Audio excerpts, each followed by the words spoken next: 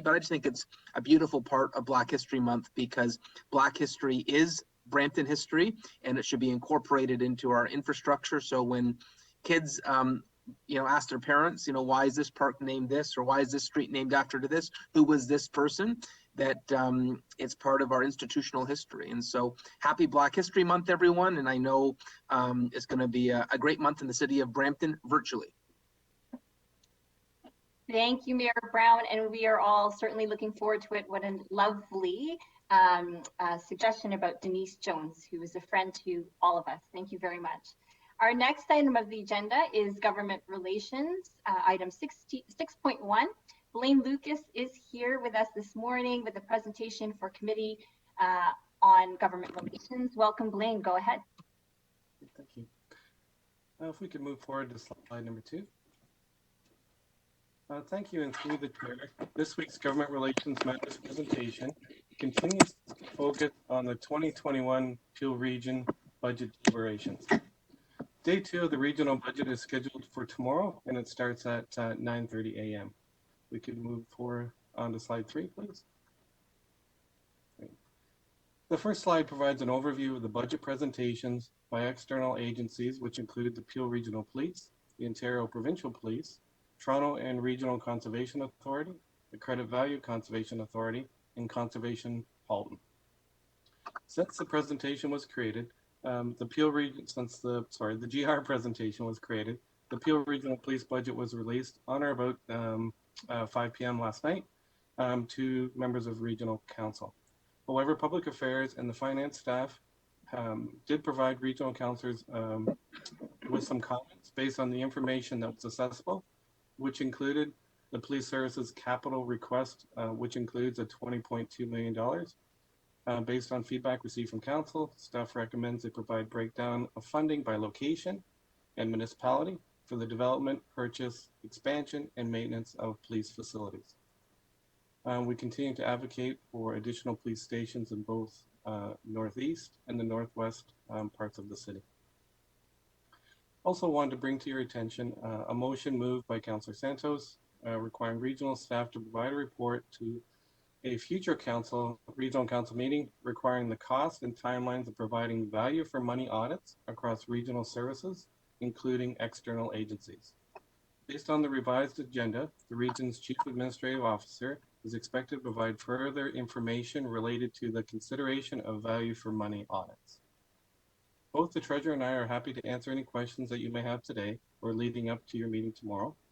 Staff from the Public Affairs and Finance teams will continue to provide support throughout the regional budget deliberations.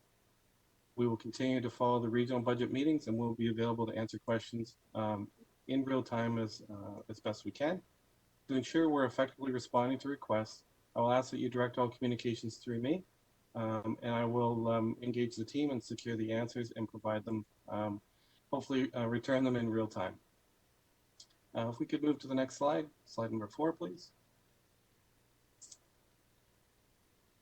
All items on this slide are related to the ongoing provincial response to the COVID-19 pandemic, and I will defer to Mayor Brown through his update. But I have outlined some key issues for members of council and the public. We could move forth now on to slide number 5. We'll chat about the federal update. Regarding the federal government update, I only highlight the joint federal, provincial, and regional investment of approximately $8.8 million to modernize and improve accessibility for Peel Region's TransHelp public transit system. This funding will ensure replacement of existing specialized transit buses and support adaptation of the Presto electronic fare collection system. So in addition, the other public updates were provided on the slide for your review. So this kind of concludes our quick government relations presentation for today. I'm happy to take any questions from members of council. Thank you. Thank you so much, Blaine. We do have one question at the moment from Councillor Singh. Councillor Singh, go ahead. Yeah, Blaine, just wanted to follow up on last week's motion because I haven't heard from the MPs. Was the invitation sent out? So, sorry, through the chair to the councillor. Yes, sir. We're working regarding the meeting with related to transit, and we're going to have an answer to you shortly. So we are putting together an operational plan to make sure that meeting is held as soon as possible. Okay, because we're there to help, because normally they get a hold of me when we ask for meeting, and so just if we could get on that and prioritize it. Thank you. You're welcome. Thank you, sir. Thank you, Councillor Singh. For the members, any further questions for Blaine at this time? If not, I do have one question, Blaine, for myself, which is just in regards to the police budget in particular. I tried to locate further details on the police budget, which is a very big ticket item on the regional budget. And I think the only details available at the moment are from last year. So I'm wondering if there's a way for us to dig that up to get just a little bit more information about the police budget. In response to the chair, yes. So the information based on the assessment that we've done was the overall regional budget that was published last week. At this point, there hasn't been the actual police service budget hasn't, for best of my understanding, when the last I checked before council, isn't publicly accessible at this point. But we do have a copy that was distributed to the members of regional council. And our plan today is to go through the budget line by line and see as best we can to provide you any recommendations or guidance in preparation for tomorrow, if that's helpful. Thank you so much, Blaine. And I see that there are no further questions from my colleagues. I have a motion from Councillor Singh to receive the presentation. Anyone opposed? That motion carries. Thank you so much, Blaine. Our next item is 6.2, an update on the COVID-19 emergency by Mayor Brown, who provides regular updates to council and committee at our meetings. And I would now like to invite the mayor to provide us with that update today. Go ahead, Mayor Brown. Okay, well, thank you, Councillor Santos. And we continue to see a positive trend line in Peel Region. The numbers are going down from the consistent rise that we had previously. You know, there's just some hiccups. There's the South African variant that was found at Trillium Hospital there. So the fact that we've got variants in our community is of concern. The vaccine rollout has been slower than anticipated across the country, but you know, we are seeing all our long-term care homes have been vaccinated, and we continue to see this decline in cases. And so because of that, looks like we're going to be getting some good news. Dr. Lowe has recommended to the province that it's safe for kids to go back to school once the lockdown measures are lifted. There's going to be some enhanced requirements of public health on screening and protections to create the safe environment for students at school.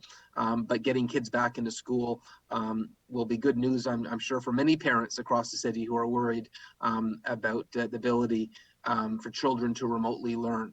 And so that's the latest breaking news. Testing continues to go well across Osler's sites. We've completed 350,000 tests. ICU capacity is going down. And a shout out to Councillor Paleschi. Remember, this council did some advocacy on the travel quarantine, and the government has announced a quarantine around the world for incoming travelers. They have to spend 3 days in a quarantine hotel waiting their test back. If it's negative, they're released, but if it's positive, they have to stay in quarantine for 14 days. And one of the reasons this is so important is if you look at some of the tragedies that have happened, you look at the one at Roberta Place, where there was sadly it became almost like a morgue. It was because a variant got into the community from travel. It got into the long-term care setting. New Zealand, which has had one of the best responses to COVID-19, they've had a travel quarantine from the get-go. And I think Canada would have been in a much better position if we had those same protections. And I know Councillor Paleschi, when he was talking about this in April, was one of the lone voices.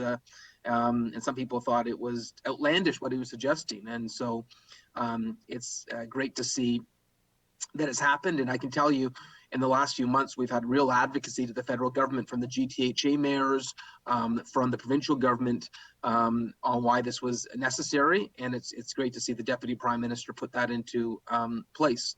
So those are the quick updates for this week. I think schools and the travel advisory are significant additions to the COVID protocols. We continue to see high compliance in Brampton in terms of the public health measures, and appreciate everyone taking to heart the importance of the messaging that public health is sharing. And I assume there'll be a few questions.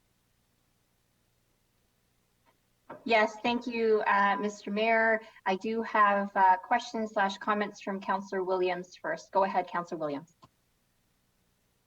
Hi, thank you. And thank you so much, Mayor Brown, for the update. And I fully support 100% the decision to have the quarantine for 3 days. I think it's a good thing. However, in Peel, there has been intense feeling of neglect regarding how the federal government has decided to roll out the current travel restrictions to the so-called sun destinations. While people recognize that the reduction of international vacationing might be necessary, the actions that the federal government announced treats the Caribbean as if it were only travel destinations for tourists. However, those Canadians who dare to have their roots in such sun-rich places that attract people longing for beautiful weather within lushful landscapes must now pay for that appeal as they travel not for the sun and sandy beaches, but to weep at gravesides of their loved ones or have to manage assets and family businesses. While this concern has been pronounced within the local Caribbean community, no one facing family emergency should then be faced with such high re-entry costs and barriers. So furthermore, if the motivation is to protect Canadians from exposure to COVID-19, should this ban, should it matter where that exposure is internationally? No, because logically, if we're banning flights to Mexico and the Caribbean to stop the spread of COVID-19, then flights should also be banned to those countries that have equal or higher infection rates. Since the government has not made any clear distinctions between vacationers that are going for leisure or essential and humanitarian reasons, those with deep family businesses and ties to the region, they need to have that distinction. So the community is asking, and I support the community in asking for the federal government to remove barriers to entry for those who are returning after leaving prior to the announcement, and include the humanitarian measures that make expectations for those with family ties to countries like the Caribbean and in Mexico, who as a result need to go to care for isolated and ailing family members and or must bury loved ones. So I have a motion that I would like to table. It says, whereas the minister announced Air Canada, WestJet, Sunwing, and Air Transit have all agreed to suspend their flights to those popular so-called sun destinations until April 30th. Whereas the new travel restrictions are intended to prevent leisure travel to sun destinations as opposed to those traveling to those regions with direct family ties and responsibilities. Whereas some Brampton and GTA residents are currently stranded in the Caribbean with canceled flights and without the means to pay for the additional costs that they did not plan for prior to traveling for essential reasons. Whereas the labeling of these regions, such as sun destinations, reinforces a narrow stereotypical view that these countries are limited to tourism. Whereas employers are now faced with absent employees who have been economically stranded in these countries. Whereas the residents who cannot get a direct flight from Canada to the Caribbean and Mexico and vice versa are now faced to travel through countries that have much higher COVID-19 infection rates. Whereas the Prime Minister stated that the cost of staying in a hotel up to 72 hours while waiting for a negative COVID test result could cost a single traveler approximately $2,000. Whereas the restrictions put undue pressure on those already facing financial demands, taking care of family members abroad, or paying for funeral costs. Therefore, be it resolved that the mayor write a letter on behalf of council requesting that the federal government clearly identify the differences between leisure and essential travel and reverse the decision to ban flights to the Caribbean and Mexico on Canadian Airlines and exempt residents who are out of country for essential travel prior to the new travel restriction from the cost associated with the 3-day quarantine, and further waive the cost of a 3-day quarantine for those who are traveling for essential and humanitarian reasons. That is the motion on the floor. Thank you. Thank you, Councillor Williams, for putting this motion on the floor. It says you want to exempt residents from the 3-day travel quarantine for people that had left before this came in. Is that correct? Exempt residents from the costs associated with the 3-day quarantine. So those who we currently have residents who are out of the country, and when the ban came, they now had to, they're now faced with these costs that they did not plan for. So exempt residents for the cost associated to the 3-day quarantine. We're not saying to exempt them from quarantine. They must quarantine. It's just the cost now associated to it. Okay, so we have a few questions on this. Councillor Medeiros. Thank you, Thank you Mr. Mayor. very Councillor much. Medeiros. Oh, thank you very much, Chair Santos, and thank you very much, Councillor Williams. I must confess, I never thought of, some of the points that you've raised. I really never thought of the impacts on the diaspora. I like many probably Canadians and especially Councillor Palashi agreed with travel restrictions, but I admittedly never thought of what would be the impact on the local community. And certainly, someone of Portuguese heritage, if this was sort of the case, and you're hearing back from members of the community and the Caribbean community who have raised this, I really see how compelling this is. I'm not an expert in terms of the travel restrictions. How do we sort of differentiate? I support the spirit of it. I'm not sure about the wording itself. I'm happy to support you on this, and I'm just trying to figure out how we can sort of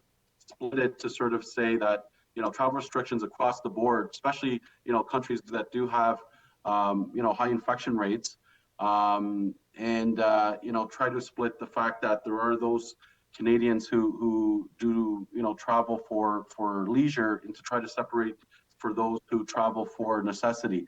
I don't know how technically you can do that, but I will say that I'll wait to see the comments of my colleagues. But thank you, Councillor Williams, because I just had a aha moment, and I never thought of that angle. So I do appreciate those points that you made, and I do support you on the spirit of what we're attempting to do. But hopefully, some of my colleagues can speak to some of the nuances and maybe provide some constructive wording. Thank you very much.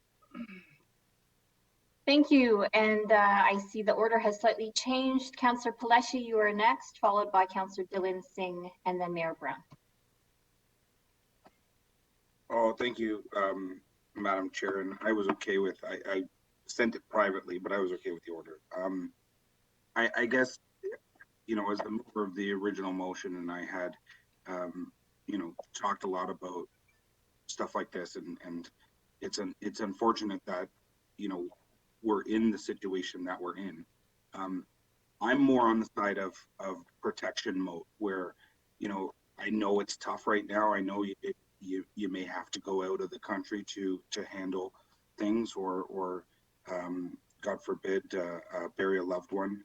But I'm on the side of when you return, the possibility of you not only infecting, but maybe causing death on the return side of it is where I am, and that's where I've been kind of from the beginning. So anything to lift restrictions right now, I hope that these are lifted in a few months, and we're out of the situation that we're in. But I don't think that we will be, because I didn't think that this was enacted soon enough.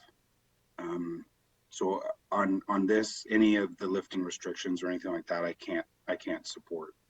I think we as a community have a duty to protect not only our loved ones here, but the loved ones of loved ones that are vulnerable, or just any of the vulnerable altogether. So I appreciate the spirit of the motion, and I wish we didn't even have to do anything like this, but I can't support this going forward. Thank you, Madam Chair. Thank you so much, Councillor Paleshi. I have Councillor Dillon, Singh, then Brown. Councillor Dillon, go ahead. Thank you, and certainly I can understand the feeling of some of the residents when, particularly of we have a number of Caribbean citizens in Brampton. And so I'm going to ask that if we could split each of the recommendations up, because for number 2, which is reverse the decision, and number 3, I just don't have enough information to vote on it. Number 1, I can definitely support to request the mayor to write a letter. You know, if it was rejigged, I guess number 2 to somehow, some way request the government to provide specifics to why these 2 particular areas are chosen instead of other ones. I'd feel a little bit more comfortable, but not knowing too much about it. I don't think I can support the second one, and the third one as well. It's just not enough information for me. I know, I think Councillor Singh can attest to it as well. Just being a councillor of Ward 9 and 10, we deal with a lot of issues related to travel or immigration as well, and we're working with a few residents, constituents right now that are either in India or they were attempting to go to India, and so we've been working with them. And when essentially what we've said is, listen, if you're leaving now, we highly do not recommend it, and if somebody has been there, that if they're coming back, they're going to have to face some of these costs, and so that's something that they'll have to decide. But I just don't have enough information, and I don't know if I didn't read. I don't know if Councillor Williams had sent an email this morning with the motion. If she did, I apologize. I didn't get a chance to read it. But I don't know if there's other, some of the rationale from the federal government was in there or not. But number 1, if we were to split it up, the first part I could support, but just on the basis of not knowing enough information or the rationale from the federal government for those two recommendations, I couldn't support it. But number 1, I could support. Thank you, Councillor Dillon. So there is a recommendation to split the motion, I guess, into 3 pieces. Councillor Dillon, is that correct? Yes. Okay, thank you. That is noted for the clerk for when the time comes. Councillor Singh, Fortini, Brown. Councillor Singh, go ahead, and Vicente after Mayor Brown, I would assume. Yeah, I'm hearing all sides, so I see the issue and I also see the concerns. So I like the wording is really strong, so I definitely am not comfortable to just outright call or reverse the decision. But if it's just a letter to address the concerns, maybe of the inability for essential travel, and the costs related with quarantine, and end it there, the letter, I'd be more likely to support. So it's more positive language, but that's up to Councillor Williams if she supports those changes. But because it seems like the issue is the inability for essential travel and the costs associated with quarantine. But the other 2 were really strong statements that I don't have enough information on. So I'll leave it up to Councillor Williams and members of council to make some comments regarding my suggestions and the whole motion. Thank you. Thank you, Councillor Singh. Councillor Fortini, Mayor Brown, then Councillor Vicente. Go ahead, Councillor Fortini. Thank you, Madam Chair. And it's very hard, especially I feel bad for certain, but if we open up the doors for one, we have to open up the doors for everyone. But you look at the Roberts Place, we just had 63 people pass away on a retirement home from traveling. So it's pretty hard. I would suggest to see what our medical at the region says. We have to follow certain protocols, and we start jumping all over like we're just ignoring them. So I'd like to ask if the mayor, while he's had his conversation with Dr. Lowe and the other medical advisors before I could say yes or no to support this. Thank you. Thank you, Councillor Fortini. I did give Dr. Lowe a copy of an explanation of this motion that was coming, because Councillor Williams gave me a heads up about it last night, and he told me he does not support any exemptions to the travel quarantine, and he said in particular in the Caribbean we had issues that related to Cuba and the Dominican Republic, where they've had significant challenges with COVID-19, and so he asked me to share with council, if asked, that he would not support any diminishment of the travel quarantine. But thank you, Councillor Fortini, for suggesting we reach out to Dr. Lowe, because obviously his advice matters a lot to us. And, I think when we have issues like this, it would be good to get him in front of council to share his perspective. And that's what I thought. If we start jumping all over playing these motions, like I do want to support it, but it's like going against our medical advice. So I guess now that you said that, I cannot support this motion. Thank you. Thank you, Councillor Fortini. Mayor Brown, you are next. I think Councillor Vicente wanted to go in advance of me, which I'm fine with. Yeah. Okay, Councillor Vicente, go ahead. Thank you, Madam Chair. And when I first saw this motion today, I wasn't sure what to think, but after listening to different members and their views, kind of agree with a little bit of all of them. We don't want to diminish the standards of these restrictions, because the more lax the restrictions are, the more chances are that our COVID numbers will increase.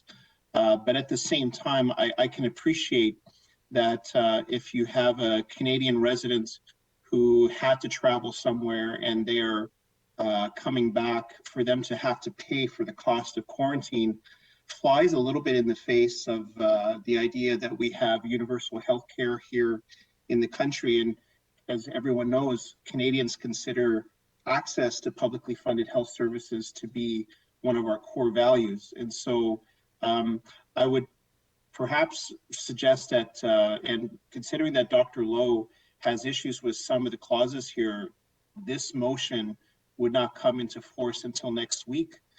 Could we perhaps have an additional opportunity to consider this before we make a decision? That would be a question through to the mayor. Thank you, Councillor Vicente, to the mayor, and I do acknowledge Bowman on the speakers list. Thank you. Was that a question to me, Councillor Vicente? Yeah, so since we're in the COVID-19 update, I feel you'd be best to answer. So I'm sure we could have Dr. Lowe come to council next week to speak on this and any other questions that the council had on COVID-related issues. He's usually pretty agreeable to presenting to council. Thank you. Chair Santos, it's Peter. Just to clarify, council's not scheduled to meet until February 17th. As part of the council's approved schedule, there are no meetings scheduled next week, as it is the week preceding Family Day. And that was a council decision. So unless if a special meeting could be called for next week if warranted, or the next meeting after today is the February 17th council meeting. And I would just say to the clerk, if council felt strongly that we needed a special meeting on this, I'd be happy to call one. As always, I'm at the will of council on what issues need to be urgently addressed. Thank you very much for the clarification, Mr. Clerk and Mayor Brown. I have missed Councillor Bowman, who requested to speak. So the list is Councillor Bowman, Mayor Brown, followed by Councillor Williams. Go ahead, Councillor Bowman. Thank you very much, Madam Chair. I just wanted to weigh in as well. I fully agree with the humanitarian aspect of this motion by Councillor Williams, and thank you for putting it forward. However, being on BMO, and I also agree with Councillor Paleshi that if increased restrictions had been put in place right at the very beginning of this pandemic, what we're seeing today might have been lessened, might have been over. We never know. But I'm actually in favor of increased restrictions to travel to a lot more countries. And it's for that reason that I can't support this motion. Again, you know, as Councillor Fortini, I think, said that if we open it up, you know, how many more countries, how many more residents are going to be asking for us to open it up for other countries? And I believe Councillor Dillon stated we didn't have enough information, and I agree with that. Do we know how many people that we're talking about? Do we know how many are currently out of the country that have to come back in? How many residents of Brampton that includes? And do we know how this could possibly be administrated by the GTAA when it comes in? So for those reasons, I can't support this. Again, I'm in favor of increasing what we need to do to end this. Thanks. Thank you, Councillor Bowen. Mayor Brown, I have you next. I just want to make a few concluding remarks on this. One, I appreciate Councillor Williams thoughtfully looking out for the Caribbean diaspora and Mexican diaspora in our community, and I know that this is coming from a good place, but I do believe it would be a mistake. You know, I look at the Roberta Place tragedy. As you know, I was a representative for a number of years up in Barrie, and I remember visiting that long-term care home. And I've got friends in that long-term care home who work there. And so when this became national news, it hit home for me. 63 people dead, 63 mothers, fathers, grandparents dead, and it was avoidable. You know, this was a case where someone traveled from the UK, and this was a partner of a caregiver, gave it to the caregiver spread it into the home. And now I think everyone in the home, I think the latest numbers are, I think everyone in the home except for one person has contacted the virus. And say to yourself, what if that was your mother, your father, your grandparent? I can tell you, I've had my own worries over the pandemic because my grandmother was in a long-term care home that had 43 people that passed away. And that kept me up at night. You know, there was nights that I couldn't sleep because I was so worried in the spring when her home was in complete chaos. Now, fortunately, she's been vaccinated, and you know, I've got more hope now that she's going to make it through this. But you know, I worry that travel could bear international travel could bear the fruits of disaster, and we're not out of the woods yet. You know, look at and I get daily emails from Terry Miller about the 70,000 seniors in Brampton who haven't been vaccinated, and when is the government of Canada going to get a supply? They're vulnerable. And, you know, the federal government is saying there isn't essential travel right now, unfortunately. You look at Camel Cara, who went to a memorial for her father in Seattle, and she lost her position over that because they're taking such a strong stance on international travel. And, you know, I do believe we need to listen to the physicians on why this is so important. And, you know, Premier Ford has been out there, you know, campaigning for weeks on why the shutdown was necessary. And I have to say, if you exempt one geographical area, the calls are going to come. And I think Councillor Dillon or Councillor Singh said this. You know, if you exempt one area, what's going to say that next week they're going to say from Portugal, we want the exemption too? What's going to say the week after that, they're going to say from Italy, we want an exemption as well for essential reasons? What happens if they'd say, okay, if you did it for the Caribbean and the Caribbean doesn't have to pay the $2,000 quarantine, and then how about India? How about Pakistan? And so I just think you need a level playing field. And if our top doctors believe this is going to make a difference in keeping variants out, then there shouldn't be any diminishment of what's being advised. And if council chooses to vote this down today, then I'm happy to vote it down. But if council believes that we need to hear from Dr. Lowe himself he did tell me to pass on that he wouldn't support any exemptions. But if you want to hear from him directly, then I would suggest you do that. But I can tell you that I would not feel comfortable, and I haven't said this very often. Normally, when council wants me to write a letter, I'm happy to do so. It's the will of council.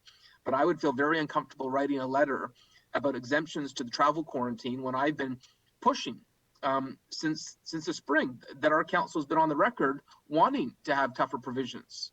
Look at the success of New Zealand. They said it doesn't matter how compassionate the reason is. There is no essential travel when it comes to the lives of the public, because one compassionate exemption could lead to hundreds and thousands of deaths. And so I'm glad that Canada finally has a travel quarantine in. If anything, I think it's long overdue.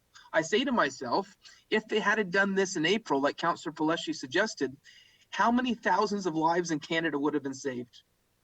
And sometimes when you say thousands of lives, it's a number that you can't relate to. So every time I think of a life lost because of COVID, I think to myself, what if that was my grandmother? And I think as any advocacy we do, we should say to ourselves, put a face to the people that are most vulnerable. Put a face to the people that are at risk. And I know this is coming from a good place, Councillor Williams, but I would just say to council, tread very carefully on this, because there is people that are so vulnerable in our city. Thank you, Mayor Brown, for those comments. Councillor Williams, I have you last on the list. Thank you, through you, Chair. So, I'm so glad you said that Mayor Brown said he wants a level playing field, because that's exactly what the residents in the Caribbean and Mexico want as well. This ban and this restriction is only for direct flights leaving from Canada to the Caribbean and Mexico. Just their flights. So if we're trying to reduce the exposure and trying to prevent people from contracting the virus, why ban flights to countries that are nowhere near the top of the list for the country for high infection rates? If we're banning flights to Mexico and the Caribbean to stop the flights then spread, then flights should be banned to other countries as well. That didn't happen. This ban was done to stop people from traveling to sun destinations, referring to people's homes as travel spots for everybody else to have fun on. These are places where people live. These are places, we have people here who are farmers who are here just to work, and they have to go back home for reasons that they should, for good reasons. They want a level playing field. This ban is only impacting Caribbean people, the Caribbean community, and Mexico. So, I often think about people when my grandmother died, for example, when I had to go to Jamaica to bury her. This is way before COVID, but people would say to me, "Oh, you're so lucky. You get to go to Jamaica." I'm lucky to go to Jamaica to go bury my grandmother? We want a level playing field. So this motion is not calling on people not to quarantine. That's not what we're asking for. It's not what people are saying. We know everybody needs to quarantine. It's a good thing. We need to reduce the spread. However, if you have not planned to absorb the cost to be quarantined for 3 days, that impact is serious on families. So we're looking at the cost that people have to be faced with.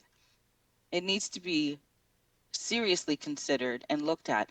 What is the difference between leisure and going and having fun between, no, I have to actually go handle some important business to take care of family. Some people have to go back to these countries and these islands because they are the only ones who are able-bodied and to take care of a loved one. That is an extremely important reason. The federal government did not determine or did not give clear reasons as to why we are focusing on the Caribbean and Mexico. And furthermore, these islands, they have to take stringent measures to ensure the safety of their residents.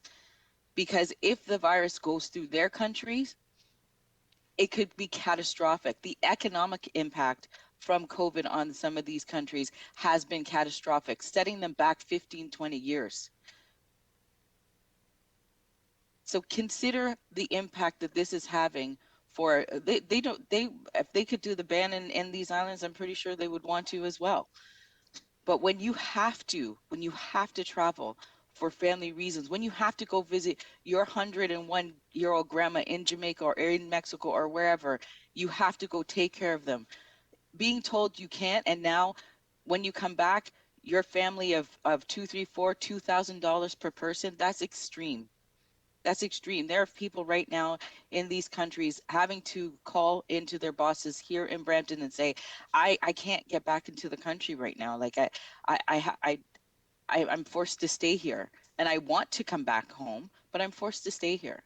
So can we start thinking about how these decisions that are being made for one reason over here are impacting people's lives? So that's what this motion is calling for, to bring it back to reversing the ban of direct flights, instead of having to travel through the US, because people will do that. They'll have to travel through the US and put themselves at further risk to come into Canada. So those are the points that I'm trying to make. And I'm really encouraging council to consider the thousands of residents that live in Brampton that are impacted by this, that are asking for a reversal, for clarification, and for support from this council. Thank you.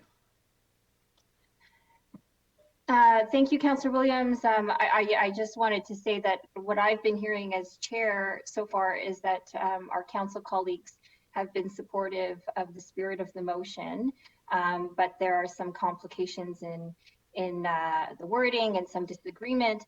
But also, it is a very complicated motion, which was just sent to councillors this morning. And sometimes when we have such complicated motions such as this, or difficult motions like this, it's good to follow the procedure of providing a notice of motion.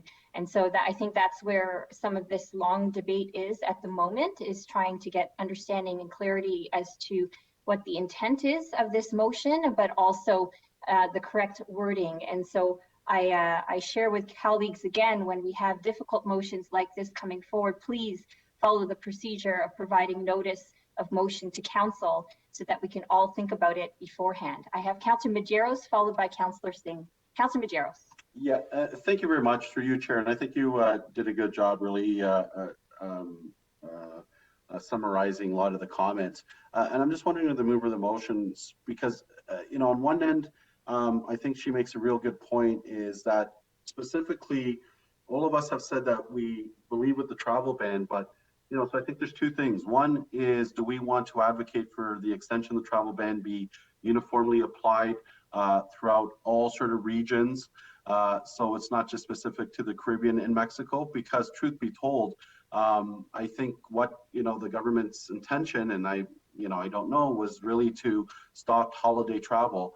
And they clearly, from what Councillor Williams has did a good job in raising, have really not taken into consideration people who actually live there and have to travel there and have familiar, you know, family reasons to need to travel. So there's that one aspect. So the one aspect is that this seems to be focusing on this region, and why not other regions?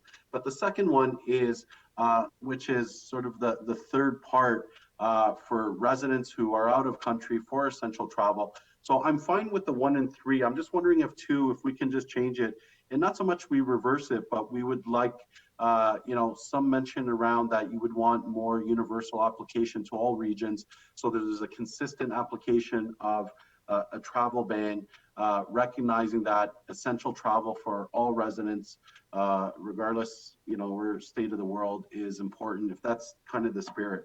I do see more people are on, so I will wait, but I do think that there's an opportunity for us to just say, you know, in following the leadership of Councillor Palashi, where I think, you know, what he was referencing was a complete travel ban on everywhere. and I would be supportive of that. So I'll just wait for the comments. Thank you. Thank you, Councillor Medeiros. Councillor Singh, followed by Mayor Brown. I just want to say everyone's making really good arguments. So, it's a good deliberation. Just thinking about it now, at this point, just hearing everybody's arguments, what I'm comfortable with is honestly a referral, because if it's with anything related to COVID and travel restrictions related to COVID, I think I'm only comfortable moving on those with Dr. Lawrence Lowe's opinion. So I would be okay to have further discussions on this. I still have a lot of questions. Why the Caribbean and Mexico? Why not other countries? Do we need to be more strict?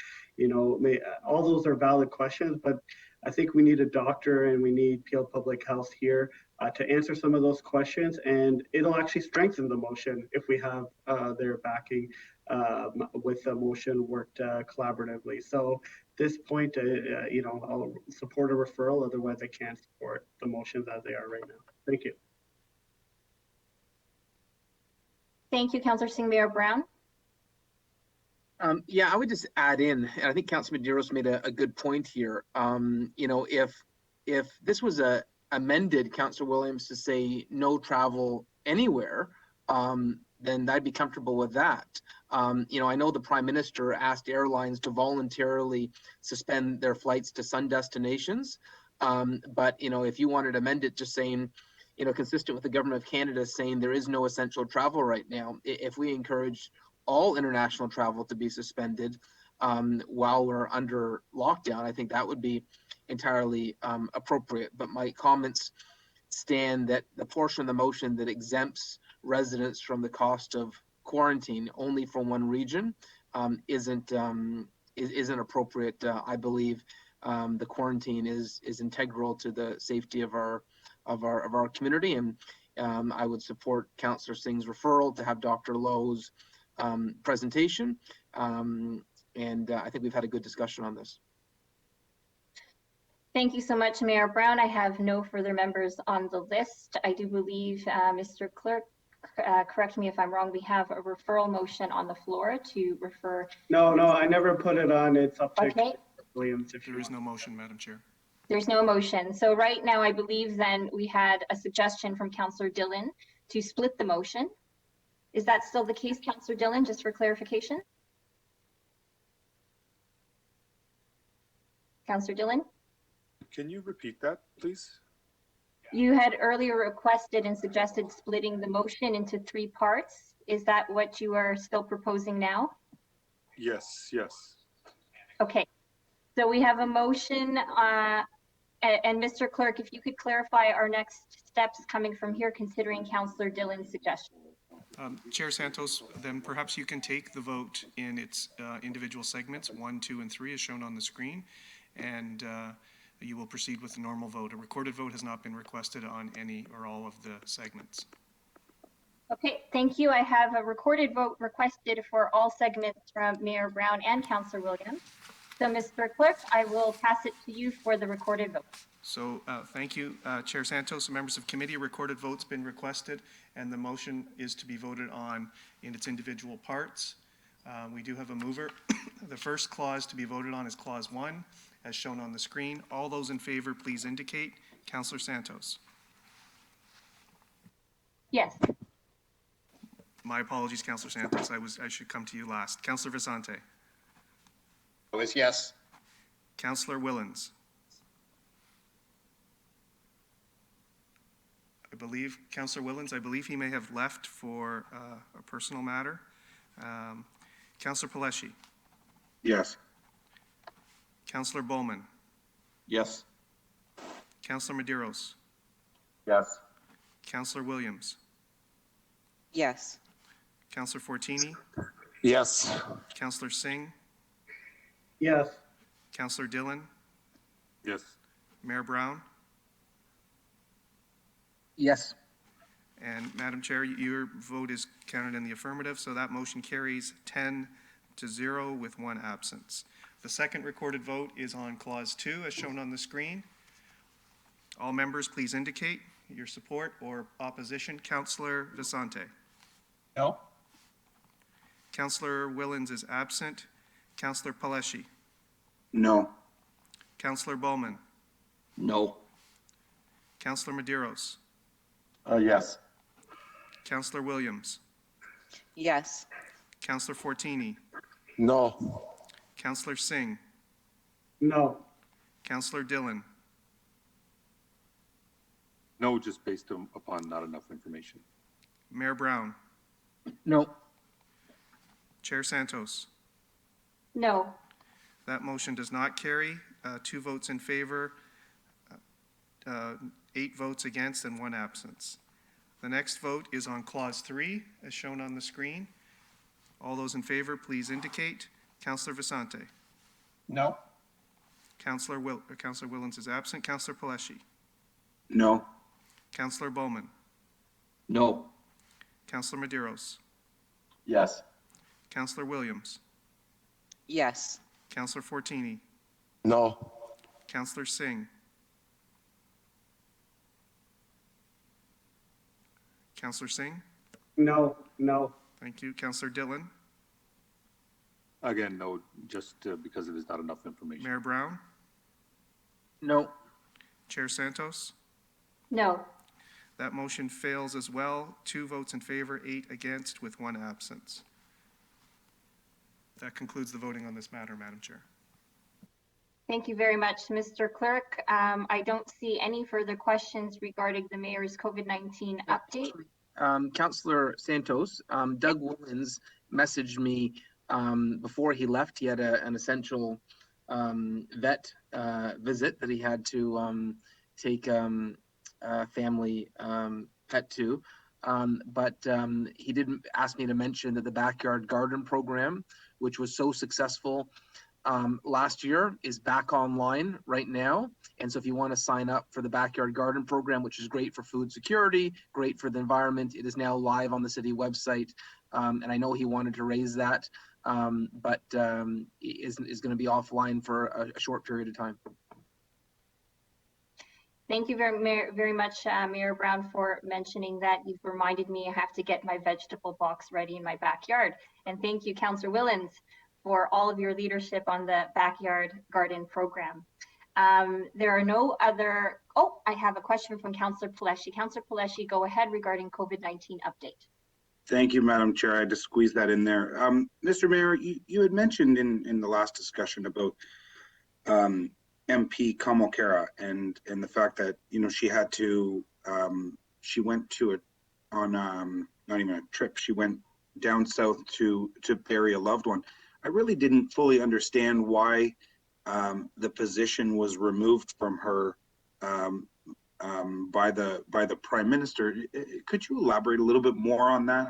I just think that if at that time, I know there was a lot of, I think, politicians that were going south and vacationing, but Kamal was a little bit different. She went down for a funeral, and I didn't think at that time that was prohibited. Could you elaborate a little bit?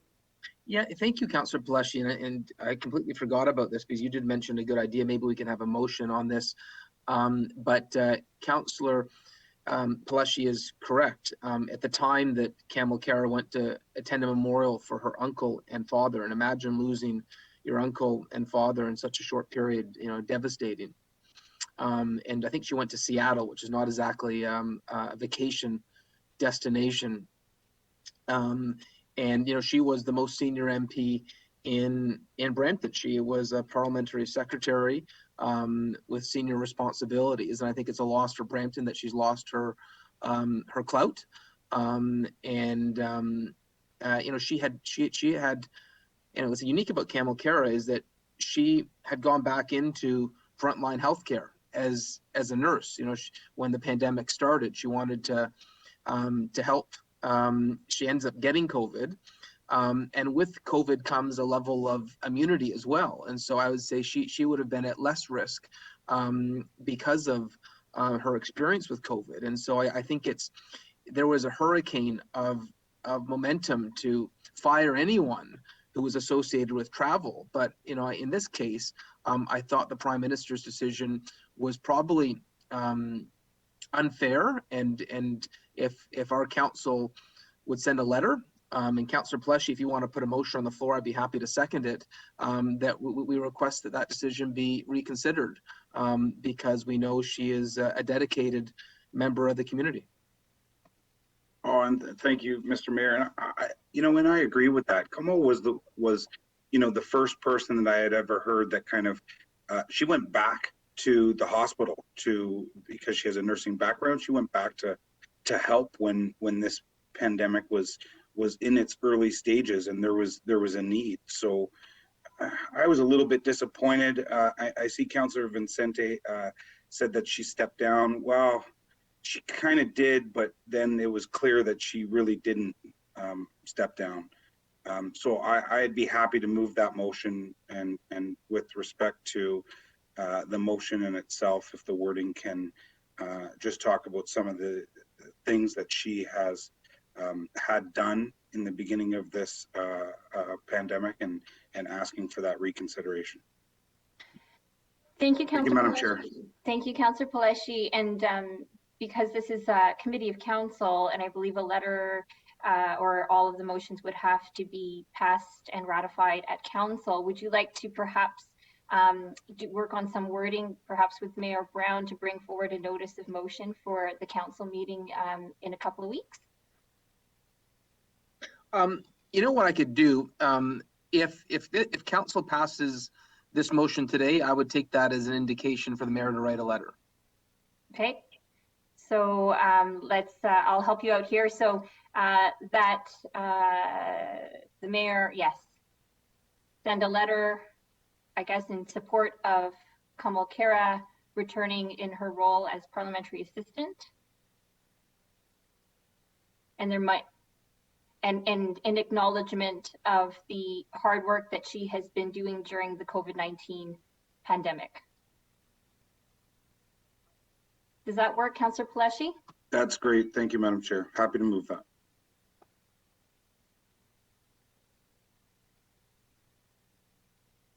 Thank you very much.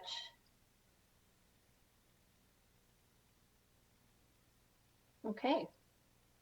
And I do agree, Kamal Kara, as well as MPP Kusindova in Mississauga, both nurses have returned to the front lines to assist during COVID-19. Councillor Bowman, I have you on the list. Thank you very much. Through you, Madam Chair. Speaking to the motion, I 100% agree that Kamal Kara is a very valuable asset to the city of Brampton. She's done a wonderful job. She set a great example going back to work.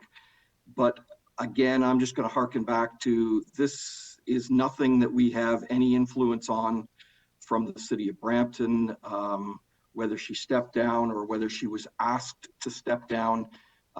We don't know what the background is on that. We don't know the whole story. As I said, I support Kamal. She's been very good to Brampton, but again, we're asking for things that we have absolutely no control over. So, we can write the letter, but we've got a lot of pressing issues in our own city that we really need to get started taking care of.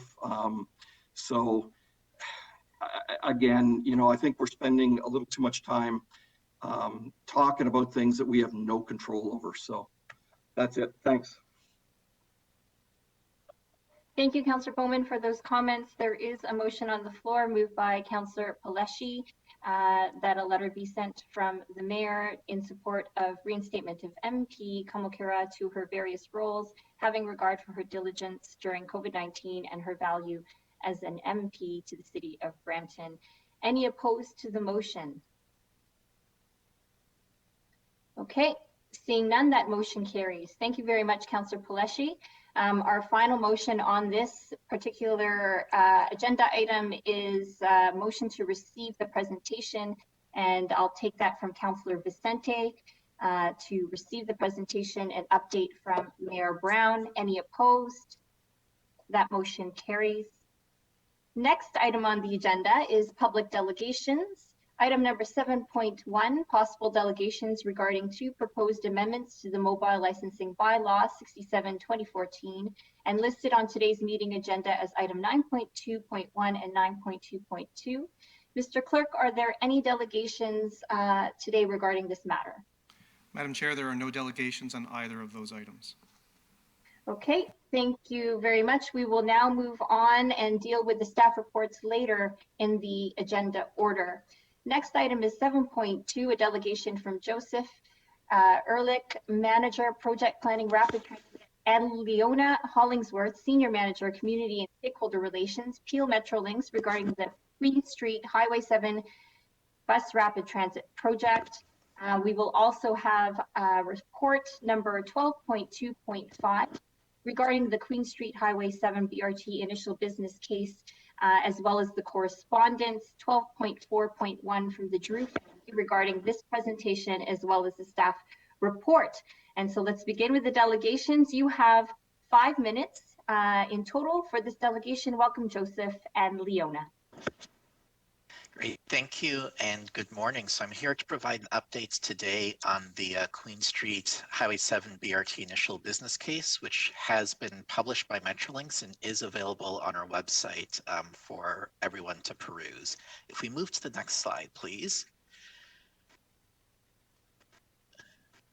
To provide some context, this map is from our 2041 Regional Transportation Plan. What it shows is that BRT, which stands for Bus Rapid Transit, is really part of the entire regional transit network. And what we're really trying to show here is that it's really the backbone of our transit system. Buses and the flexibility that they allow enable us to go from everywhere to everywhere else in the region, and not just sort of focusing on major trip generators downtown. If we move on to the next slide, please.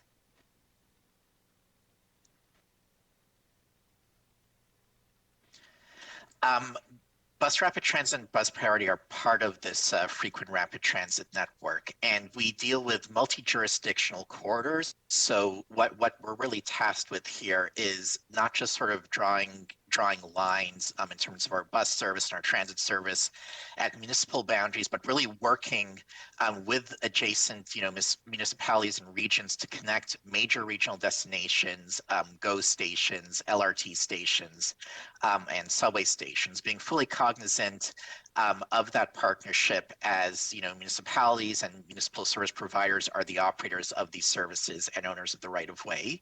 And just reiterating the fact that bus really supports an adaptable transit network. So we invest in BRT corridors to provide the needed transit capacity, and they are very, very nimble and easy to scale and grow over time as new urban development forms and as demand forms.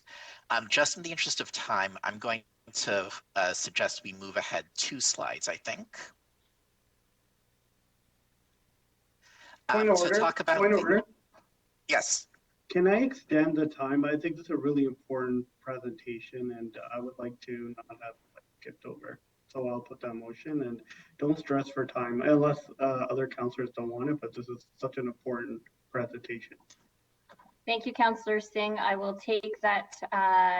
Any opposed to extending the time on this particular delegation? I see none. Go ahead, Joseph. Thank you so much. So just to provide an overview of this corridor, the Brampton York BRT, which would extend from the current Viva Highway 7 BRT corridor in York Region at Helen Street, would extend 24 kilometers westward, so along Highway 7 to the York Region Brampton boundary, and then continuing on Queen Street in Brampton to Mississauga Road. We are proposing through the study a center median BRT, and I'll get into detail on what that is in a moment, along this 24-kilometer line with 2 potential configurations. One would be the conversion of a general purpose traffic lane in each direction to a bus rapid transit transitway configuration. And so that would necessitate removal of one general purpose traffic lane in each direction. The other option would be adding a transit lane in each direction through road widening with a lane conversion through downtown Brampton. This generally parallels the current Zoom route operated by Brampton Transit. So this would extend the higher level of bus priority and a lot of the benefits that come with it that you see on the Viva network in York Region. We are proposing infrastructure and service integration between Brampton and York, extending the frequent rapid transit network, integrating with the Viva network along Highway 7, which already exists to some degree along the shared segment with Zoom and Viva in York Region. Some key issues, we need to include a decision on whether to widen the road or convert to general purpose traffic lanes, and also sort of figuring out how this would be delivered and operated as it does go between York Region and Brampton. If we move to the next slide, please. This slide here summarizes the key project benefits. So on average, having this kind of bus priority and bus rapid transit along this corridor would save 9.5 minutes per rider. That is a substantial saving. If you think about, your average commute every day, you get 9.5 minutes back. That allows you to do, things other than, sitting on a bus or driving in a car. We would see about a 37% increase in transit ridership along this corridor base compared to a situation where we would not have this level of bus priority. And it generates substantial economic benefits. We're estimating between $2 and $2.4 billion of economic benefits would be generated by this project over the lifetime, which results in a very high benefit to cost ratio, which is one of the metrics we use to measure the effectiveness of our projects. It helps develop quality of life. So we get, having this kind of transit priority shapes growth in the region, improves public health and environmental health and air quality by reducing energy use and efficiency through, lower vehicle kilometer traveled by, people in cars, lowering auto use and supporting the kind of car-free forms of development and lifestyles that transit can help with. If we move to the next slide, please. So the business case analyzed three options, which I touched upon earlier. And if you look at the two images at the bottom, you'll see the differences between the two options. So what we're calling scenario 4 would take the existing 6-lane right-of-way along portions of Queen Street and Highway 7 and convert the middle 2 lanes to a exclusive bus rapid transit lanes. Buses in both these situations, for the bus rapid transit lanes, buses wouldn't get stuck in traffic. It would be exclusively for bus use. There's the potential for signal priority, dedicated boarding islands, level boarding platforms in the median, again, as you see on Highway 7. You would be able to pay your fares at the station as opposed to on the bus, and this helps people board at every door of the bus, and it helps the bus get on its way faster. So in scenario 4, we would be converting those 2 general purpose traffic lanes to BRT. And what this allows is to, what happens is it reduces the number of traffic lanes along the length of the corridor by 1 per direction. So there are definitely traffic impacts there. But on the converse, as you'll see on the next slide, when we get into some of the financial numbers, there are much lower property and construction costs because you don't have to expand the right-of-way of the road. Scenario 5 would be if there's a desire to maintain the number of traffic lanes, we would need to add 2 additional lanes for this bus rapid transit, with the exception of certain pinch points through downtown Brampton, such as between McMurtry Avenue and Kennedy Road.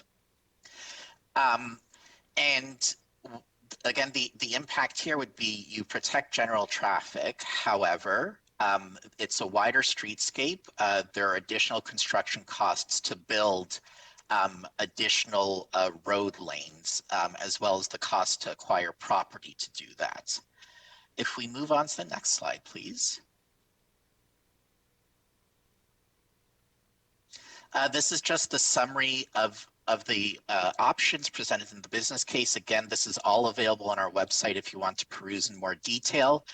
Just some numbers to point out here. Options 4 and 5. We have about 18,000 riders during the AM peak hour. Those are a lot of people that we're moving on transit. Again, the 9 to 10 minute travel time reduction. And the mode share of transit along this corridor goes up. So there are going to be additional 4 to 5% of users along this corridor using transit.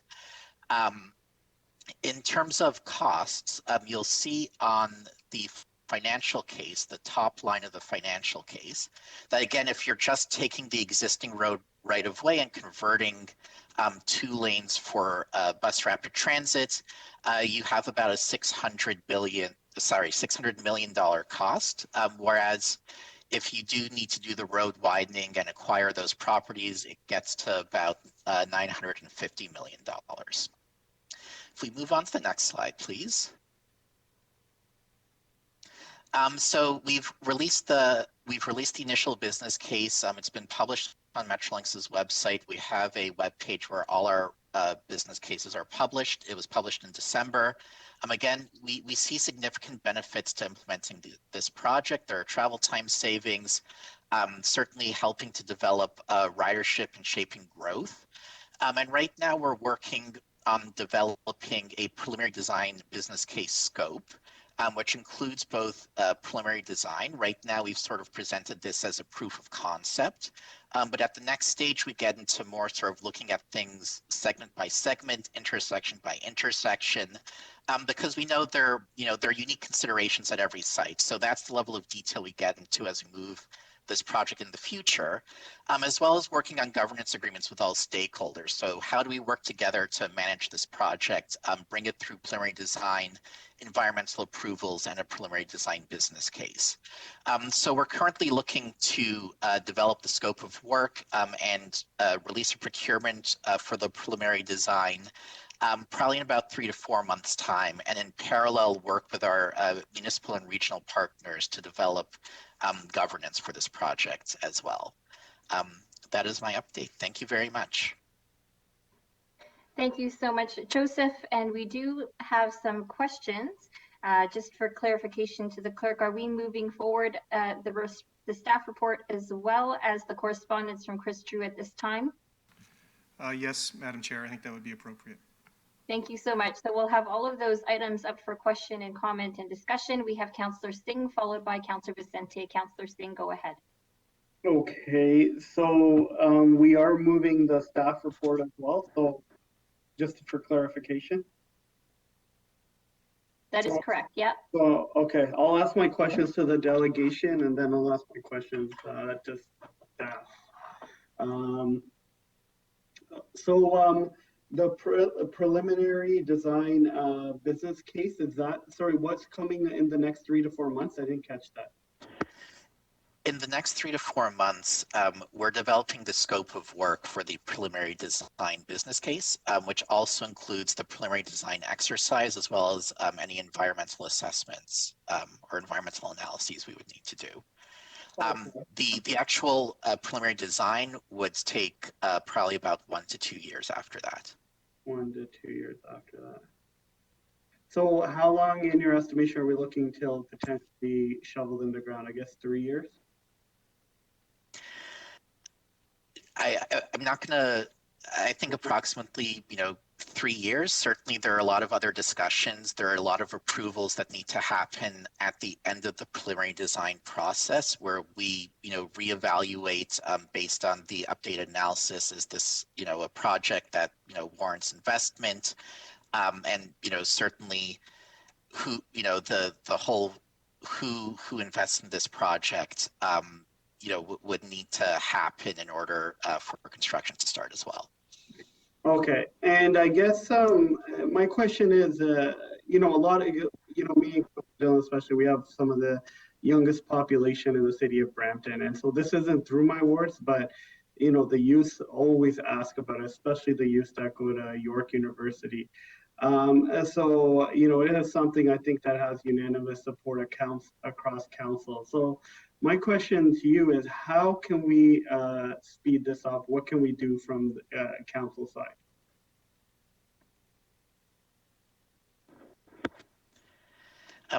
Thank you for the question. I think, certainly just having a collaborative working relationship as we go through the next stage.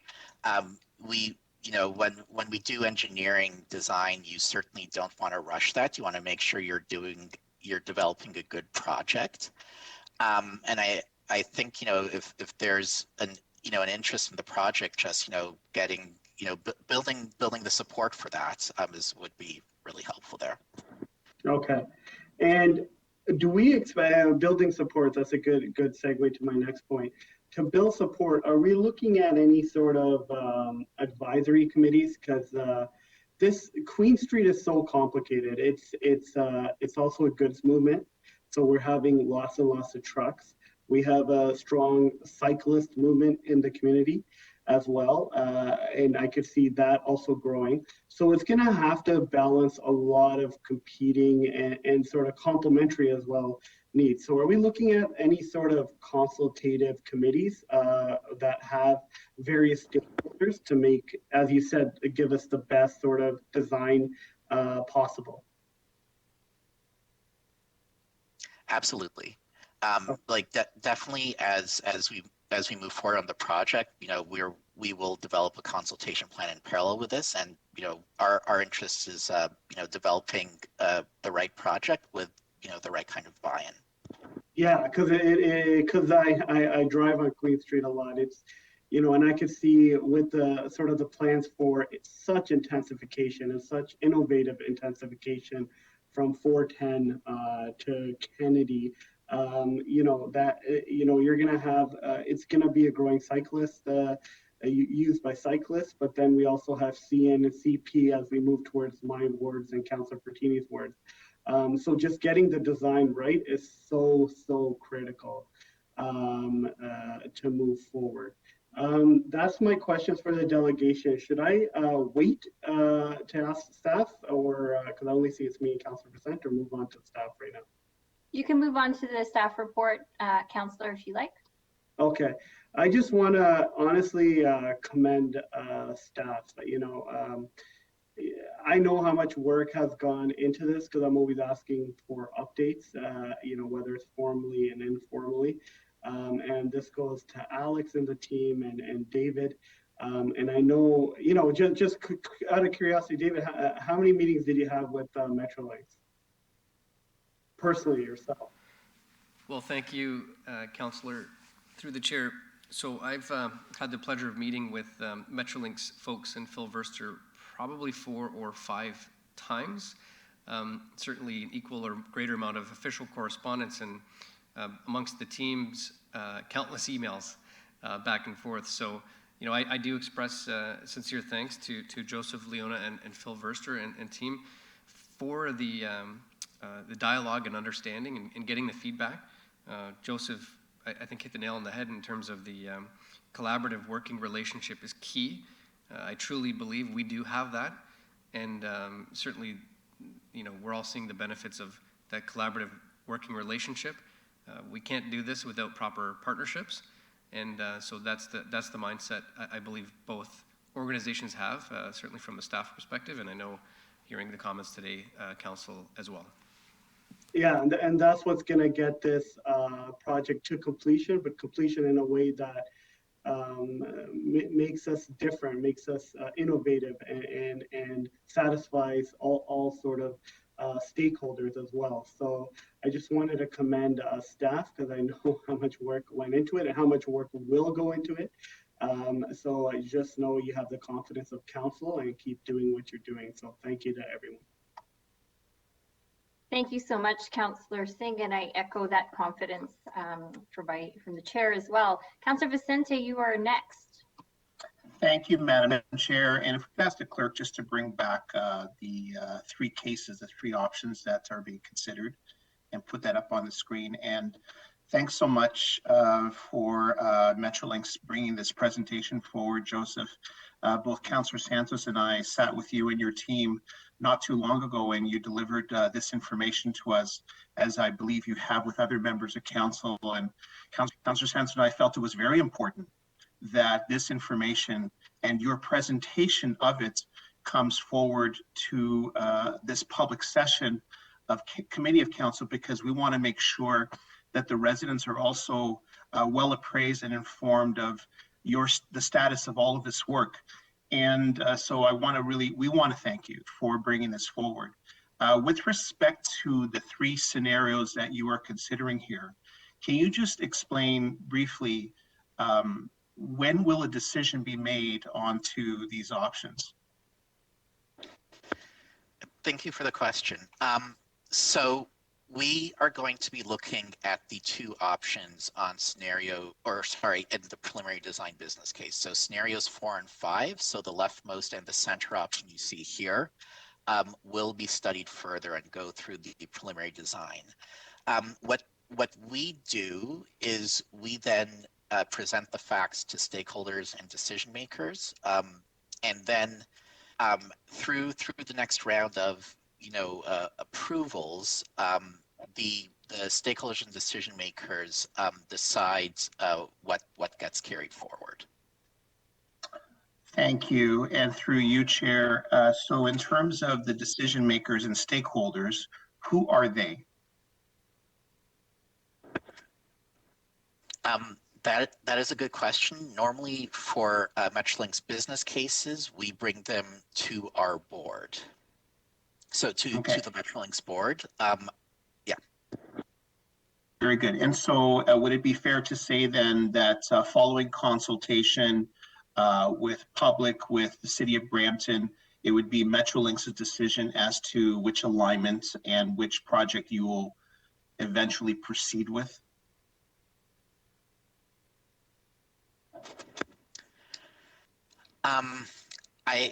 I don't want to speak for my board.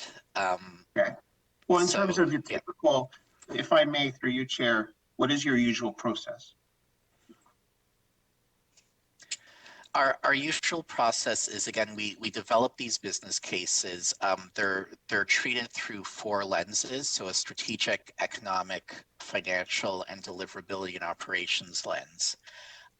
We then present these both to external stakeholders as we work on developing them, and then package it to our board for the boards to either accept the business case, to task us with developing it further, to enable us to move the project to another phase, which then would, assuming there's provincial funding, go to the provincial treasury board as well. So I'd say that's the process. Not to sort of circumvent the question, but I'm not the one necessarily who would be making the decision or sort of choosing the alternative. That's a much higher level of decision. Okay, thank you. So for my next question, I just want to talk to you or ask your thoughts on when we look at building a network of transit opportunities and options for residents, you look at the entire network as a whole. And so with respect to this BRT line, can you just comment here for members of committee and also for members of the public who are listening, how does the BRT service along Queen, and how could it complement future service along Main Street, even as the city of Brampton continues its work? And I know the CAO and his office has been working quite hard to advance our Main Street LRT extension. Can you just comment on how the 2 services, north, south, and then east-west, how they complement each other and how they may depend on each other for their success? Yeah. Thank you for the question. So if you go back to, I think, the second slide, which was a map of the frequent regional transportation network in our 2041 regional transportation plan, you'll see that, again, it's a grid network, right? So we don't treat each line in isolation. Transit is best served when you have connections between, all services that intersect. So, we're certainly, incorporating a lot of the future, or we're not. Let me rephrase that. We consider a lot of the high volume corridors that intersect, and we make sure that the transit can serve those connections well. So I would say certainly when we get to the preliminary design section, we're taking a closer look at the Main and Queen intersection and sort of what other transit services could be proposed there. We would certainly want to incorporate good connections between this and future services. Okay. And I think that that's important and bolsters our effort, I believe, to continue with the work on the Main Street LRT. In one of your slides, you brought up some of the cost estimates for the different scenarios. And in terms of those costs, how true to the potential final number are those estimates? How accurate are they? And in follow-up, who would be responsible for those costs? I'll answer the first part of the question first. So we're at an initial business case stage. So this is predicated on a proof of concept, a very sort of high level of design. So there is inherent uncertainty, which is captured in those costs. When we're talking about who is going to fund, generally, Metrolinx being a provincial crown corporation, we would, again, when we go to our board, the provincial treasury board, that is for provincial funding. So the province would be the decision maker there. But certainly there are future discussions that will need to be held about both about the construction funding as well as any operations and maintenance agreements, which, as I noted earlier, was not really looked at closely in this initial business case, but is something we focus on as we move the project forward. Okay, thanks so much, Joseph. And if I could just, in addressing the reports and some of the questions that were answered here through you, Madam Chair, to staff, in terms of the work left that we have to do here at the City of Brampton, what is our role in terms of seeking additional input and offering if we can offer any stakeholder input here, it could come from council. Perhaps it may involve some consultation with the public. What is our role here, and would a council vote in the future be important or have any impact? And through the chair, if I may, Councillor Vicente, it's Alex Maloyevich from Brampton Transit. Yep. These are very valid questions. A lot of the points that you've raised here, and maybe I'll just back up a bit and try to touch on some of them. I know in my time with dealing with Metrolinx over the period of time that Metrolinx has been established as an entity, and prior to that with the province, I haven't had one project where, as a key stakeholder, which we would be in this case, be completely aligned in terms of our inputs as a city, for example, into the Metrolinx EA process or preliminary design process. And that's something where staff from Transit would bring back to our council to get approvals in terms of our position on a lot of these parts. And when you look at the options, for example, scenario 4 and 5, there might be a hybrid of that because there's going to be consultation with the region. I think Councillor Singh brought up the fact about goods movement and other parts, and through the public sessions too, we'll get a lot of feedback. So Metrolinx is spearheading all that. In terms of what Joseph brought up and bringing back to their board will be Metrolinx's position, but that's typically very much aligned with the municipal input. We will be a key stakeholder in this, and if there's anything that's not, staff will be very much going to council, identifying all that. The question about the capital cost too, and again, I'm sure that Joseph can't speak to that because it's got to go to the Treasury Board through the provincial approval process. I know in the Greater Toronto Hamilton area, all these types of projects have been to date mostly funded by, and I say the capital costs, mostly funded by the province through their Treasury boards and down to Metrolinx in terms of that approval process. And I'm sure that there's a certain reason why Joseph can't speak to that because that's a process that it has to go through. The other part too, it's interesting because the capital costs are captured in that. When we're looking at operating costs, that's where staff will bring back reports on the impacts of those as we go along through this exercise. And more importantly, we also bring in as part of our stakeholder input our Amalgamated Transit Union, the ATU Local 1573, because I know there's been a lot of issues in past projects where how do the unions fit in with the operating of these systems. So we're very much in consultation with all the stakeholders, and I think that at some point in time, staff will bring back a report that for council approval through that process that we hope to be completely in line with Metrolinx. I hope that answers some of that, Councillor Vicente.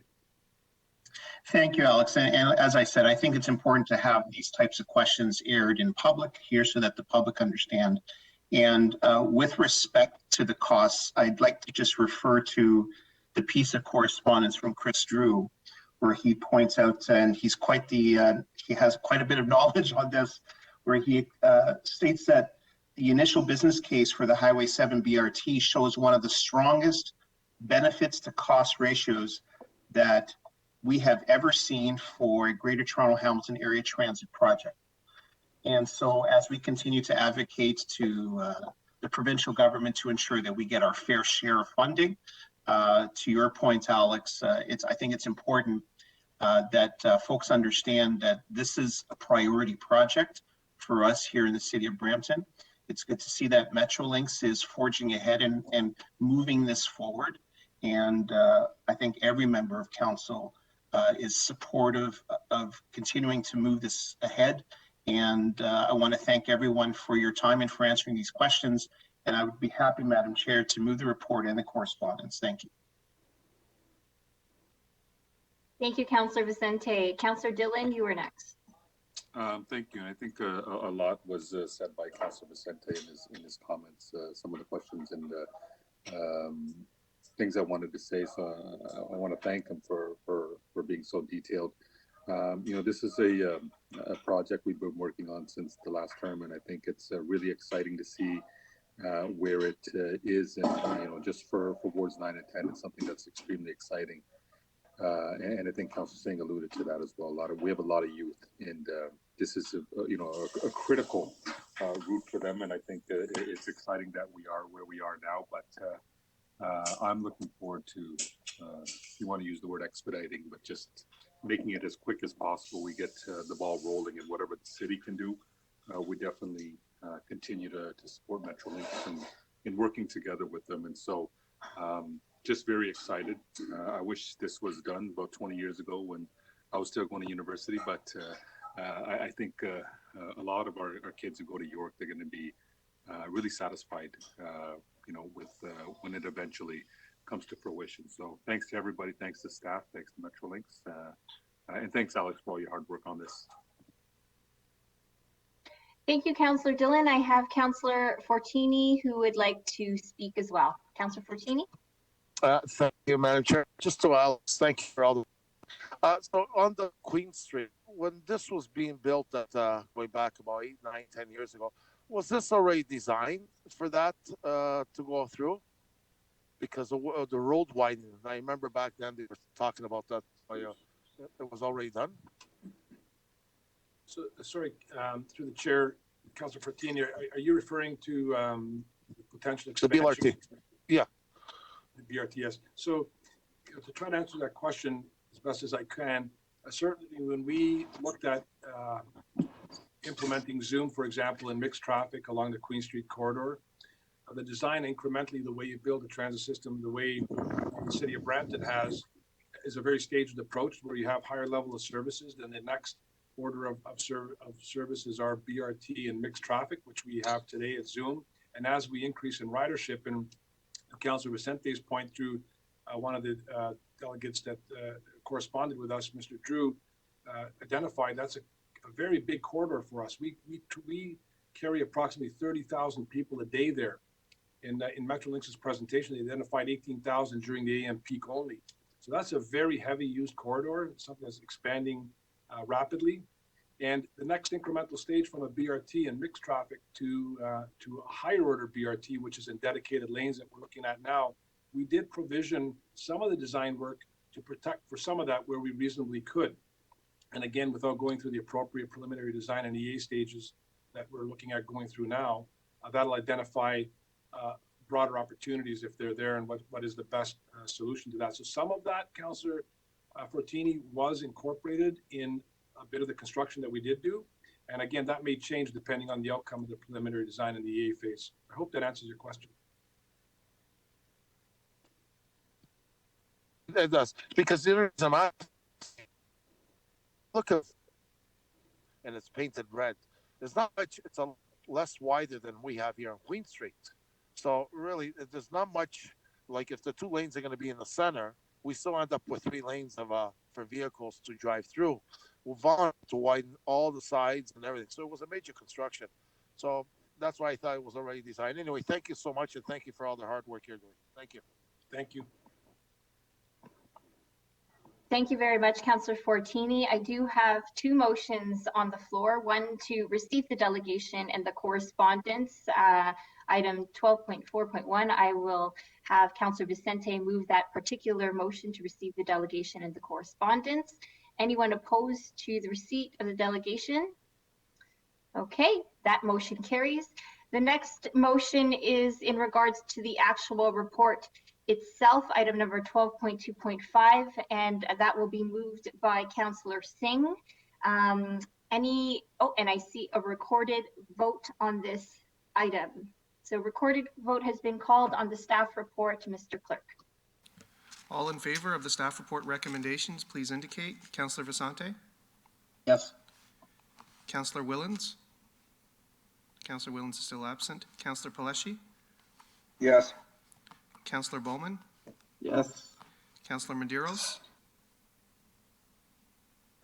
Yes. Councillor Williams? Yes. Councillor Fortini? Absolutely. Councillor Singh? Yes. Councillor Dillon? Yes. Mayor Brown? Yes. Chair Santos? Yes. Madam Chair, that motion carries unanimously 10-0 with 1 absence. Fantastic and great work to our transit team in Metrolinx. Thank you very much. Our next item is 7.3, a delegation from Sylvia Roberts, Brampton resident, regarding Brampton Transit Regional Service Improvements. Welcome, Sylvia. You have a total of 5 minutes. Good morning. My name is Sylvia Roberts, and this is on Brampton Transit and Regional Service Improvements from Metrolinx and Go Transit. So first up, we have line 6. So Toronto currently has under construction a LRT line from Finch West on the University line to Humber College, which is the terminus for the Steel Zoom, which is a very busy route. And with this being completed, we may see additional demand on this route and other routes such as Route 50 affecting Ward 10. So it's important to make sure that when this is done, we have the service in place for that. The 511 before the pandemic was very busy. You would have cases where even with buses running every 8 minutes, people would still miss 2 or 3 full buses in rush hour trying to get places. So it's, yeah, it runs every 8 minutes, but you can't get a bus for 30 minutes. It's a bit of a problem. So there needs to be more service to meet demand there. Next slide. Next up is Go Expansion /RER. So Metrolinx has approved the full business case for significant improvements on the Kitchener line. And this is great. So what you can see is 6 trains, electric trains per hour going between Bramley and Union both ways, and then improved service to Bramley and further on as express trains with improvements to weekend and off-peak service. There's a minor catch. This is a huge amount of capacity improvement. It's basically what if someone doubled the width of the 410 in terms of volume? That's a lot of people. They need to be able to get there, and there's not going to be enough parking for them. So it's also a heavy freight corridor. So you can't drive there. It's too dangerous to walk. It's a death trap for cyclists too. I've nearly been killed on multiple occasions trying to access that GO station from the 511 from trucks. It's quite dangerous. So it's effectively, to get the amount of people there, you need to improve transit. Next slide.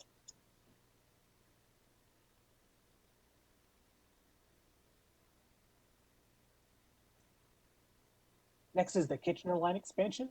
This features significantly improved service for weekend and off-peak service past Bramley, which I believe is what you're talking about by two-way all-day go, as Bramley is slated to get two-way all-day go.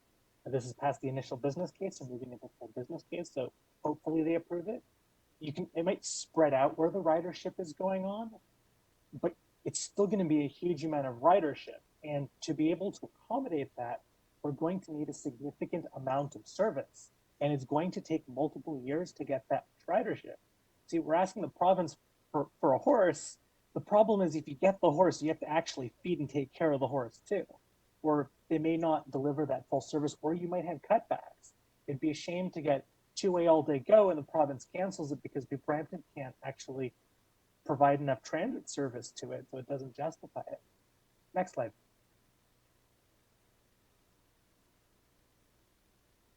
So next up is the Bramley Go Mobility Hub. The city is looking at a mobility hub around this.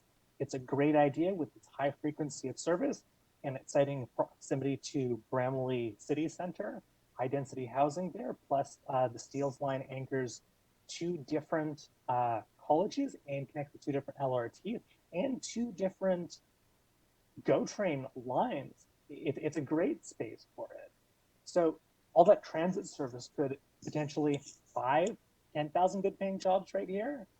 And so presumably we all want these 10,000 good paying jobs, right? So the transit service doesn't just help commuting to Toronto, it helps people in the city of Brampton in the tax base. There's supporting things we could look at. Let's say you had Metrolinx here. Maybe you want to hammer home the importance of a Steeles BRT and the Bramley Road EA connect, which is going on, I'll be done just a moment, between Queen and the southern boundary. You may wish to look at it more like a BRT segment, because if you have high frequency service at Bramley Go, surely people will want to be able to get from Bramley to Bramley Go. So next slide. So what we're asking for is the city to come up with a proper plan for how it's going to service all of the transportation demand at Bramley Go, and if the Kitchener business case, if the Kitchener expansion does go ahead, as well as downtown Brampton and Mount Pleasant. And we're probably going to need to start implementation in the next budget. The city was aiming for 2 service hours per capita, but as of last year, we were already 150,000 service hours short. That's almost $10 million in service hours. So that plus the population growth plus additional demand, this is going to take time. We need an actual plan. Thank you. That's my delegation. Thank you very much, Sylvia. It's always a pleasure to have you come delegate at committee as well as council. I have no questions from committee members at the moment, so I have a motion from Councillor Medeiros to receive the delegation. Any opposed? That motion is carried. Thank you very much, Sylvia, for your delegation.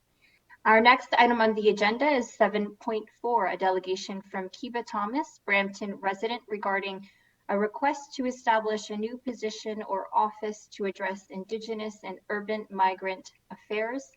Tanisi Kiba, you have 5 minutes. So Kiba, you can just unmute your mic now and you can address the committee.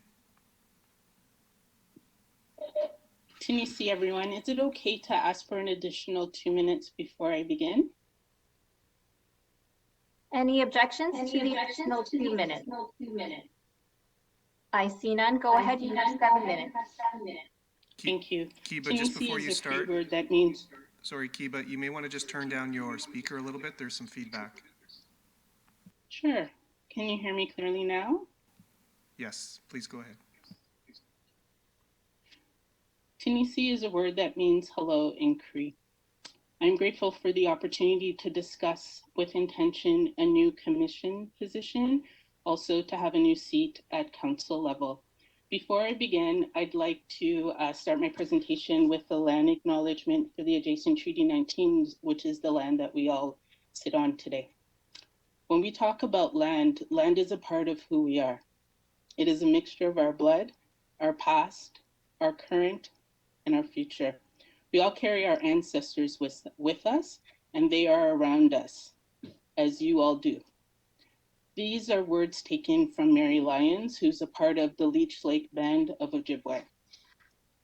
Can you continue on to the next slide? Is my presentation not up? We're just bringing it up now, Kiba. Charlotte, if you could bring up the presentation, please.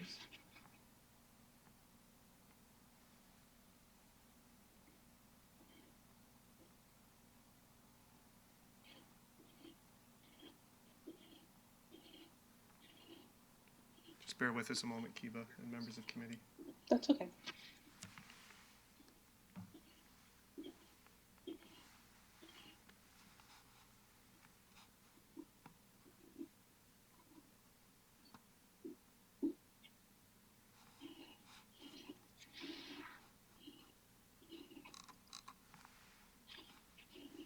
Charlotte, we're not seeing it. There we go. There we go. Thank you. Can you see it, Kiba? Yes, I can. Okay. Can we move on to the next slide, please? So I have a bit of an agenda, and I'm going to invite you to follow through with the slides and the notes taken on the slide.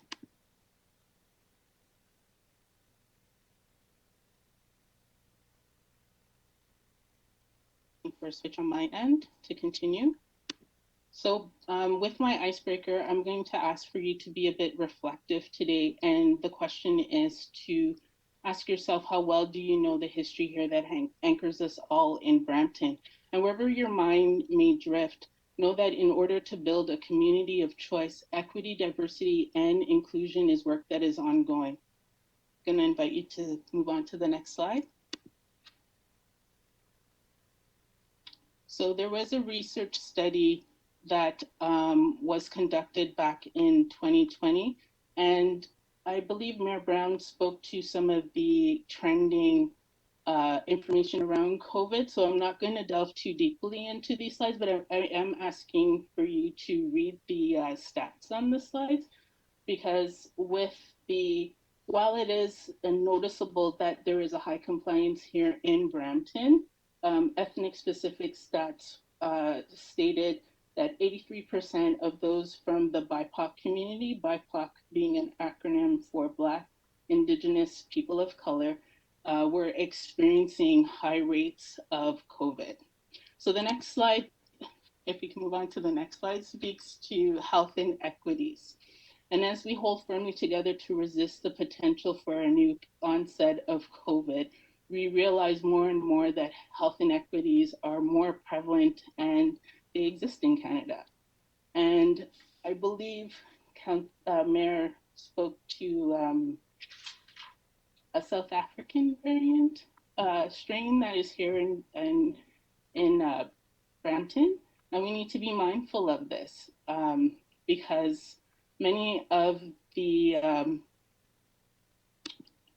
people from the BIPOC community, according to Professor Lynn's research, he was looking at the minority groups in Canada and to see if they were more likely to live with health conditions that linked to severe illnesses and hospitalization that connected with COVID-19.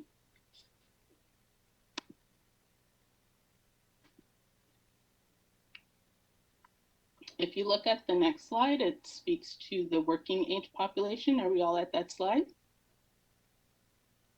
Yes. Thank you. So if we look at that slide, it speaks to visible minorities here in Peel Region. And it's in the status bullet collection in 2016, 73.3% represented visible minorities here in Brampton.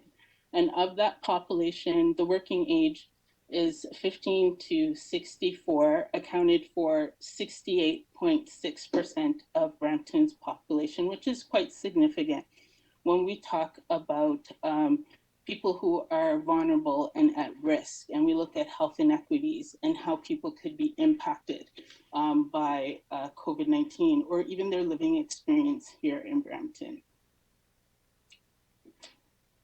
Something that was very significant in that 2016 ethnic diversity collection, the stats collection, if you look at the next slide, was the census gathering of First Nations community here in Brampton, and it accounted for 60% of the population, 32.3 Métis identified, 3.1 identified as multiple Aboriginal identities, and 1.8 identified as Inuit, which is very significant as Brampton's composition of the Aboriginal population, because it raised concern as to a disjointed reflection of what the Indigenous representation looks like here in Brampton.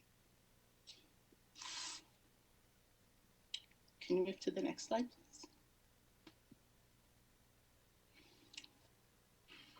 So I decided,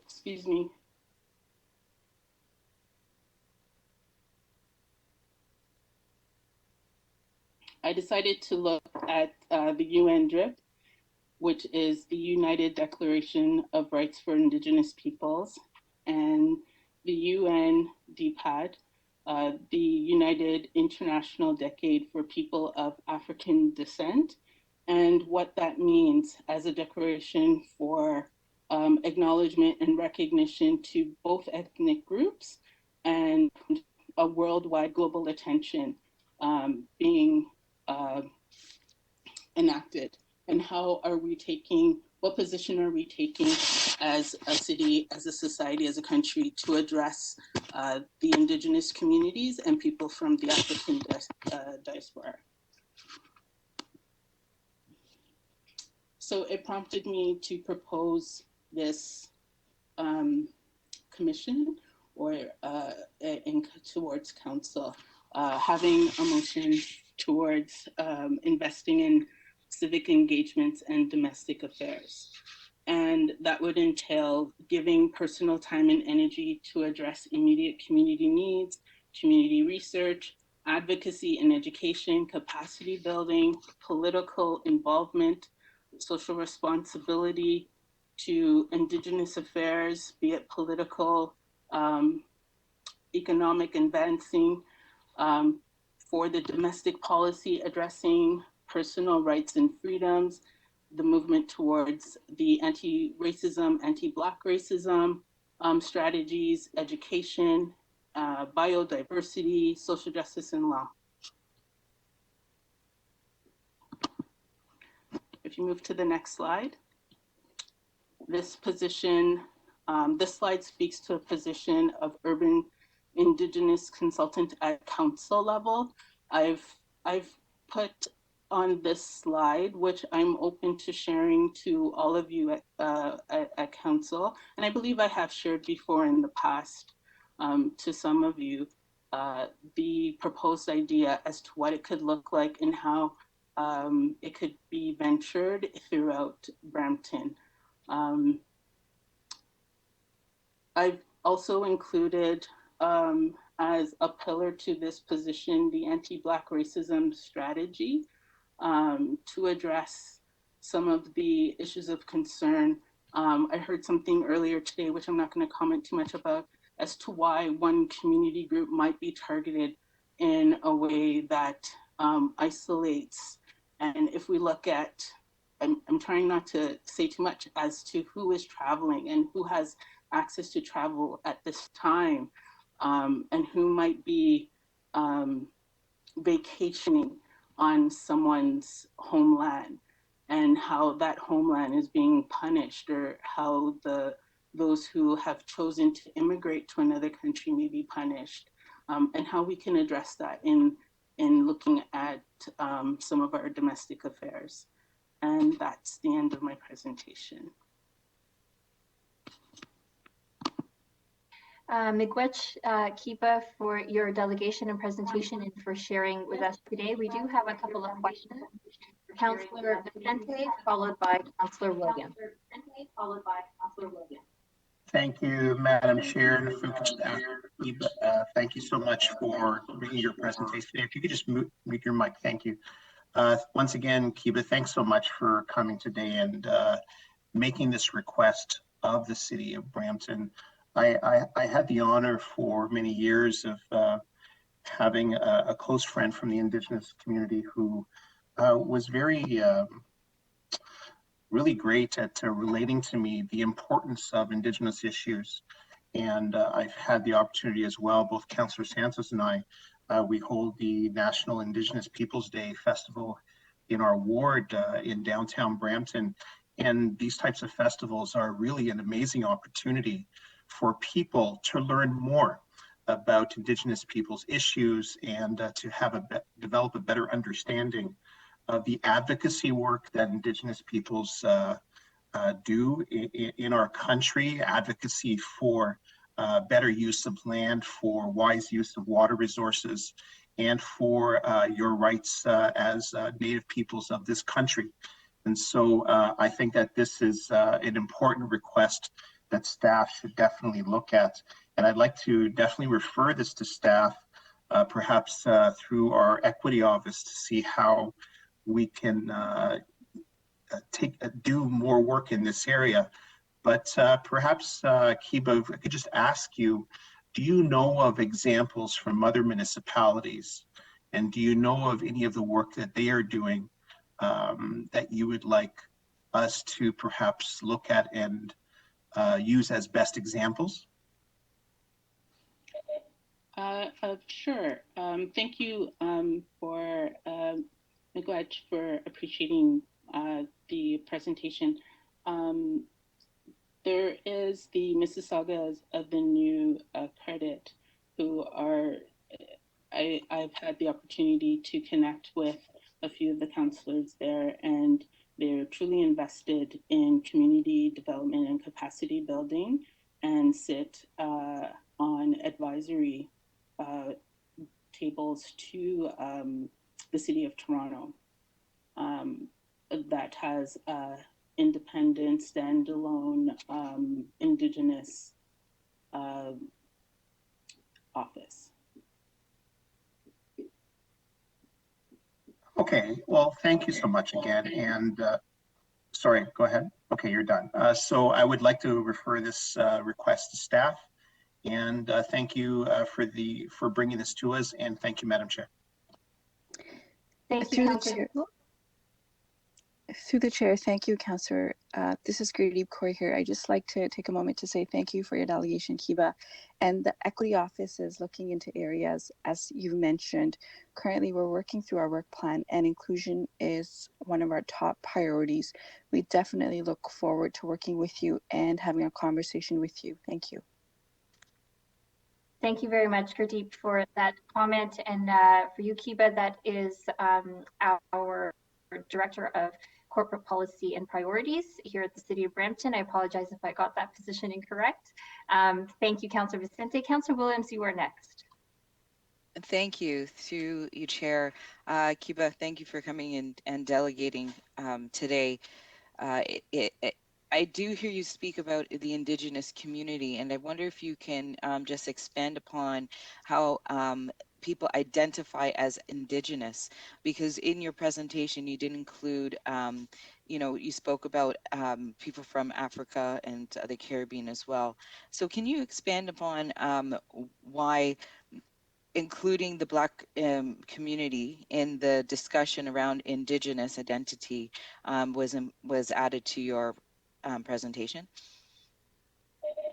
Sure, thank you for asking. So if we look at African Caribbean descent and we look at the African Caribbean population, we have Indigenous populations in the lower south region, northwest, northeast, south region of the continent. So that's including South America, Mexico, and the Northern America, the tail tip of Northern America, Florida areas. So we, in our understanding, we, as Canadian, I do identify as Canadian as well, refer to the First Nation, Métis, Inuit population as Indigenous only. But in my research and understanding, I've come across a map that would indicate otherwise. And I also have family heritage that indicates otherwise to the island of Jamaica, where there is a Arawak community there. And we're not strongly encouraged to identify the relationship to the Caribbean descent. Thank you for those comments and clarifying that, because I do think that the Indigenous identification held by many people from African regions and Caribbean regions is an area that we should be exploring and discussing, because there are many who do say, I may not be Indigenous from this land here in North America, but I am an Indigenous person because I come from, you know, my original family of origin, and that there's such a straight connection to the Indigenous people there. So, you know, here at the City of Brampton, it was unanimously supported by Council for us to support the Diversity, Equity, Inclusion report. And I hope you get a chance to look at it if you haven't, because it does speak to us acknowledging the Indigenous community that is at the City of Brampton. Also, acknowledging that we do need to do more in inclusionary works for the Black Caribbean, African Caribbean, and Indigenous communities. And so from that, I wonder if Gertie, if hopefully you're still on the line, if you can just speak to the new composition and the equity office that's going to be made, and also speak to some of the new positions that are to be, you know, working with this the unit. Thank you, Councillor Williams. Gurdeep, if you're still there, if you'd like to respond.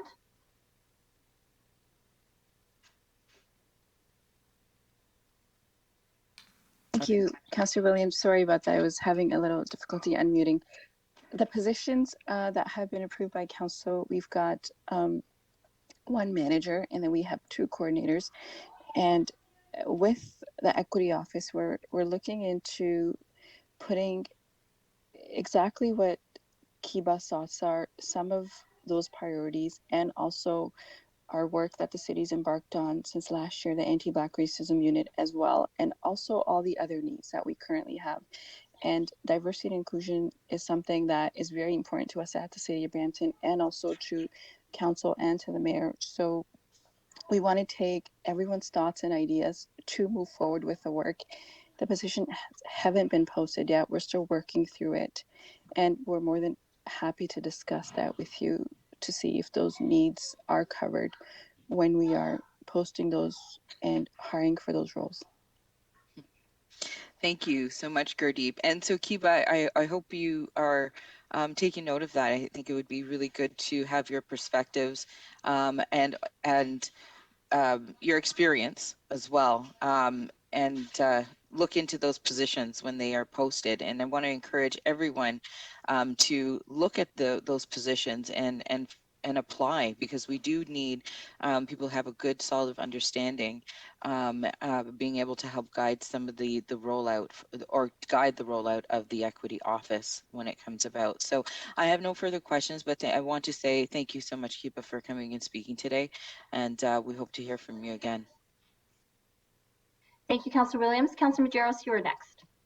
Thank you very much. I think Councillor Williams raised some really important points, and I guess Gurdeep's on the call. And I guess my question, you know, when we talk about, you you know, the some of the work that we talk about, the equity office. It's a really broad stroke, and when we talk about we have 3 positions we're going to be dedicated to really promoting or really policing equity throughout the organization. There really has to be some, you know, when it comes to the work plan and exactly what their roles and responsibilities are going to be, because, you know, my confusion still sits in terms of, and I spoke to the beginning of when we talked about some of the FTEs that we attributed to this work.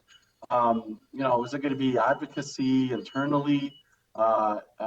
You know, so in terms of how is this work plan being developed? How are we going to ensure that when we talk about equity, diversity, inclusion, you know, what essentially is this going to be in terms of addressing all these issues from different community groups, which, you know, we identified some of the issues and highly publicized in terms of the anti-Black and racism unit. And, you know, listening to this delegation, which I really resonated with me, some important points, specifically with the Indigenous community and specifically issues even within the community.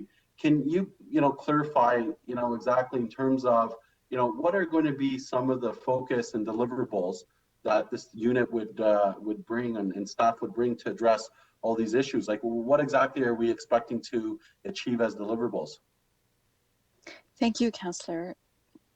Engagement is 2 steps. There's a large internal component to it and a large external component to it. Obviously, equity is a big portfolio and we want to get it right.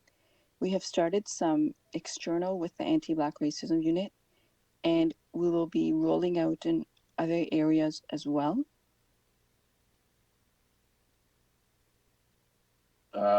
Sorry, so I guess what you're saying is engagement is going to be the focus of this unit?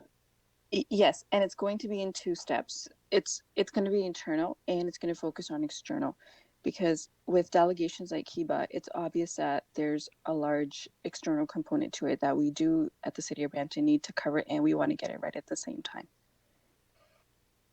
So currently we're in the process of getting that work plan. Yeah, and I appreciate that this is still on its birth concept, but again, I think there's a little bit of a disconnect. If the message I'm hearing today is that we're going to simply go out and engage with the communities, you know, we're reacting to issues have been identified. So there has to be almost an action plan in terms of what are we going to be doing about it and what's exactly these roles are going to be. You know, when you look at, for example, the provincial government with their diversity and inclusion office, in terms of a deliverable was a diversity lens. So policy processes would have to go through some form of diversity lens to ensure that, you know, all in the policy sort of formulation, that it's at the beginning of the concept that we're engaging with stakeholders instead of after the fact, once a policy has been developed, to ensure that we're capturing all aspects of diversity, inclusion, and et cetera. But when we talk about, you know, having been a member of the City of Brampton's Diversity and Inclusion Committee, and I remember with Councillor Dillon, and, you know, this is really wide ranging with multi-groups. So the engagement piece, as much as it's important, I really don't understand the scope. So, you know, I don't need an answer today, but I look forward to what the scope and what the actual teeth are going to be in terms of actually deliverables. And, you know, because at the time, one of my major concerns was essentially we're going to, you know, what I heard before and why it wasn't really resonated with me in terms of a work plan is we were entering into spheres of HR. So essentially we were going to say that equity, ensure that we're hiring people from the community, which, you know, you would assume that HR is doing that already and they have the lead on it. So in terms of what the value added and what we're going to be doing, I think we have to be really crystal clear and really be very focused and really laser sharp in terms of what exactly we're communicating as deliverables to the community. Because I think there's a lot of things being said and a lot of things being understood. And when we have further other diversity groups that come forward, we have to ensure that there's actual sort of actions going to be taken. And that's what I'm hearing from the community. Thank you, Councillor. It's Gertie Pierre. We're actually working on an action plan that we will bring back to Council for your approval and your thoughts. We've also had various recommendations from the D&I report. In addition to the internal and external engagement, there's always an ongoing journey. And while we want to get it right, to Kiba's point, we will always have something to learn. And this is a courageous journey that we're on. And it's also an ongoing process as identified by the report. And once the action plan comes together, it would be great to hear thoughts and feedback from council. And at that point, we could work through our diversity journey to make sure we get it right with the portfolio.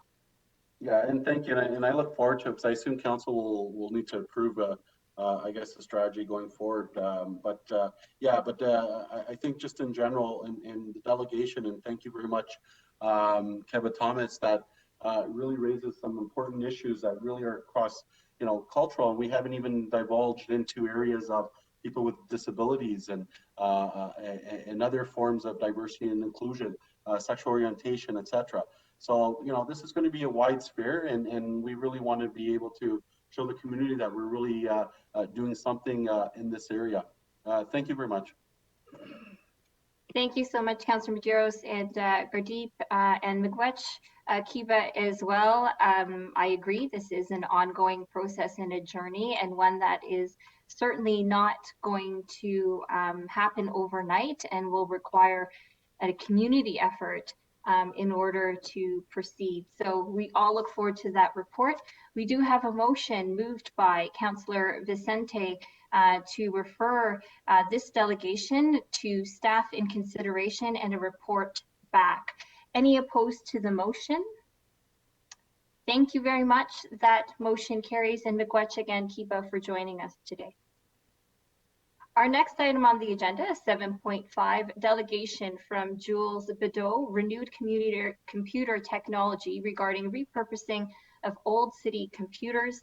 Committee, we will also bring discussion item number 11.3.2 to consider after the delegation is received. Welcome, Jules. You have a total of 5 minutes.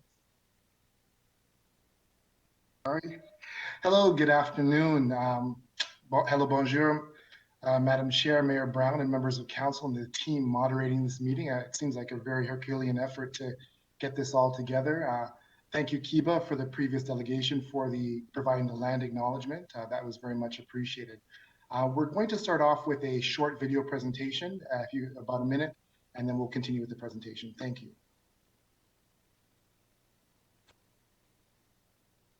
At this refurbishment center in Mississauga, youth interns are extending the life of technology through reuse. For the last 21 years, Renewed Computer Technology, or RCT, has provided more than 400,000 computers to those who may not be able to afford one.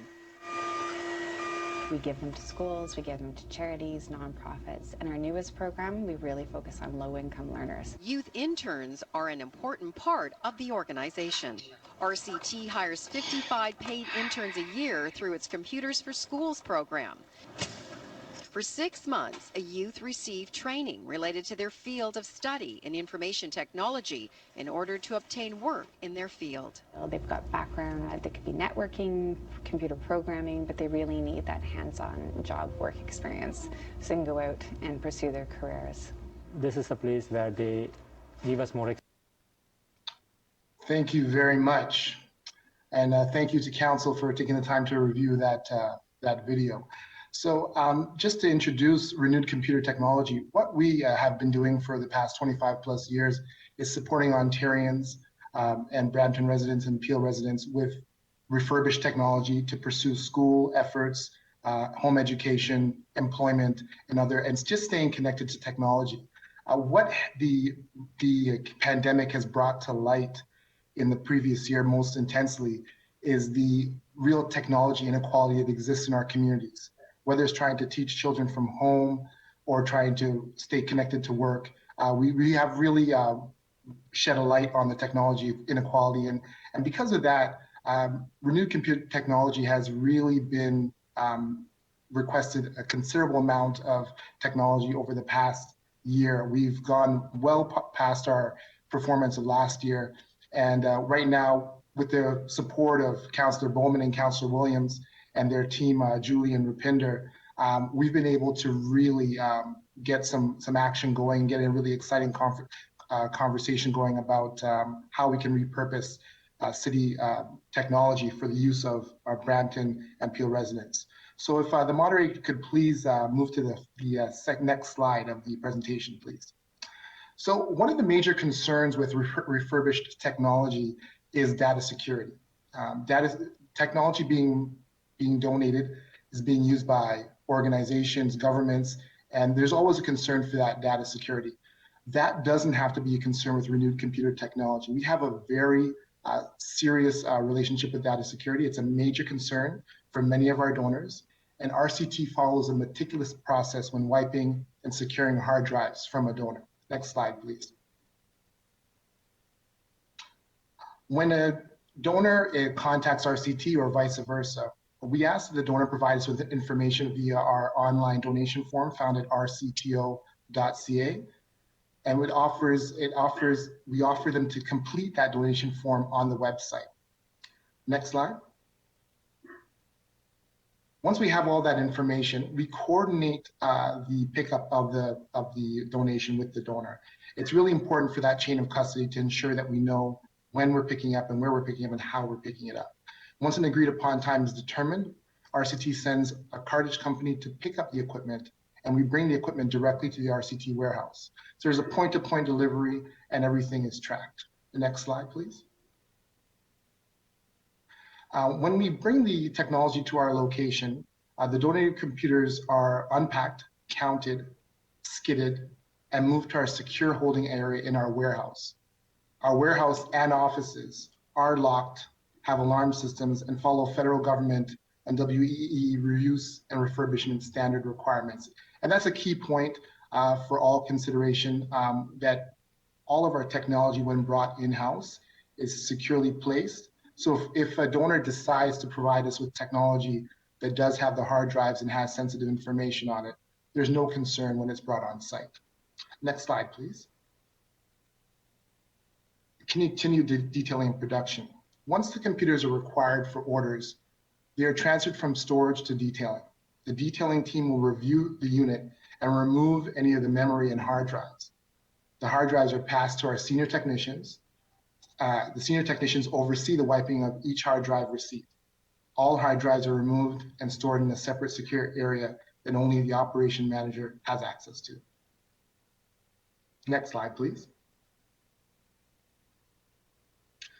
The hard drives are wiped using a destroy-inator device. These devices are wiped using a pass method with a 10% verification of erasure and 100% sector verification.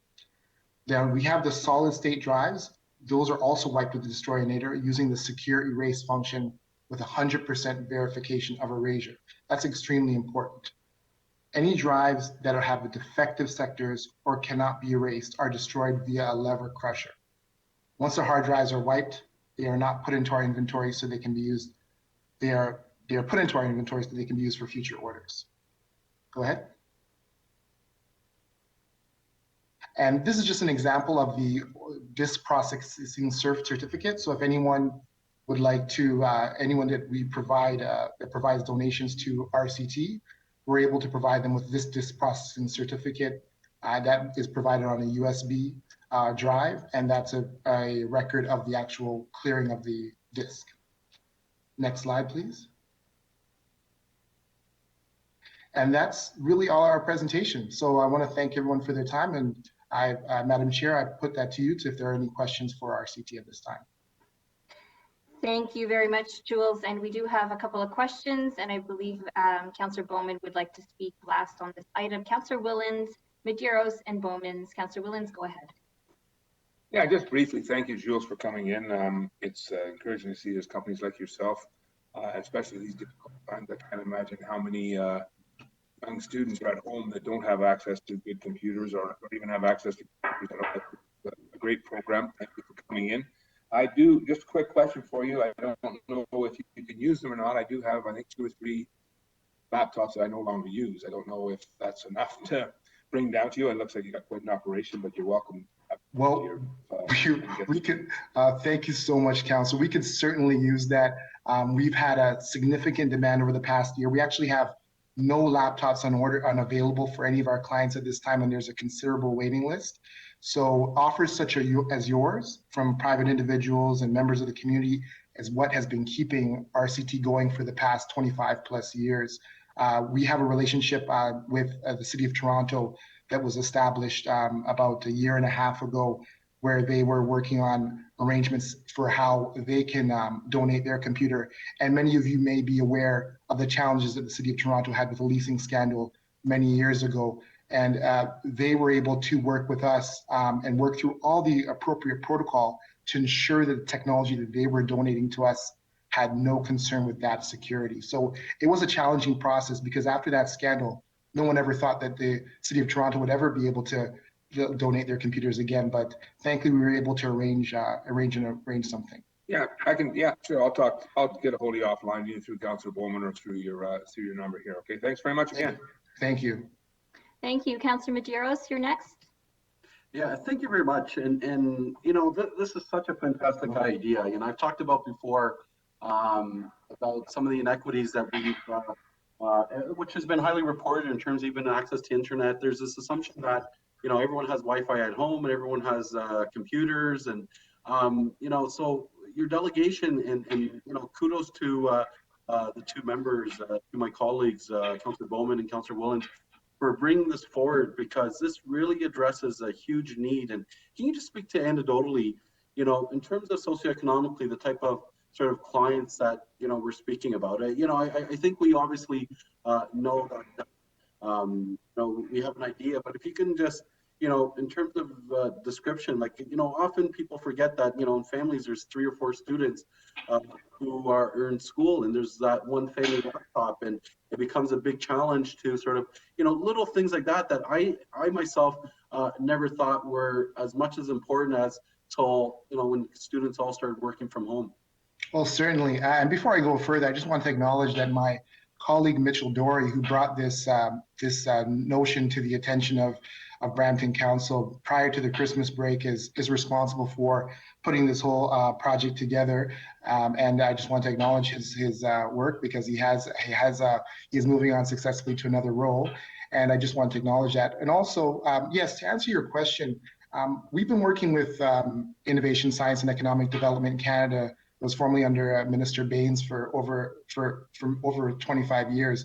Our parent program, the Computer for Schools, which is a national program, has allowed this program, the outreach program, to be created several years ago to really speak to the specific need of low-income, limited-income members of the community. So when we were operating the Computer for Schools program, just dealing with schools, libraries, charities, and nonprofit organizations, quite often teachers would take that inventory and provide it to families that they saw that there was a need for. And thankfully, one of our colleagues has since gone on, helped create a secondary program, which would be this outreach program, where we individually deal with people directly. And we're able to identify financial needs. And so this is a needs-based assessment that we require for individuals receiving computers. Through that donation process, once we receive a computer and then clients request it, we assess their need based on their income.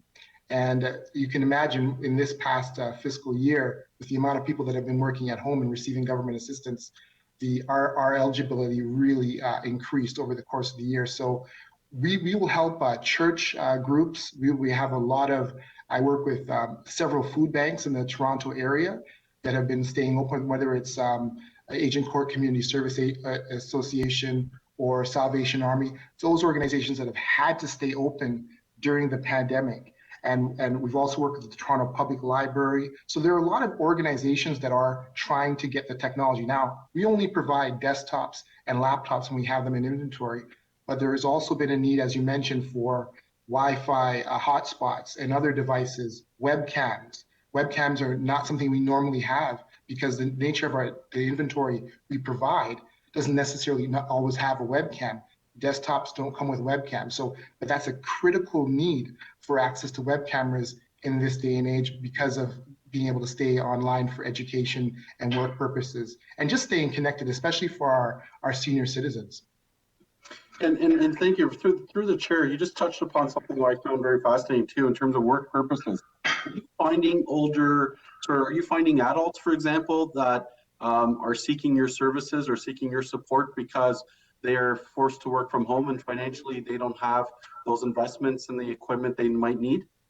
That's definitely, and just to clarify, we're not an age-restricted program. We don't have any age restriction. It's just a needs-based assessment. And also being a resident of Ontario, our technology must stay within Ontario, that technology that's donated to us. So we're really working on that circular economy and making sure that we're assisting Ontarians. But yes, we have adults of all ages, all challenges. We have a particular program that was initiated about a year and a half ago that replaced the Kids for Computers program in the city of Toronto. It's a technology support program. And that was initially meant to deal with challenges with young people who had developmental challenges or learning challenges, but it has been expanded because of the pandemic to support broader families. But we're able to provide them with a functional, high-performing device that they can use at home that will allow them to connect and work at the pace of units now. But generally, the units that we receive are 3 to 7 years old. So with our technicians, with our student technicians, a lot of youth technicians, a great deal of them, they are a backbone. They're what allow us to actually get those computers into the community. So I just put that out to council that if you are aware of any youth that are looking for employment opportunities in technology, we have a very robust youth technology employment program that you feel free to get in touch with me about in the future. Yeah, thank you. I won't take up much more time, but I will say through the chair, if council or committee, if we think about the Kill Poverty by Postal Code, which was produced by United Way, and we know that there's a higher concentration of poverty along postal code, especially in the city of Brampton, and then coupled with this presentation, I just think such a timely presentation, such a timely delegation, and thank you again to my colleagues, and happy to support whatever is going to be moved. And I thank you so much for your service. Truly, you know, when we talk about unsung heroes, when you think about this type of need that you're addressing, you know, I've never had more sort of respect for all these people and different actors who have sort of come up and met the community need, and certainly the technological divide. If we think about education being the greatest equalizer, you're certainly doing your part. So thank you very much to you, your staff, and your whole team, and thank you very much. Thank you. Thanks, Councillor Bowman. Sorry, Councillor Medeiros. Councillor Kaleshi, followed by Councillor Bowman. Thank you very much, Madam Chair. So I can't really add to much of the discussion. I agree with the previous speakers, and the service that you're providing is something that is fantastic. I have to look at it with a different lens and ask the questions. There are companies out there that take tech and they mine them for gold or precious metals. And I'm sure that in some circumstances you have components to a computer that, you know, just are beyond the life, and they just can't be repurposed, and so you have that ability. But do you need to meet a certain amount of the components where you have to mine them for the precious metals to try and recoup some of the costs? Can you talk a little bit about that? Certainly, and that's a great point that you bring up, Councillor. What we actually have been doing, we just signed a new agreement with the Electronic Products Recycling Association of Ontario, and their government-sponsored organization, and they actually are responsible for taking advantage of any of the units that we cannot use, because quite often, I don't know if I mentioned it, we're a Microsoft house, so we might receive old Apple products, or some people will send in their VCRs, a variety of devices, because we don't discriminate on the technology that we provide, but again, it's only monitors, keyboards, mice, and laptops and desktops, Microsoft-based computers that we provide to individuals and to organizations. But for any of the technology that we're really full circle, we really make sure that everything that's in our warehouse, in our extended warehouse, that does not get used, whether it's an old device, because we'll often receive maybe some cathode ray tube monitors that we can't use. We can't give those to anyone, but those will get detailed and reviewed for functionality. And if they're unable to be used by us, they are picked up by the EPRA, and that's epra.ca if you want to take a look at them. and then they'll make sure that everything's appropriately disposed of and brought back into the economy for a variety of uses. And we do actually, to answer your question, we do recoup costs on those donations. Yes, that is correct. We do recoup costs on anything that we cannot use. Okay, so through that organization, then that's where all of your stuff that can't be repurposed, it goes, and then you recoup a certain price or cost to the stuff that goes to that organization. Is that correct? That's correct. As I mentioned earlier, our funding is from Innovation, Science, and Economic Development and other partners, and that's what allows us to keep the lights on at our facility on Myerside Drive in Mississauga. However, this recouping of funds through donated technology is a key method of us keeping the lights on and being able to compensate our team and really just to continue to do the work we've been doing. For sure. And then I guess a follow-up question is, at the region of Peel right now, we have our recycling centers where we often have, a lot of people coming in and throwing out their electronics, and it's a free service that we provide. And currently, I know that we recoup some costs, but have you had the discussion with the region to see if there's an opportunity where we can possibly get you in there to see what parts of those components can be repurposed at all? No, that's not a discussion that we've had yet. I am currently in that discussion with the City of Toronto. However, due to the pandemic limitations and the scarcity of staff at this time, we're unable to connect the donation days of technology that they hold in different parts of the city around the springtime. We're unable to do that at this time, but yes, as long as the team is logistically able to put those items aside, RCT would be more than welcome to arrange cartage to pick up those donated items. Okay, so let me see if I can take that away. I think it's Councillor Bowman and Williams, I think the mover and the seconder of a motion that's coming, but I'm happy to take that back and maybe connect you with them to see if that's a discussion that can happen, and then maybe a future delegation to regional council. Oh, thank you so kindly. I appreciate that. Thank you very much, Madam Chair. Thank you, Councillor Paleshi. Councillor Bowman, you are last on the list.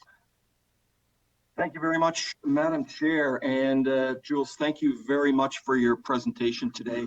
Very timely, very important from all aspects, especially when the City of Brampton is looking at green initiatives, when it's looking at sustainability and helping right now during COVID and every other time. There's lots of people that need this type of computer, and it's funny, I haven't heard anybody use cathode ray tube or CRT in years.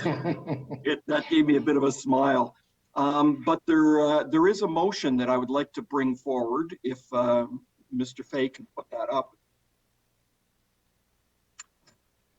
And I sent it to all the councillors this morning. So, I'm not going to go through all the whereases. We can take that as read. Basically, this is a referral back to staff, but I will read.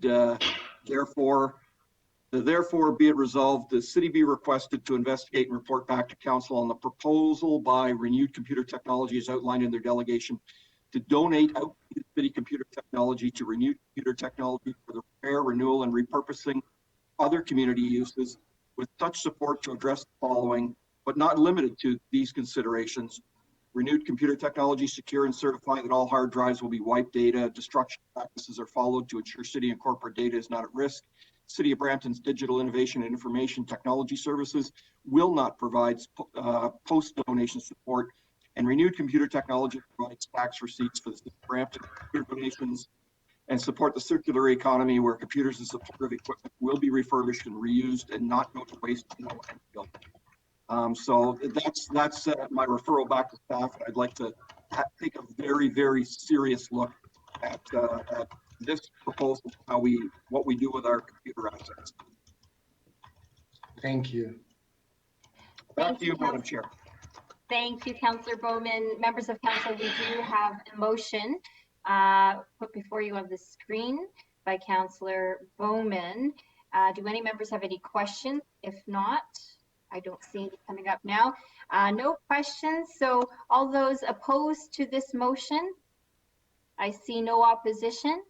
And so that motion carries. Thank you so much, Jules, for coming in today. Thank you, everyone. I just want to let you know that I really enjoyed the discussion today, and I hope to add it to my regular viewing. Have a wonderful afternoon. Thank you. We are now moving on to the community services section of our agenda. Item number 8.2.1 was put into consent. And that brings us to the added item 8.3.1, a discussion item regarding Toby's Way Trail segment naming. And so this agenda item was put forward by myself. We on council know Kevin Montgomery and the Kevin Montgomery family in particular. In October, during COVID time, sadly, their son, 12-year-old son, Toby, was diagnosed with a rare form of liver cancer. And during that time, many of us were in touch with Kevin and the family to do everything that we could possibly do to support the family during this time. The entire city, the entire community came up with a GoFundMe page to help with financial assistance directly for the family during this time. And sadly, as of February the 2nd, it marks the day that a month ago, their son Toby had passed away on January the 2nd of 2021. In speaking with Kevin throughout this time, it has been very difficult during COVID-19 in particular, as parents, as people who love our children, our nieces, our nephews. It is a very difficult thing to handle. I can't even imagine what that would be like. But even in particular during COVID-19, where there is very limited options to grieve and to be there for each other. And so I'd suggested to Kevin that perhaps one way that we can help in that journey, in that process of healing, is to dedicate a piece of trail or a pathway in the city in memory of their son, Toby. And I had recommended a piece of trail because we all know that Kevin Montgomery and the family in particular are huge advocates for active transportation in our city and have delegated on numerous occasions on the environment as well as active transportation. And so in addition to a motion that I'm bringing forward today and asking for your support, I just wanted to also add the correspondence that Kevin Montgomery had sent to us this past weekend or these past couple of days. So if Mr. Clerk, if you don't mind sharing that correspondence with the members, that would be greatly appreciated. And I'm just going to very quickly read an excerpt of that correspondence from Kevin that was sent to us earlier this week. I won't read everything, but I will read some of it. The words "thank you" do not go far enough in expressing our profound gratitude to everyone. The section of the trail being suggested was one we would use to take Toby to Peel Village Park. As a toddler, he would be pushed in a stroller while his siblings ran ahead to the park. When he was old enough to run, we would let him run ahead of them. We would sometimes use our bicycles to visit the splash pad. It was a route that he took with his brother to get to school, W.G. Davis, and it was also the route I used to take Toby home on my bicycle on what was the last day of school after he collapsed in the gym class due to a backache that we would eventually learn was caused by a rare liver tumor, fibrolamellar carcinoma. After kicking around a few name ideas like Toby's Trail, Toby's Path, Toby's Way was then suggested, and it was an instant winner. Toby was particular about things. He chose his own funny t-shirts with designs and phrases. He graciously offered me his book on how to draw dinosaurs after my attempt to draw one on his marker board at Sick Kids. He was also unwavering about receiving his cancer care at home. Toby's Way is a perfect name to reflect who Toby was. It hurts so deeply to miss Toby this much. Having a section of pathway named after Toby to help remember him is such a thoughtful and kind gesture. Thank you to the councillors and mayor for suggesting this. Thank you to Councillor Medeiros and Councillor Bowman, my local councillors, for supporting it. And thank you to all council members, and again, for your kindness and support in general. And so that is the motion that I'm putting forward, is that we have staff look at implementing the name of this particular trail and working with the family on various signage on how to make it so. And if we could please have that done, if possible, by spring of 2021. Thank you, councillors, very much for that added item. On my list, I have Councillor Palesh. Oh, no, that's the wrong piece. I have Mayor Brown, followed by Councillor Medeiros. Mayor Brown. Thank you, Chair Santos. I just want to say what a beautiful gesture, Councillor Santos. It is unfathomable to think of what this family went through. And we all know Kevin well for his passionate advocacy around active transportation. And reading his updates on Facebook, it just made your heart sink. And words don't do justice for the loss that this family has faced. And I really hope the council will unanimously adopt the suggestion of Councillor Santos, and maybe it can be seconded by all of council. Similarly to Councillor Santos, I was thinking about this as well. And on Christmas, I saw Kevin Montgomery's post about the adversity they were going through and the strength of Toby, where he was still, had moments of being lucid each day. And I told Kevin, I said, a few councillors have been talking about this. Will you tell this to Toby, that when he passes, he's not going to be forgotten by our city, that this beautiful young boy is always going to be remembered. And Kevin told that to Toby. And so I think that hope that this young boy had in his dying days, that his story would be carried on, that there are tragedies in our community, but we remember the beauty they had. And I think Kevin has spoken a lot about the beautiful memories that he would never expect to forget. And this is a family that enjoyed our trails. This is a family that enjoyed our outdoors. And I can't think of something more appropriate and touching. And thank you, Councillor Santos, for putting this forward. Thank you, Mayor Brown. Councillor Medeiros and Councillor Bowman. Thank you, and echoing those comments, thank you, Councillor Santos, for such a thoughtful, way to really not only remember but also sort of acknowledge and recognize, what Mayor Brown had talked about is, I think about stories. I did not know, Toby personally. I've met him on several occasions, but the one image that sort of really reflected in what made me really think about how appropriate the pathway which you've proposed was in fact many times going to Peel Village area, where I'd go visit family members. I would see Kevin with different members of his family on the bike, and I've seen them go from Brampton Mall, I guess, after shopping with bags and on their bikes or through walks. So I've seen Toby sort of the bike behind Kevin, and it's just that visual in terms of seeing them sort of zip around the community and attend some of my events where I got to meet little Toby and so on. But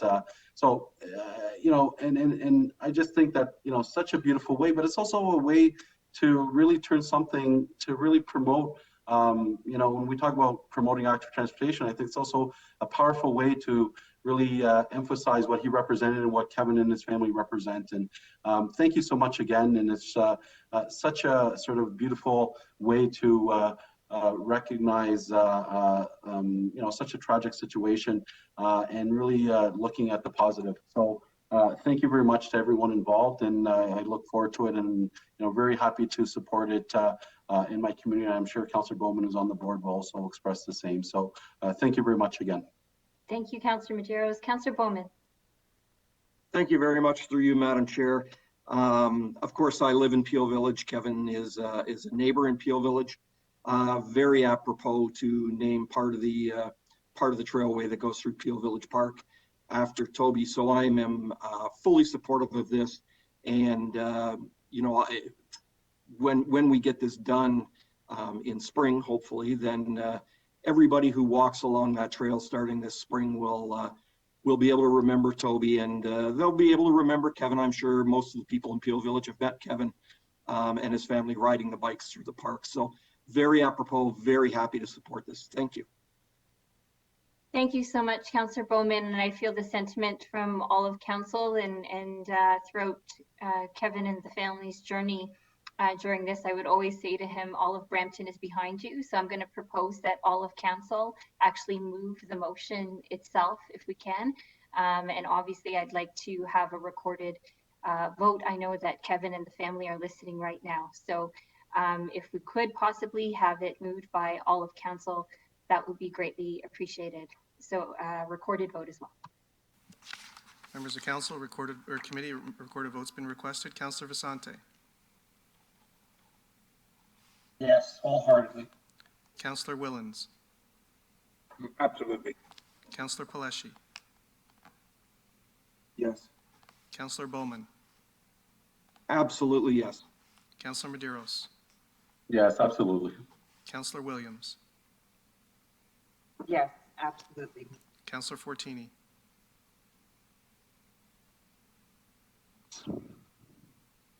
Councillor Fortini? Yes. Thank you. Yes. Councillor Singh. Yes. Councillor Dillon. Councillor Dillon? I'll come back to you. Mayor Brown? Enthusiastically, yes. Thank you. Chair Santos? Yes, with thanks to all of my colleagues.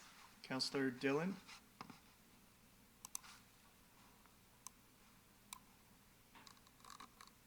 I do see Councillor Dillon in the session, but Councillor Dillon, are you there? So, Madam Chair, that motion carries unanimously 10-0 with 1 absence.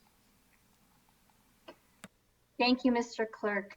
Our next item of the agenda is public question period. Oh no, sorry, councillor question period. Do any members of council have any questions regarding this section of the agenda? I see none. Next section, 8.6, public question period. Mr. Clerk, did we receive any members from the public, questions from the members of the public? We do not on this section, Madam Chair. Thank you very much, Mr. Clerk. We do have legislative services next, but I'm wondering if now would be an appropriate time to have a quick break for about 15 minutes or so before we move on to the next section. I'm going to test the room and see if my colleagues would perhaps comment on taking a quick 15-minute break. Councillor Medeiros says yes. Can I hear one more from one more councillor? Yes, Councillor Willen. So we will take a 15-minute break and return back with Councillor Bowman as Chair for Legislative Services. How about 20? 20-minute break. We will come back at 1 o'clock at the request of Councillor Paleshi. So recess until 1 o'clock, and Councillor Bowman, you will have the reins at that point. Thank you. Thank you, members of committee. This meeting is now recessed until 1 p.m. Members may wish to stay on the WebEx event, or they can leave and rejoin prior to the start at 1 o'clock. Thank you.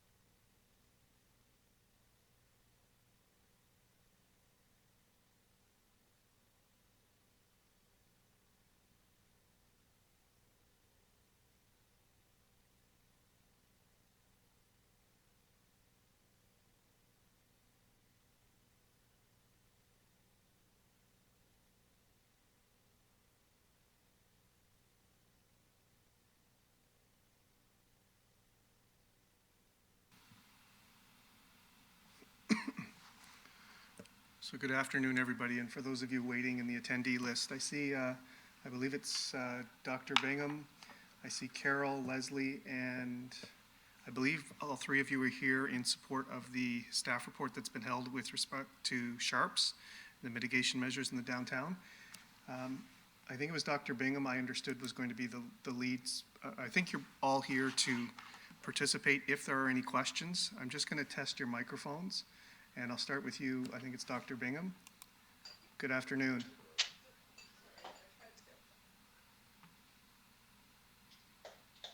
I see your microphone is active, but I'm not hearing anything at the moment.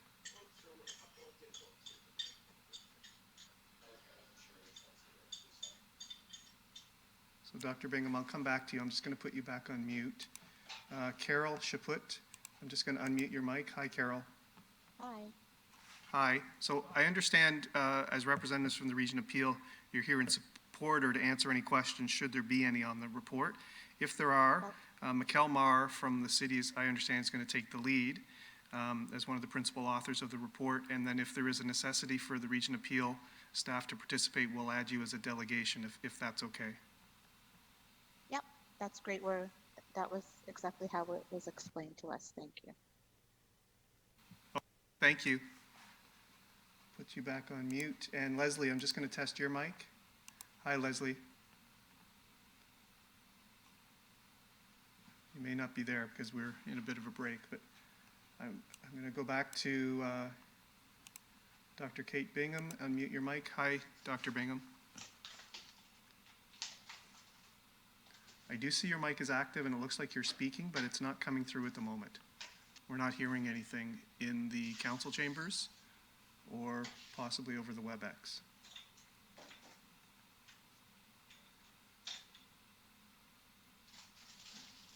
So you may want to, if you've used WebEx before, if you hover over the bottom part of the window, you'll see an icon for the microphone.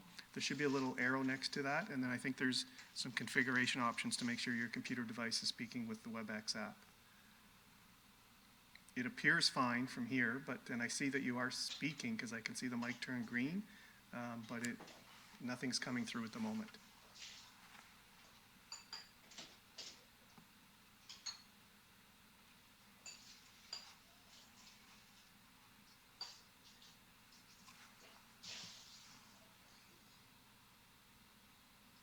I see the mic is still on and you're still, it looks like you're speaking, but it's still, there's no sound coming through at the moment.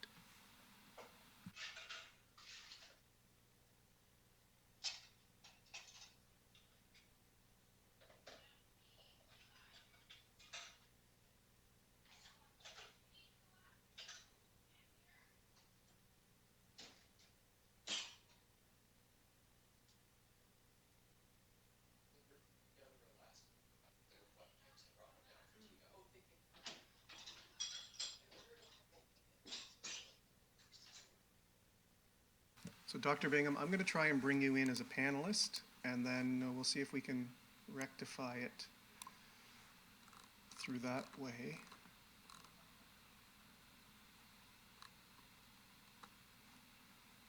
So you should be able to unmute your mic now on your own, and it looks like it's active, so I'll watch to see if you unmute your mic. Hey, Peter, you know you're unmuted, sir. Yes, I know. I am unmuted. Yes. Well, so we can all hear. Okay. Yeah. We're just trying to test some microphones here for people that may be participating in the afternoon portion of the meeting.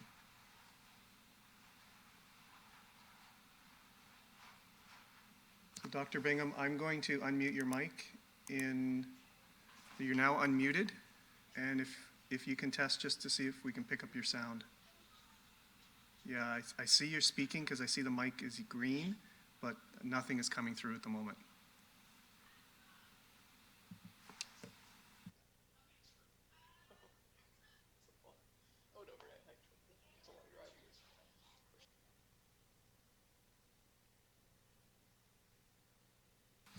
So Carol, I'm going to unmute your mic for a moment. I just have a question that maybe you can help.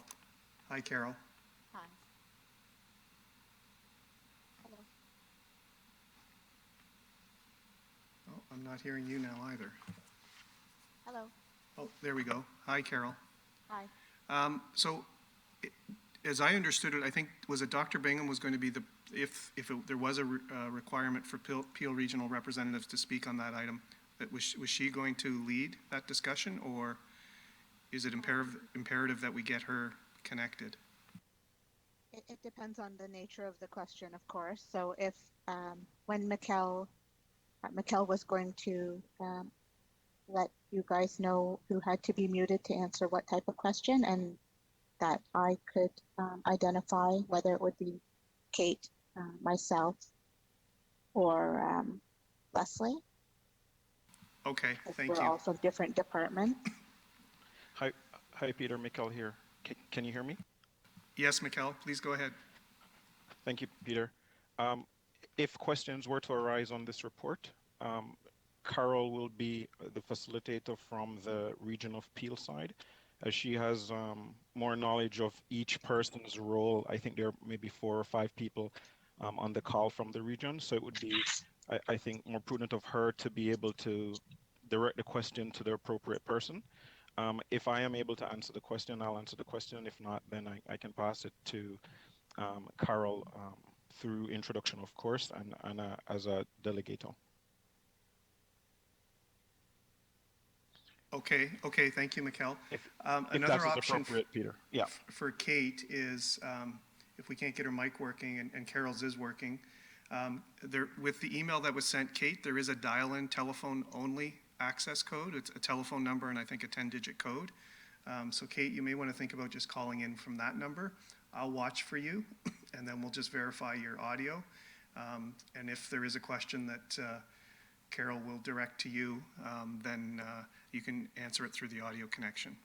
So maybe that's an alternative way, because I don't think the microphone's working. I'm going to just try Kate again to unmute her. Kate, can you say something so we can test your audio? It has gone through a whole generation. Yeah, I'm not hearing anything.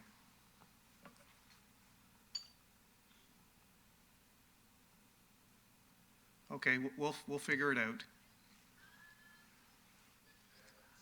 We'll be ready, and then there'll be no questions.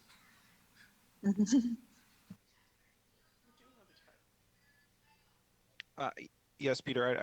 I don't anticipate questions today on this report, as it's just to be received, and I believe it's just it's an update on a program that was brought forward by council. So we're just here just in case, but I don't anticipate many questions on this report. Okay, thank you, Mikkel. I think Councillor Medeiros held the item when we do get to it. I believe it was Councillor Santos that held Yeah. this. Yes, Councillor Santos, my apologies. Yeah, I held it. I honestly just wanted to have an opportunity to thank staff on their hard work on this particular pilot project and to see the success, but I also wanted to move that we forward it to a whole bunch of other organizations in Brampton. Okay, thank you.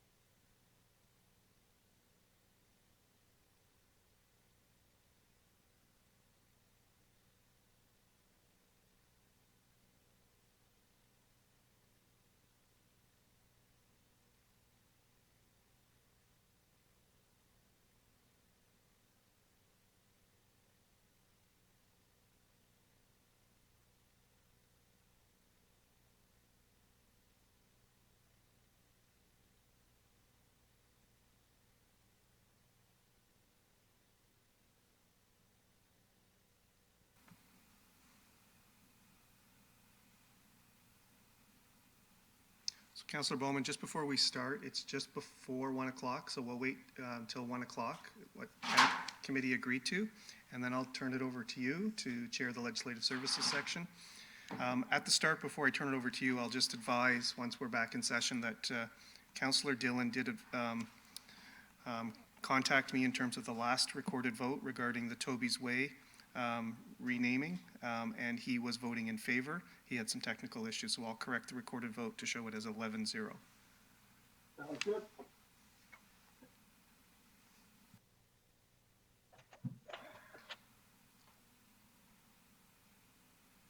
So Chair Bowman, it is now 1 o'clock, and we're ready with the Legislative Services section of Committee of Council.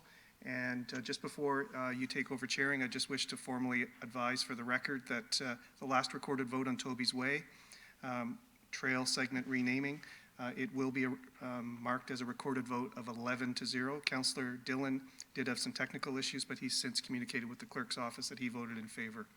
So that will be 11-0, that recorded vote. And Mr. Chair, I'll turn it over to you.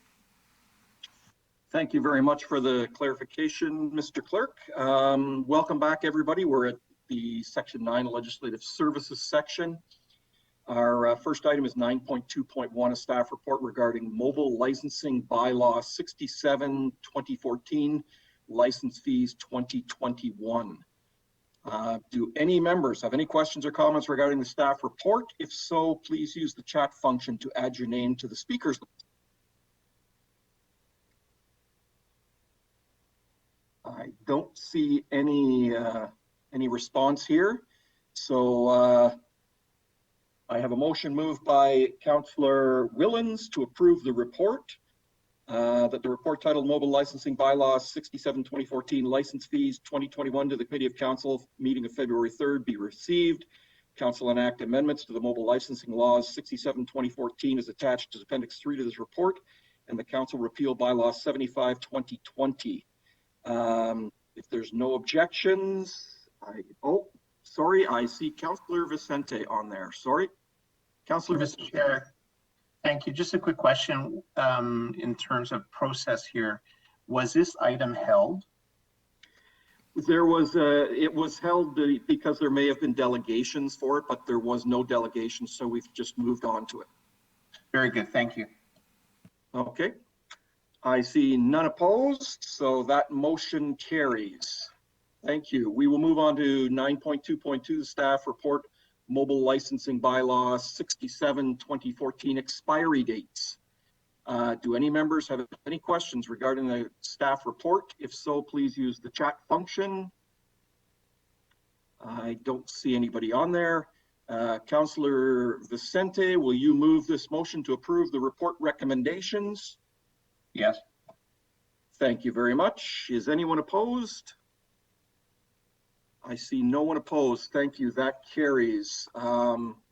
We have new business items 9.3.1, discussion item at the request of Councillor Medeiros regarding pet grooming services. Councillor Medeiros, I will turn the floor over to you.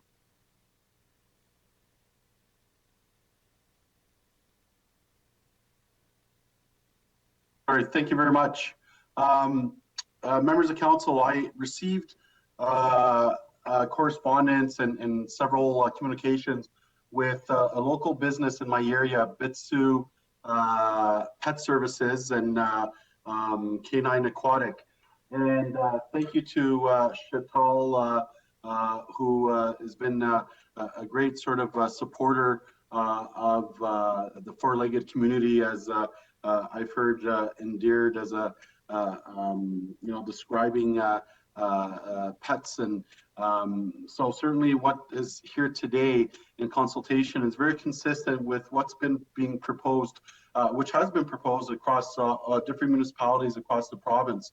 And it's important that we recognize that the hardship not only affects residents and humans, and this certainly I've received an education on the impacts this has had on pets and on pet owners, certainly. And this is very consistent with what neighboring jurisdictions have also done in terms of Mississauga, Burlington, Niagara, and what we're asking or what I'm asking for everyone to support unanimously, and I would hope that that we have unanimous support for this, and happy to have it seconded. That we're also responsive and we take in consideration pet owners and certainly the pets in question. So I didn't really understand the impacts, and I thank you very much again to Bitsu Pet Services, a vibrant business in our community, specifically in Councillor Bowman and mine's community, and you know, I thank you for the education. So it's pretty straightforward. I'll just read that therefore be it resolved that Mayor Brown send a letter to Ontario Solicitor General on behalf of Brampton City Council to seek and clarify whether pet grooming and dog walking services are essential services, and request that the province amend regulations so that pet grooming and dog walking businesses be deemed essential services and be permitted to operate as a curbside business only, and that enforcement of dog walking and pet grooming services operating as a curbside business be suspended until a response from the province is received. And again, this is very consistent with neighboring jurisdictions such as the city of Mississauga and other municipalities, and hopefully we can support this today. Thank you. Thank you very much, Councillor Medeiros. We do have a couple of questions here. Councillor Willens. Yeah, just a quick question for you, Mr. Chair, and thank you, Councillor Medeiros, for bringing this forward. I was actually wasn't sure if I could support this motion, but as I read it now, and it just occurred to me when I was sitting outside my vet, which is a curbside only, I don't see that any difference because the well-being of the dogs are very important, and I think this is going to help if this passes, because there is a lot of people I know that have picked up dogs at the shelters or picked up dogs from pet stores or from breeders or whatnot because of COVID. They wanted a furry animal at home to help the kids occupied.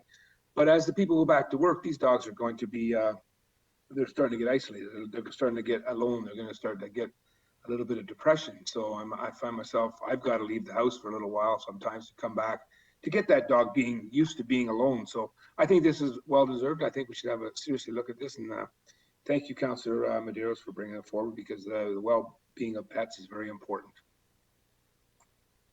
Thank you very much, Councillor Willens. Mayor Brown. Thank you, Councillor Bowman. And I just want to say thank you, Councillor Medeiros, for this idea. I have spoken to Mayor Crombie and Mayor Tory about this, and they also see that this is an area that could be addressed by the province. I know from speaking to Mayor Crombie that they are no longer issuing municipal tickets for this because they think the provincial protocols are incongruous with logic and reason here. If someone wants to have a dog walking business, why could that not, you know, someone can go out on a walk by themselves, but they can't when it comes to dog walking and keeping pets healthy. It just didn't make sense. And so I think this is going to be changed, and there's municipal momentum to have it changed. The fact that there's municipalities no longer issuing tickets is stark evidence that this part of the emergency protocols needs to be addressed. And I think this motion will help us push the province to clarify this, and I'm happy to support it. Councillor Medeiros, thank you for the suggestion. Thank you very much, Mayor Brown. Next up is Councillor Fortini. Thank you, Councillor Bowman. Thank you, Councillor Medeiros. Yes, you know, myself as a dog owner, you know, it's very hard. And Councillor Wallen said the right thing. You know, you got curbside for the vet. These people, you know, you drop off your dog, you pick it up. I don't see what the difference is. I have one of those vehicles that comes up to the house, and I have an appointment every 4 months. They pick up the dog, they put it in, they shampoo it, they do the hair, and they just bring it back inside the house. So really, you have the distance. And when you look at some dog like mine, a Bichon, like you look at it now, it's very hard to maintain him. When you go for walks and all, it's very healthy. So I will support the motion. Thank you for bringing it forward, and I'm looking for, and I'm glad the mayor and the other mayors are talking about it. Thank you. Thank you, Councillor Fortini. Final question from Councillor Vicente. Thank you, Mr. Chair, and thank you, Councillor Medeiros, for bringing this forward. But I do have a question with regard to the second part of the whereas through staff, and the mayor spoke to this a little bit, but I would just like clarification. What is the precedent for a municipality like ours to selectively enforce provincial regulations? It is a provincial regulation, correct?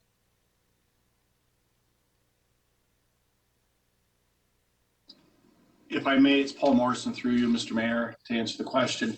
It is a provincial regulation, but the regulation does not strictly prohibit the activity. It just tells what it can do. So in most cases like this, we've interpreted as best we can what the intent of the legislation was to be, and we carry out our enforcement actions based on that. In this case, we still believe that there's a very gray area or a misunderstanding, or not a misunderstanding, an absence of understanding as to whether pet grooming can continue. So we have allowed service. We haven't ticketed any services to date. We've advised what the legislation says. So we do have some latitude there, unless it's specifically prohibited. We do interpret as best we can.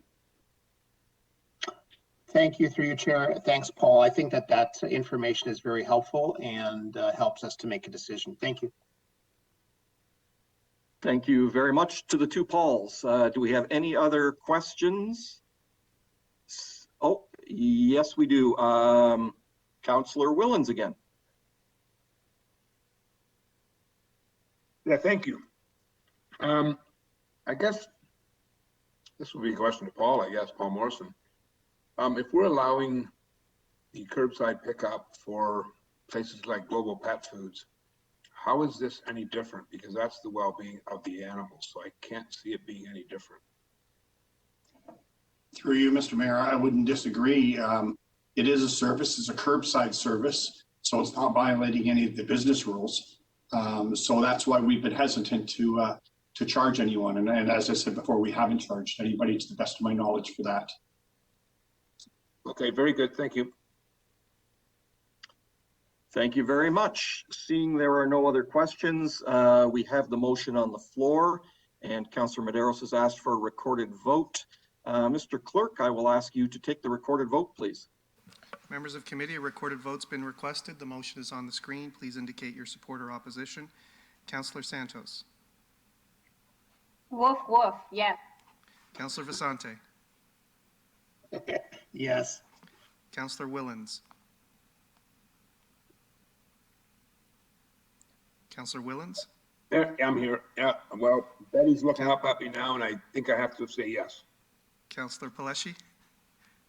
Yes. Councillor Medeiros? Yes. Councillor Williams? Yes.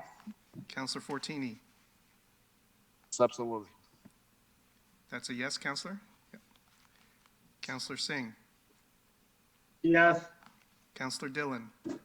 Yes. Mayor Brown? Yes. Chair Bowman?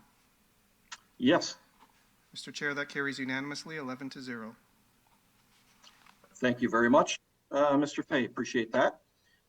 We now move on to, I don't think we have any correspondence. We'll move on to 9.5, Councillor question period. Do any members of council have any questions regarding legislative services? If so, can you please use the chat function to ask, and I will add your name. Seeing none, we will move on to public question period. Mr. Clerk, is there any questions from the public to deal with? There are no questions regarding this section, Mr. Chair. Thank you very much. That concludes legislative services. I will now pass the chair over to Councillor Medeiros, Chair of Economic Development and Planning, to continue. Thank you very much, Councillor Bowman. We have our first item is, and our only item is staff presentations regarding the Brampton Entrepreneur Center 2020 year in review. So I'll hand it over to staff.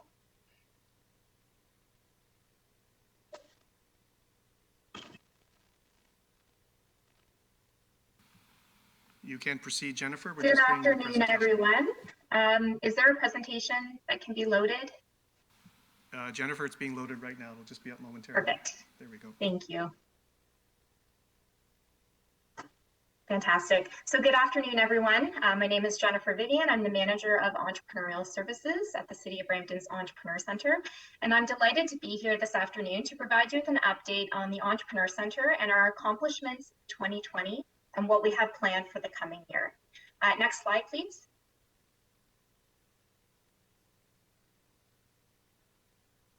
I would like to take this opportunity to introduce you to the Entrepreneur Center team. Because of COVID, we have not been in the office for quite some time. and there have been some changes within the group since the last time we presented to council. Daniel Bishan is our business advisor. He continues to focus on supporting established small businesses, helping them to understand ways they can pivot their operations.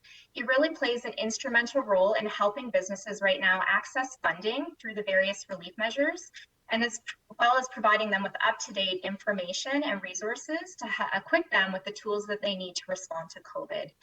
Dan is also one of the co-program leads for our Starter Company Plus grant program, responsible for the established business stream. Lisa Rossetti and Ashley Narain Crevier are our two business associates. They continue to work with aspiring entrepreneurs and early stage startups, helping them to understand what's involved in getting their businesses off the ground. Both Lisa and Ashley are also program leads.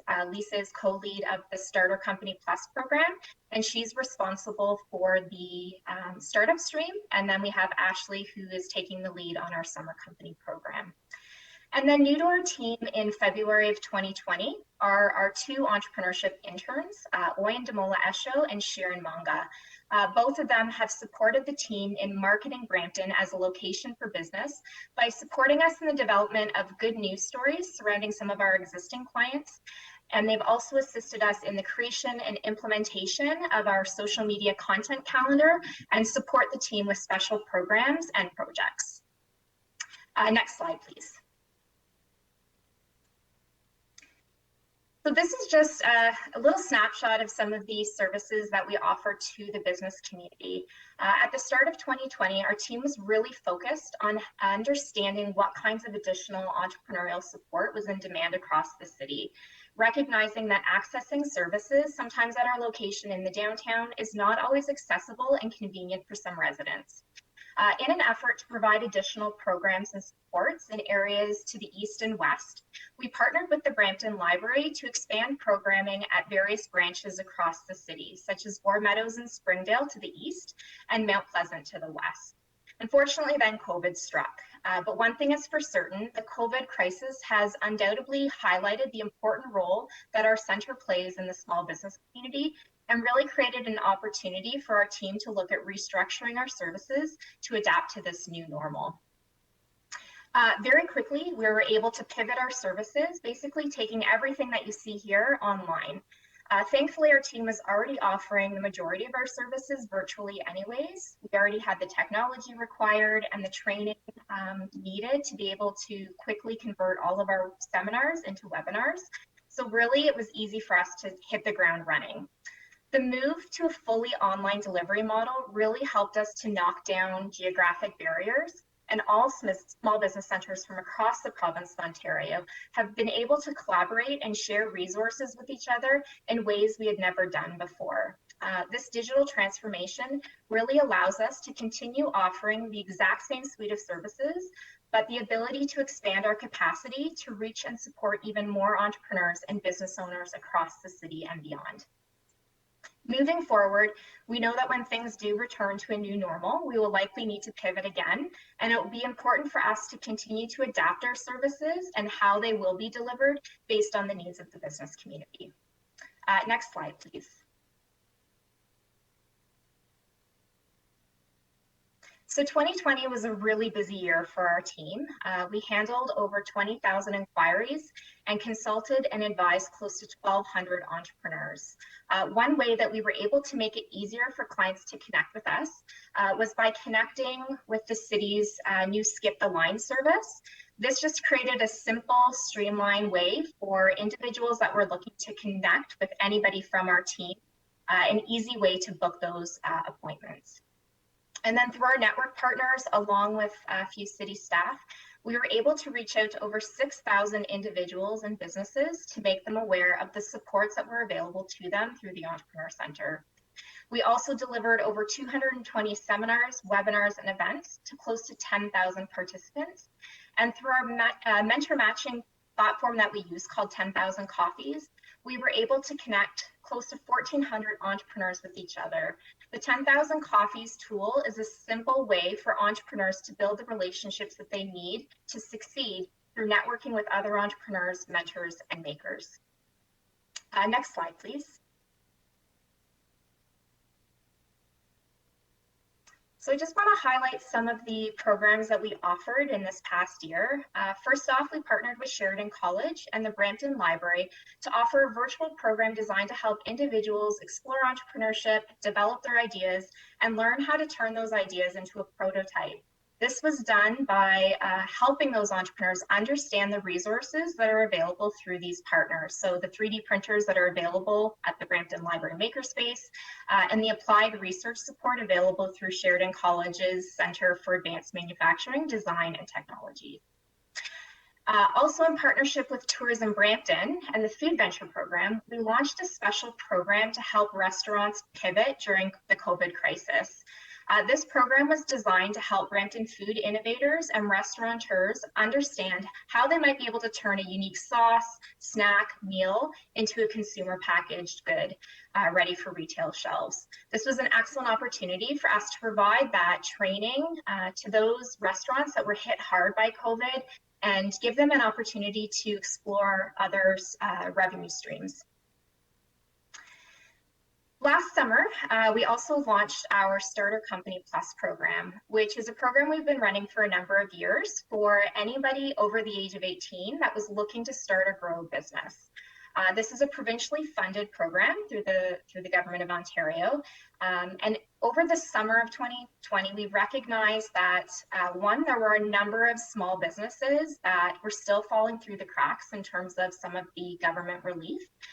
We also recognized that there were so many businesses in Brampton that had been negatively impacted by COVID. So we rolled out a special small business accelerator recovery stream as a way to help those businesses that had been negatively affected by COVID.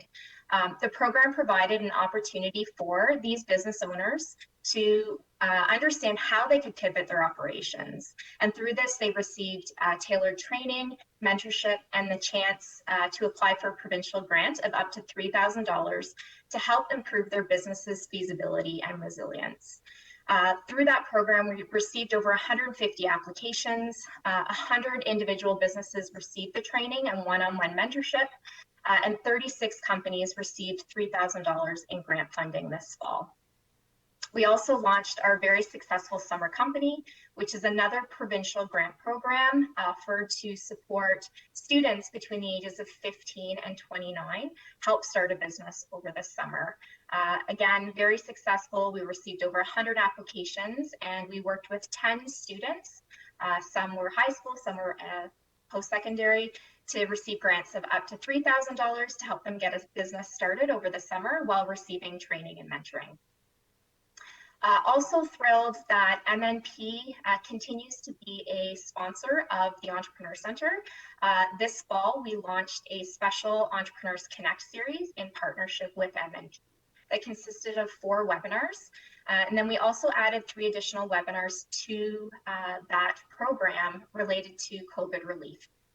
They are also a sponsor of the single-person phone booth that you see in the Entrepreneur Center. And we're very, very excited to get back to the office to be able to allow clients to do that again. Meridian is also a new sponsor of the Entrepreneur Center and have sponsored a new phone booth in the Entrepreneur Center. This time it's a little bit bigger, it's a 4-person, and we're really looking forward to working with Meridian again in 2021. Our team continues to support the Digital Main Street programs, including the Shop Here initiative, which is designed to help get businesses online. Brampton continues to lead the way in terms of applications, and we are one of the top communities in terms of number of applications and number of websites that have been created. And then this fall, we ran 2 events focused on mental health and resiliency for entrepreneurs. We recognize that this is an incredibly important topic right now, and it was important for us to recognize this and be able to offer these 2 training programs for our clients. And then, of course, we always partner with our friends at Startup Heal, led by Melanie Campbell, to continue offering virtual events and to share the great work that both organizations are doing.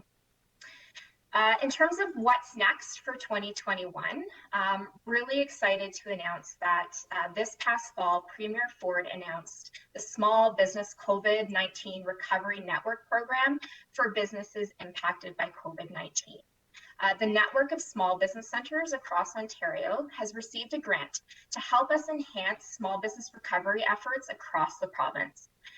Through this funding, Brampton will be able to expand the capacity of virtual business advisory services and improve access to funding, crucial information, and resources to ensure businesses are equipped with the tools that they need to grow their businesses. In terms of sponsorship, again, thanks to Tara and Mike's team, we have Meridian coming on board as a sponsor again in 2021, and they will be facilitating our Entrepreneurs Connect series this spring. TD Bank has sponsored our summer series, and MNP will be involved in our fall Entrepreneurs Connect series. We're also in the process of launching our Starter Company Plus program again for this year. Instead of offering a special recovery program, this will be available to any entrepreneur, whether they're thinking about starting a business or growing an existing company. This program will provide training and mentorship along with grants of up to $5,000 to help those companies either get started or scale and grow. Summer Company will be back again for another summer. We've been running this program successfully since 2001. It's a really great opportunity for youth in our community to learn about business and to receive grant support to help them get those businesses off the ground. And then we're also really excited about launching a special 12-week food venture program. We're actually, I guess, into the 4th week now. Due to the success of the fall program that we ran for the restaurateurs and the demand that we saw, we decided that it was important to help those food innovators that are looking to get started in the food industry. So again, we partnered with the Food Venture Program to offer this 12-week intensive program that's being led by serial entrepreneurs, food industry experts, including chefs, product developers, and retail food service buyers. And the goal of this program is really to help those with an idea for a food product to really understand how they can commercialize and get their products to market. And then lastly, we're continuing to expand our virtual library of resources. We will continue to run all of our programming online, which is a great opportunity for us to record these sessions, which then get uploaded to the Economic Development's YouTube account so that these trainings are available to people on demand. So they don't necessarily have to be able to participate on the day of the event. They're able to access those resources at any time. Next slide, please. So I guess just in closing, we know that opening a new business or growing an existing business is never an easy feat, let alone during a pandemic. 2021 is certainly a time for entrepreneurs to really shine because we know that people are looking to support and buy local and are always open to exploring alternatives. This is an excellent opportunity for entrepreneurs in 2021 to make a positive change. Our entire team is really excited for 2021. We're excited for all the things that we have planned. And we really look forward to welcoming you and other entrepreneurs in Brampton back to our space when it's safe to do so. But until then, we will continue to offer as much support as we can in this new virtual world. Thank you very much, and I welcome any questions. Thank you very much. I do have Councillor Williams. Yes, thank you through you, Chair. Jennifer, thanks for coming and giving this great presentation. About fact, just yesterday I was talking to a business owner who was so incredibly thankful for the support they received from you all in applying for a grant to digitalize her systems and increase her online presence. And so, you know, you guys are doing great work. I wonder if you could speak to the just the impact and the support that BEC is offering in companies who are doing more non-for-profit organizations. Absolutely. So, you know, obviously non-for-profits is a little bit different than running a profitable business, but there are certain elements that are obviously still the same. in terms of like helping a non-for-profit get online, or helping them access maybe some of the funding programs that are available specifically for a non-for-profit. So even though it's slightly different, we will work with a number of non-for-profit organizations to really help them understand how they can scale and grow these organizations, and making sure that we're able to connect the dots and connect them with the right community partners or organizations that can really support them. That's great to hear. And I wonder if you do have some people saying they never thought of BEC, because when we keep saying it's to help businesses grow, often people don't think about non-for-profits are included. It's a business. So yeah, are there ways that that we can encourage people to see non-for-profits as listed, or and speak to that, because I wonder if you get that experience at BEC, people saying, I didn't know this, I could help grow my non-for-profit here. Yeah, for sure. I think it's just a matter of just maybe changing our messaging and updating it as an option in our service listing. And then again, utilizing community organizations to let other partners know that work with non-for-profits that we can support them, even though we traditionally support a for-profit business. So that's something that I will definitely take back, and we'll look at making some adjustments and maybe some of the messaging that we use when we're promoting the Entrepreneur Center. Great, thanks so much. Because I think, like I said, other non-for-profits who have gone through and met with some of your staff there have found it extremely helpful. So if we can, ensure that others have that same understanding and know that this is a great resource for your non-for-profit, because it's only helping. It could be mental health services. It could be, there's so many different areas that non-for-profits are supportive of our residents. So I think that's great. So thank you so much, Jennifer. I have no further questions. Thanks. Okay, I see no further questions or comments. Thank you so much, Jennifer. And I do have a motion moved by Councillor Vicente to approve the report recommendations that the staff presentation titled Brampton Entrepreneur Center 2020 year in review to the Community Council meeting on February 3rd be received. Is there anyone opposed to this motion? No? Okay, so the motion carries. We go to our next, which is councillor question period. Do any members of committee have questions? No? Okay, and we go now to public question period. For the clerk, are there any questions from the public? There are none, Mr. Chair. Okay, thank you. I'll hand this over now to Chair Councillor Singh, to Chair of Corporate Services, for that section of the committee agenda. Thank you. All right, thank you. We will begin the corporate services section. Moving on to 11.2.1 is a request to begin procurement, multifunctional print services, print shop print services, and printing as a service specialized. Do any members have any questions? I see Councillor Medeiros. Oh, wait, I apologize. Bowman first, Councillor Bowman. Thank you very much. Through you, Mr. Chair. Yeah, I held this item because I had some questions last time about our usage, what it is, and how much it is in terms of dollars, and number of times we need it for 3D, for laser cutting and engraving. So I was hoping to get some answers on that today. Okay, so I guess you're directing us. Let's start with the answer. Through you, Mr. Chair, those types of print jobs are outsourced. We don't have those printers within the organization at this time.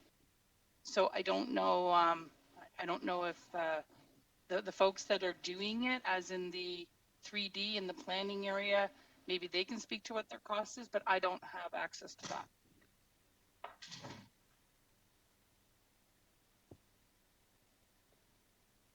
Yeah, I was sort of hoping to get from the last meeting our numbers and sort of how much we do outsource this. And the reason for that was because 3D is a pretty common thing right now, and Sheridan College, who I know we've used for some of our 3D services before, has a multitude of 3D printers and a very good process there for 3D printing. So I just wondered why we didn't use someone like that rather than going to an outside tender. Through you, Mr. Chair, maybe I can provide a little clarity around this ask. Currently, what's happening is when a department or client needs, has a special printer needs, they reach out to IT and see if we have any vendors in line to procure, or if we can help even with recommending something. Most often than not, these are unique, and we ended up spending time on researching, doing environmental scanning to see what the others are using. And then we reach out to our vendors, and after that, and if we have any recommendation, we provide. If not, then the client goes on their own to purchase this with our support. So what happens in this case is, because it's one-off cases, the cost is expensive, and also there's a time delay. So the idea here is to have a negotiation with the one vendor. So in the future, we have one source to go to procure this. This doesn't mean that we have committed this budget. It's only if there's such a request, then we have one dedicated vendor to go and then procure this. Okay, so do we have the actual numbers, how much we have needed this service in the past that now we're putting it on an RFP? No, we do not.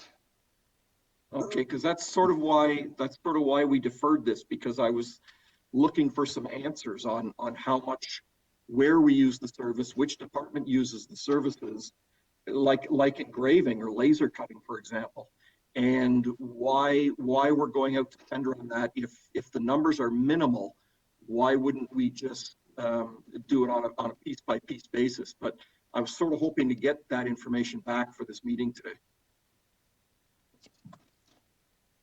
Councillor, it's Jason. Just through the chair, want to add that with respect to specialized printing, that would come through communications. We generally have not been tasked with 3D or engraving in the past, and so really I think it's to go to market and see what's out there as far as an all-encompassing with respect to that. And then I just wanted to add with respect to the to your question, and it was a part of the referral question with respect to what print jobs go external, and largely it would be two things, which is the councillor newsletters, which through the budget process council has gone to for a year, as well as tax bills. And we would genuinely be, if we use the devices that the print shop has, they would be printing straight for a month to get these newsletters done, and that's just not feasible with respect to the various other tasks that have to be done. So tax bills and newsletters are two of the things we would do as a specialized print externally through communications, and the rest would be through the print shop with IT. Thanks. Okay, and thank you. Thanks very much for that. But I don't have an issue with outsourcing some very large print jobs, whether it's to offset printers or digital printers. But I just have questions. I mean, I don't know of a lot of 3D printing, laser cutting, or engraving that we do. So I don't understand why we would even put that out to tender right now. And that's part of my question. I don't understand. I don't have the numbers. No one is telling me what the dollar value is of this type of specialized printing or laser cutting that we do, or which department uses it. So to me, it's kind of funny that we would put it out to tender when we don't know that. Through Mr. Chair, and so the priority here is number 1 and 2, which is the print fleet and the print shop. And if the third one is the concern, and I would be happy to remove that and then move forward with the other 2. Okay, I'm a little more comfortable with that, because I can't approve something we don't have any numbers for. So, but I see other people on the board, so I'll defer to them. Thanks. Okay, so just before I move on to the next speaker, I just want to let council know that we're considering 11.2.1 and 11.2.2 together because 11.2.2 is a supplementary report to proceed with the original report. And I think we have a suggestion from staff to approve recommendation in 2 and hold back recommendation 3. I'll pass it on to Councillor Medeiros. Thank you, through you, Chair. And I guess, yeah, Councillor Bowman hit the nail on the head. Essentially, we're trying to, I guess, get an understanding of the need. And I do think Jason, who talked about, I guess, primarily we need we're outsourcing for our tax bill and newsletters per se. And I guess, you know, my question would also be, why would we do a 5-year sort of outsource and not, you know, just even the term of council, which would be a 4-year term of council? Are we doing 5 years because we're trying to match this year, I guess, next council? Like, why 5 and not 2 or not 3? Or what's the rationale behind a 5-year? Cool. Through you, Mr. Chair. So there is significant learning curve when we change the technology, and there's going to be new printers, there could be new workflows. So there's going to be learning curve, and changing such a technology takes time. So the usual practice is around 4 to 5 years and not anything shorter. Yeah, and through the chair, thank you. But usually you'd want to do it to term of council because the next council, you don't want to bind them to a decision which was made by previous council. So, you know, I just have a question regarding the alignment. Second, regarding the value of the service and the RFP, is the RFP itself going to come back for final council approval? Yes. Sorry, who responded? Hello, this is Commissioner Davidson. The RFP will be coming back to council. Okay, so before an actual decision is made in terms of who the service provider will be, we will come back to council for us to approve the final consideration of the RFP. Through you, Mr. Chair. So yeah. My apologies, it's Peter. Recommendation 3, which is in the supplementary report, this is an authorization to begin procurement. So if that is approved, then it's to begin procurement in accordance with the purchasing bylaw. And as I understand this particular contract, and perhaps purchasing or the commissioner will, I thought it would be awarded based on the RFP process. And there was not a decision step that would come back to council. That was my understanding if this were to proceed. But perhaps purchasing or the commissioner can confirm that. Can staff please confirm if it will come back to council for final? Actually, yeah. I believe an RFP should be initiated to actually go ahead and look at viable options as we go forward. Okay. So I guess, again, getting to what Councillor Bowman, and I think essentially, if we think back to Councillor Palashi, who talked about even the amounts we were giving delegated authority, I think, you know, what members are trying to really relay is some form of discipline in terms of decision-making when it comes to RFPs and when it comes to selection of consultants, etc. So I think, you know, the problem that we have here, based on why we deferred this, was for us to come back and understand what the need is to have this type of RFP, which, you know, from a layman's person's perspective, we're just talking about printing services.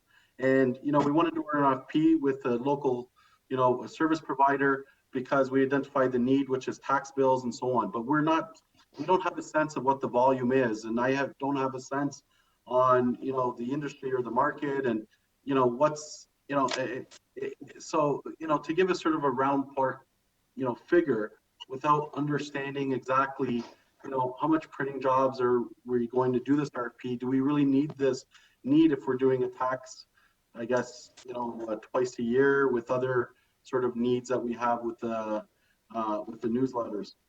So it's one of these. I think that there's still some information that's missing. So I see that there are other members, another member on the board, and I will wait to listen. But I'm not sure I'd be able to support this at this time. Thank you. Is there a director of procurement on? Yes. Yeah, Yes. would you like to address some of the comments made? I would like, this is Gina Ribancos. Yeah. And I would like to address the concern on the RFP going back to the council. I'd like to make a correction that the RFP does not go back to council for approval.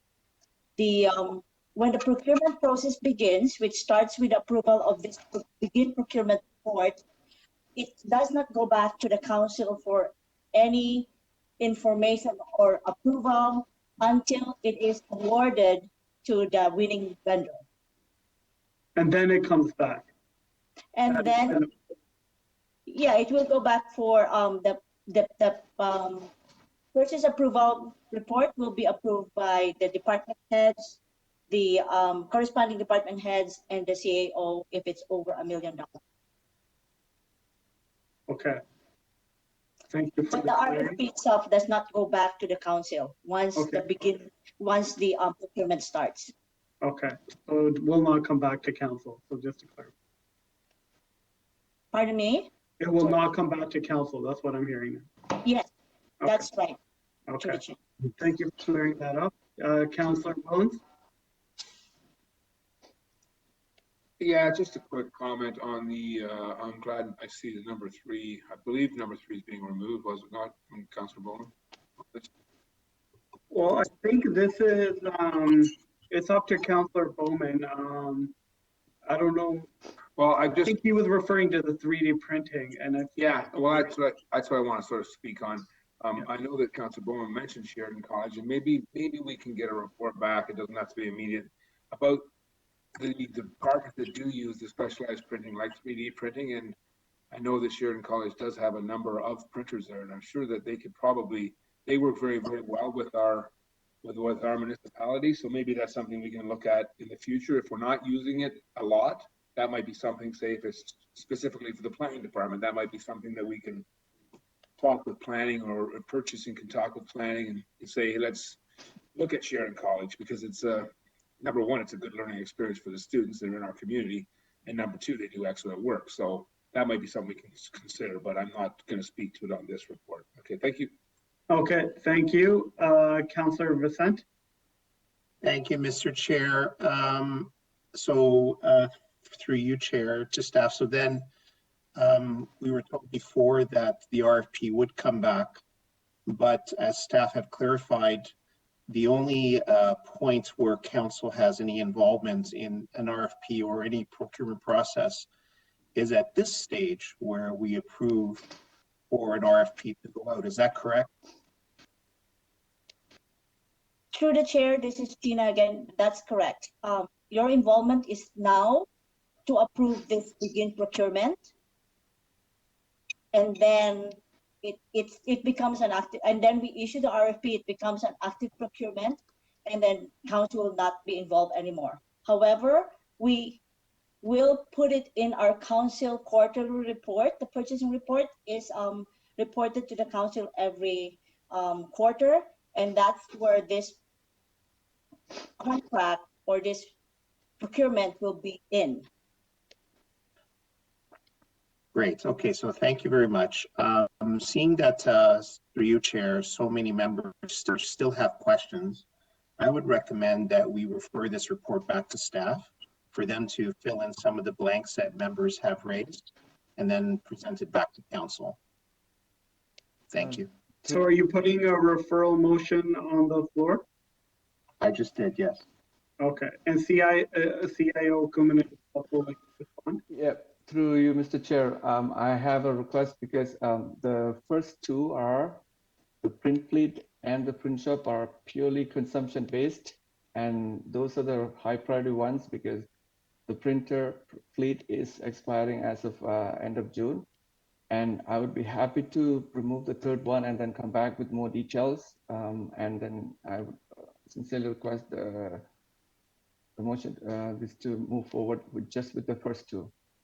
So you're talking, just to be clear, multifunctional printers and services and print shop printers and bring specialized printers? Yeah, so there are three components here. Print fleet, which is estimated at 2.25 million, and the print shop, which is 750,000. The specialized printer, which is in question here, is 300,000. And I would be happy to remove that and come back with more details on the actual consumption. But the first two are purely based on the consumption for the past 5 years. And those are the contracts that's expiring. One is expiring in end of June, and the second one is expiring end of this year. Okay. So Mr. Chair, I think that understanding, that there's a time constraint here, but I think that direction comes from council. And so there is a refer back to the staff on the floor. And I think that's what we should be considering now. So you want to refer everything back to staff? Instead Correct. Thank you. Staff. Okay. Correct. Right. Okay. Michael, apologies, Councilor Fleschy. Thank you, Mr. Chair. So I'm happy to support the members that have spoken about just having a second look at this and answer some of the questions that members have raised. I think a lot of this has to do with questions that we had, and I don't recall if it was at the beginning of this term or towards the end of last term, that we had a report come to us about the procurement process and the figures associated to each procurement. And I think maybe now is a good time to dust off and update the report and bring that to members of council. I think that it's something that we should look at and maybe continue to look at. And it talks about the number of procurements that the city does associated to the dollar figure and at what points council members are included in which part of the process. So if Peter, I don't know if you remember the document or not, but if I can request that come back to council at a future meeting. I think right now we have a referral motion, so it should be speaking of the referral motion. I recognize that. I just find that a lot of the questions have to do with maybe have some of the answers are on that document, and if it was revised if it was updated and brought back, then maybe that's a future discussion. So I think I am kind of speaking to the referral with opportunities to have a previous report come to council if there's some of those questions. Thank you, Mr. Chair. Thank you. Councillor Bowman speaking to the referral. Thank you. Through you, Mr. Chair, speaking to the referral. I agree with the referral, but I'm just wondering, can we also add to the referral when it comes back? I know that we moved to paperless this term of council in terms of the volumes of paper we used to use in previous councils to print out reports, to print out our agendas and all of that. And those numbers would be included in that 5-year running average that the director was talking about. So when the report comes back, I would like to see, those numbers removed since we don't print that anymore, and possibly an eye to printing even less in the future as we get greener. Thanks.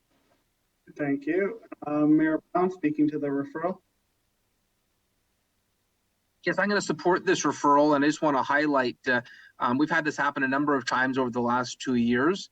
I want to say very clearly and loudly that this council has been very articulate and determined in saying that we want more competition when it comes to tendering. We want more transparency, and whether it was insurance, whether it was now printing, I think we're hearing this again and again. And so I hope that this report provides direction to council to make sure that frankly we have the highest degree of competition and transparency of any of Canada's big cities, because that's what this council expects. And I think increased transparency and competition will always be good for the residents.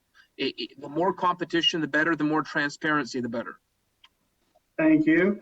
And I'd also ask staff to reach out to certain councillors. There were some suggestions back for the Councillor Flesch was referring to an open report, Councillor Bowman referring to paperless. So if we could have staff also the councillors, so we have all the information in front of us when it comes back.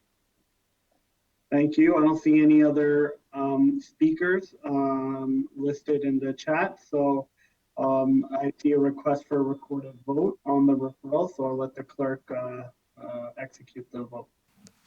Recorded vote's been requested on the referral motion. All in favor, please indicate. Opposition or approval. Councillor Santos. Yes. Councillor Vicente. Yes. Councillor Willens. Yes. Councillor Paleshi. Yes. Councillor Bowman. Yes. Councillor Medeiros. Yes.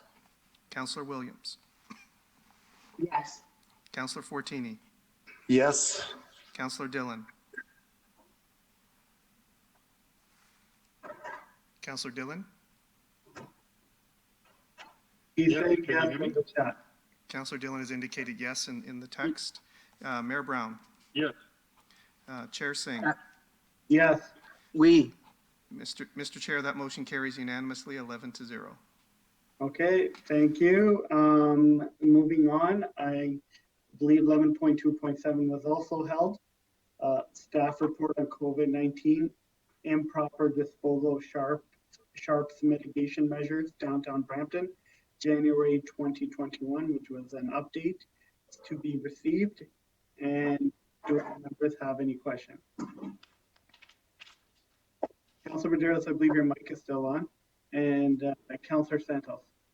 Thank you, and through you, Mr. Chair, I really wanted to hold this report because it was an important pilot program that Councillor Medeiros, myself, Councillor Bowman, and Councillor Vicente, the downtown councillors, as well as the mayor, really wanted to see happen. In the beginning of the pandemic, we started to see a lot of unsafely disposed of sharps scattered throughout the downtown.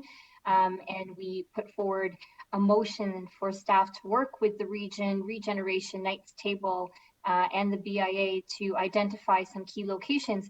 And based on this report, it looks like it was a bit of a success.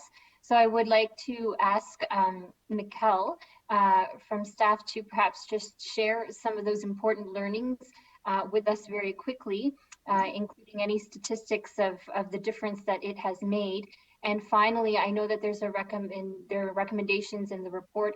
I'd also like to add that we forward this report to our stakeholders, specifically the downtown BIA, Regeneration, Knights Table, St. Andrew's Church, and the Brampton Library Board, because all of those locations had a part to play in the implementation of this pilot. So Mikkel, I pass this over to you. Thank you. Thank you, Councillor Santos. Through the chair, this report, which is to be received, serves as an update to the COVID-19 improper disposal of sharps mitigation measures in the downtown Brampton. So this is a pilot program which we partnered with the region of Peel to put forward in our downtown due to the concerns that Councillor Santos brought up earlier. Just to share some results with Council, the ongoing pilot program, some of the feedback that we've received qualitatively shows a reduction in littered sharps surrounding the hotspot areas that were identified through our partners. Quantitatively speaking, the sharps themselves, we've seen a significant increase in the collected sharps since inception.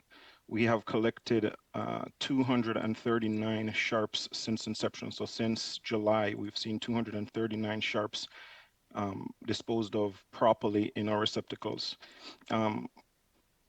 With regards to the improper disposal, we've seen a decrease in the incidents where we have improper disposal. So 16 sharps were identified on monthly prior to the program. Now we're down to about 6. I should note that littered sharps are only sharps that we do find, and there may be other sharps out there that we don't find. So this program collecting 239 sharps since the inception is actually a big success. And I'd like to thank Councillor Santos for her advocacy on the community safety front, as this has helped to move this program forward with great success. So thank you. Thank you so much, Mikkel, and to you and your team. This is just one example of how we as downtown councillors and as a council and mayor are trying our very best to address some of the deep-rooted concerns in our downtown and business community. Special thanks to Rizmeen, Saeed, Jason Ketty, Alex Samand, as well as the folks from the region, Carol Chaput, Leslie Moreau, Sandra Fitzpatrick, Vanessa Sakan, and Dr. Kate Bingham. Well done, and very much looking forward to seeing this program continue. Thank you, Councillor. And I have a motion from Councillor Santos to receive the report. Are any members opposed? Hearing and seeing none, that carries. Moving on to 11.3.1 is a discussion item at the request of City Councillor Williams, city policies for hiring key positions within the city. Hi, yes, thank you. Through you, Chair. Last time we met with council, we had a very healthy discussion about the accountability and transparency. That conversation happened throughout the meeting. And during the discussion around the municipal ombudsman, I brought up the conversation around understanding what is in our policies. And as council, you know, when we look at the Municipal Act, it says in section 224, the act empowers council to represent the public and to consider the well-being and interests of the municipality, to develop and evaluate the policies and programs of the municipality, to determine which services the municipalities provides, to ensure the administrative policies, practices, and procedures and controllership policies, practices, and procedures are in place to implement the decisions of council. It says 1B, to ensure the accountability and transparency of the operations of the municipality, including the activities of the senior management of the municipality, to maintain the financial integrity of the municipality, and to carry out the duties of council under this or any other act. So that tells me that as a municipality and as a council, if we have issues with the decisions that might be being made throughout the corporation anywhere, we have the right to ask what's going on and to ask what is in our policies, what does it say? So that is why the question was asked. Can I ask a question of the CAO, David Barrick? Can you just tell me what work has been done, or if there is work being done by staff, by you all, to look at our human resources department and the policy of procedures?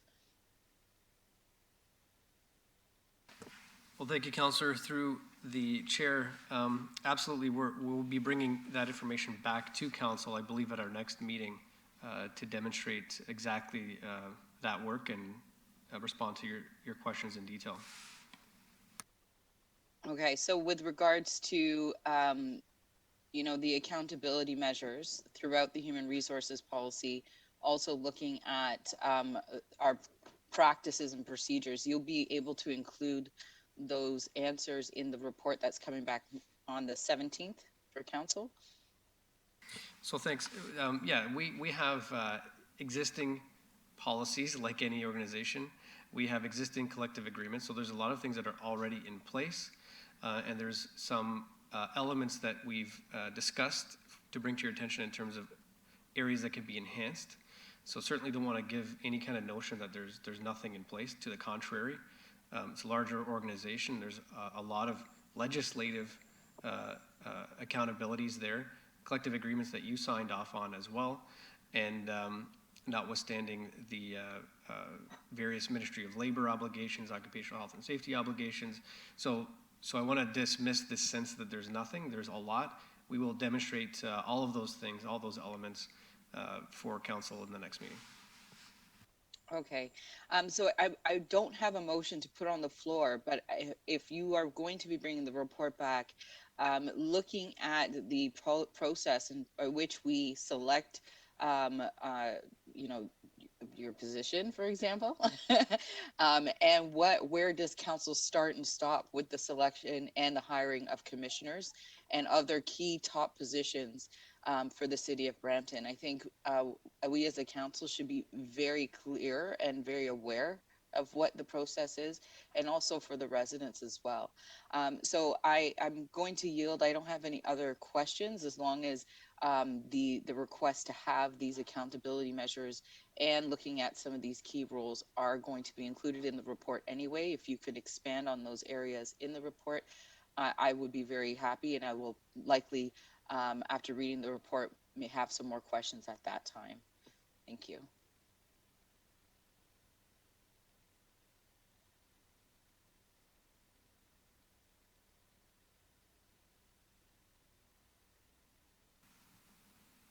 We can't hear you. Oh, sorry.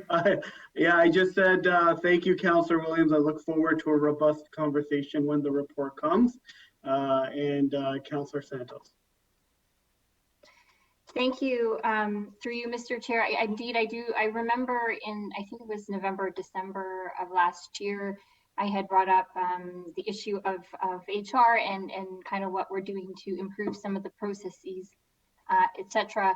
I did take a look at, and so in a way do agree with what Councillor Williams' suggestion is, and I did look at some of the existing HR policies that are available online, and there's a lot of them. And I'm like, to me, this is also about governance, and I know that we're asking about HR policies and how we implement that for city staff. Just a point of clarification: are the city councillor or councillor mayor employees, are they considered city staff as well? Through the chair, this is Sandy, the HR director. Yes, they are considered city staff. Okay. And so to Councillor Williams's point, I think that it's important for us to take a look at these policies and how they're being applied correctly. And Sandeep, if when the report comes back, it'd be great to get some examples, because there's a lot of HR policies in there. So if we could get some examples. So for example, I'm just going to bring it up, an example of how we are implementing at the city a respectful workplace policy. Mm-hmm. is an example. How we demonstrate a respectful workplace policy, and I think that if we're going to be pointing fingers as councillors to how we're applying these policies for city staff, we should also include how we're applying those policies to our own staff in our councillor offices. I'd like to get make sure that, because it's the first time in the political model that councillors are actually kind of the manager of our own employees. And if we're going to take a look at all these policies, hiring, otherwise, or all the other ones on city staff, let's include all city staff. Let's take a look at how our councillors are also doing in terms of the policies to include creating a respectful workplace policy. And I don't know if, for example, the other measure here, I think, in full accountability and transparency, is to also look at any complaints that have come forward. I know I spoke about that in December, about how we handle HR complaints at the city. I'm wondering if we could also look at any HR complaints being done or that are existing or currently out there regarding councillors as well, in terms of our own political staff. and if there are any complaints existing also, because they are considered city staff, and I would imagine would fall under these various policies too. Is that something that we could take into consideration when the report comes forward on February 17th? For sure, Councillor Santos, thank you for the recommendation. We'll make sure that there is adequate data that is at an overall level of how things are being implemented, so that you can feel confident that all the policies and procedures are within the bounds of both the legislative and the council directions. And also we can include some examples to make sure that it's tangible to understand how these policies are being implemented. Yeah, that would be great. And I know that like there are other means for our city staff if there are issues. You know, we have our HR policies, we have HR procedure. If city staff have a complaint about something in relation to any overarching HR policies, what is generally the procedure if staff have a complaint about a councillor? So if a staff has a complaint, through the chair, any complaints related to mayor or councillors would be directed to Integrity Commissioner and don't actually get handled within HR. Okay, so I think that maybe we should also take a look and you know, look at our own backyard and see if there are any complaints regarding city staff towards councillors and or the mayor as well. I think that would be a good thing to do. I don't think we've heard from the Integrity Commissioner in a while. And so if we are looking at good governance and how we treat our employees, I'd like for it to be an even broader discussion and talk about those policies and how we are treating our own employees at the city, including our political staff as well. So is there, and I guess this would be for the CAO, would there be any sort of report coming forward at some point from the Integrity Commissioner? Well, thank you, Councillor, through the chair. I believe there's usually an annual report done in terms of aggregate data. Although I will pass it to the clerk, if I may, for a little more detail on that one. Through you, Mr. Chair, the CAO is correct. There is a requirement for an annual report from the Integrity Commissioner. I think with the events of last year, and the investigations and complaints the Integrity Commissioner was dealing with, one was not prepared. I have spoken to the Integrity Commissioner about one for this year, and in the agreement with the Integrity Commissioner, I think it's to be sometime after February. So I will follow up with the Integrity Commissioner on the status of that. Okay, so and February 17th, I think, is what you had mentioned, Sandeep and David, about when this report regarding HR positions and policies at the city that Councillor Williams is asking about, that's coming forward February 17th?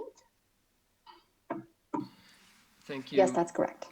Okay, so perhaps it would be good timing then to have the Integrity Commissioner invite her, if possible, to come in and provide a report, if possible, an update report on how things stand and where the complaints are, et cetera, just so that we can have a more wholesome discussion on governance and accountability and transparency to include the councillors as well. Is that something that we could do? Through you, Mr. Chair, I can make the request of the Integrity Commissioner. I can't guarantee, based on the workload, whether or not she'll be prepared to actually have a written report ready for the 17th, but I can make the request certainly. Okay, perfect. Well, thank you very much. And I think I share Councillor Williams' sentiment. I very much look forward to the information coming forward from both the HR report as well as from the IC. Hoping that she could come in on the 17th as well. Thank you. All right, thank you, Councillor Medeiros. Thank you very much. I guess this seems to be really widening in scope, because I see the discussion was regarding hiring key positions, and we've gone into other aspects of policies and procedures. And you know, putting on my internal audit chair hat, I do know that members of council do have an opportunity to refer areas of the municipality to the audit committee for discussion there and for any direction regarding any area within the city. And I do know we do have an upcoming meeting February 22nd where there might be some matters there which has been discussed today. I guess I'm, with the report that's coming back, and again, I'm not sure how all-encompassing this will be, but when we talk about, I guess, policies and procedures, just to point to the fact that we have policies and procedures as one aspect. The second aspect is, are we following the policies and procedures? So, I hope the report that doesn't come back with just essentially telling me that we have a policy on this and we have a policy on that. But in fact, then the type of information I'm looking forward to receive is that we have a policy on that, and consistently we've applied this policy towards the recruitment of executives based on, for example, minimum qualifications such as municipal experience, for example, or that they have transferable skills, which we deem important. I think then, all of us, we'd be putting our heads in the sand if we didn't feel or haven't been approached by residents or haven't seen things in the media, especially residents in wards 3 and 4. And I don't know if Councillor Bowman wants to speak to. I know I've been approached by hirings which I fully was in support of, and some I still support, and some decisions which I can't speak to. But again, it's great that we're having this discussion in a transparent, open manner, and certainly we want to ensure that we get the best at the municipality, and that our HR policies are leading edge, and that in fact they're being applied consistently and effectively. And when we couple the fact that we want to bring an equity office to tell us, for example, that we need more diversity in our, for example, our executive leadership team. We want to make sure we have more women. We want to make sure we have more people of diversity communities, people with disabilities, reflective in ensuring that they get opportunities. So I look forward to, the report card. I look forward to, again, as member of council, which I've just alluded to, you do have the audit committee for that, probably be appropriate sort of tables for some of these discussions if members feel that there's some questions or they would like further probing. So again, I don't know what this report will come back to, what type of report it will be, but I look forward to it as well. Thank you, Councillor Williams, for raising this, and I know certainly members in our community and specifically in my community have asked questions. So thank you very much. Thank you, Councillor Pleshy. Thank you, Mr. Chair. Some really good discussion here. I guess what I've been trying to understand and would like to see coming back, since it is going away from policies and hiring key positions, but around the the HR policies for employees and the board of directors, and the balancing for the whatever the code of conduct basically says, and for the zero tolerances. How are we able to, and will this report come back really be able to let us know how we will be able to just align more of the policies when it comes to the employees and board of directors, to try and streamline a little bit to get them kind of closer together with respect to the fact that there's still a code of conduct, I guess, is my question to Cindy. Thank you, Councillor. Through the chair, so what I've understood, and you can correct me if I didn't catch it correctly, but what you're hoping is that the report will address how some of the key facets, like a zero tolerance policy, which is embedded within our respectful workplace policy, how we implement that across the organization. And how we can implement that for members of council as well, with respect to, and maybe Absolutely. Peter, there's still the code of conduct in the municipal act that speaks to councillors' conduct and stuff, right? Mm-hmm. Thank you for that clarification. I think, and definitely scope is of concern here, but what I can do is articulate what you're asking from the perspective of the employee code of conduct. And if the wish of the council was to get more explanation on the differences between the employee code of conduct and the council code of conduct, definitely can work with the city clerk on bringing that back as well. Okay, thank you. Is that something, Councillor Palashi, is that something you're looking for as part of the February 17th report? Yeah, I'm really trying to make, you know, the playing field level for all with respect to, I know there's differences because of the council code of conduct and with respect to the municipal act and everything, but I'm really trying to bring bring both sides of it together and make them line themselves up a little bit more. Okay, thank you. Will do. Thank you, Mr. Chair. All right, thank you. Mayor Brown?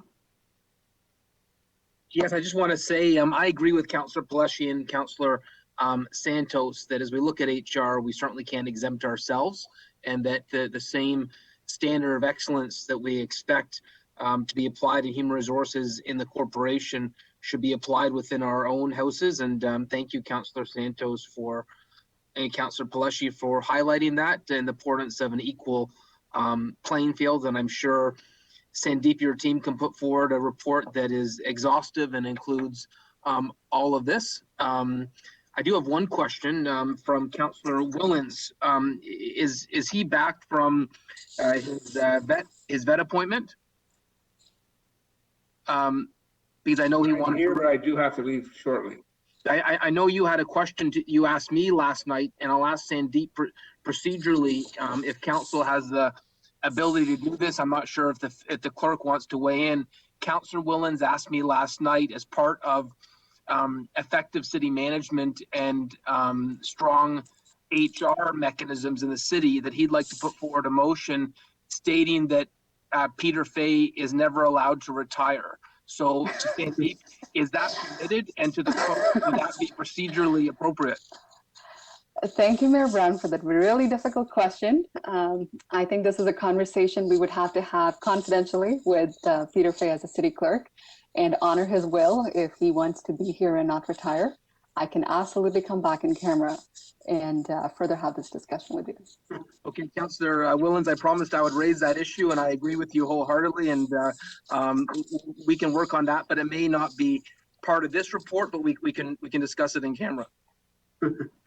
Sounds good to me. You. To the clerk, do you have any comments? No comment, Mr. Chair. Okay, thank you. In true Peter Fay fashion. Okay, 11.3.1. The discussion is complete. I don't see any. I don't see any motions on the floor. So that discussion comes to an end. 11.3.2 was already discussed. 11.4, there's no correspondence. 11.5, councillor question period. Seeing and hearing none. 11.6, was there any questions from the public to the clerk? There are none, Mr. Chair. Thank you. Moving on to Public Works and Engineering section. I pass it on to Councillor Besant. Thank you, Chair Singh. So, members, we're now the Public Works and Engineering. 1.1, a staff presentation regarding a Bramley Sustainable Network Action Plan, Neighborhood Action Plan. We have here presenting for us today, we have Stavros Casares, the Environmental Planner for Public Works and Engineering, and Shannon Logan, Senior Program Manager of Sustainable Neighborhoods, Toronto and Region Conservation Authority. Welcome, Stavros and Shannon. Good afternoon, Mr. Chair, Mr. Mayor, members of committee, ladies and gentlemen. I'm pleased to be able to co-present on the Brampton SNAP today. So SNAP stands for Sustainable Neighborhood Action Program, and it's a collaborative neighborhood-based approach for sustainable urban renewal and climate action in older neighborhoods. Each SNAP is guided by a customized action plan developed for the selected neighborhood. Led by the TRCA in partnership with the City of Brampton and the Region of Peel, Bramley SNAP is the third SNAP in Brampton, alongside County Court SNAP and Fletcher's Creek SNAP. Oh, sorry, I forgot to mention. Next slide, please. So that I was just speaking to that slide there. Next slide again, please. The SNAP results in many benefits. Most importantly, SNAPs help achieve multiple objectives, deliver program efficiencies, empower residents, and showcase innovation. I would now like to pass the presentation over to Shannon Logan, Senior Program Manager of Sustainable Neighborhoods at the TRCA, who will provide an overview of the Bramley SNAP. Shannon? Thank you, Stav. So this SNAP focuses on the K, E, and F sections of Bramley, which is located in central Brampton. It's an older neighborhood built between 1960 and 1980. So it's an area with a very unique history and identity, high cultural diversity, a range of income levels, and diverse built form. Next slide, please. Sorry, Shannon, just mention the next slide. Oh yeah, next slide, sorry. One more slide. I'm getting a bit of feedback. Is everyone on mute? No. Next slide, please. So as I mentioned, this is the neighborhood. It was selected based on the alignment of several critical climate and urban renewal priorities across the project partners, which are the City of Brampton, Region of Peel, TRCA, and the Healthy Communities Initiative as well. Next slide, please.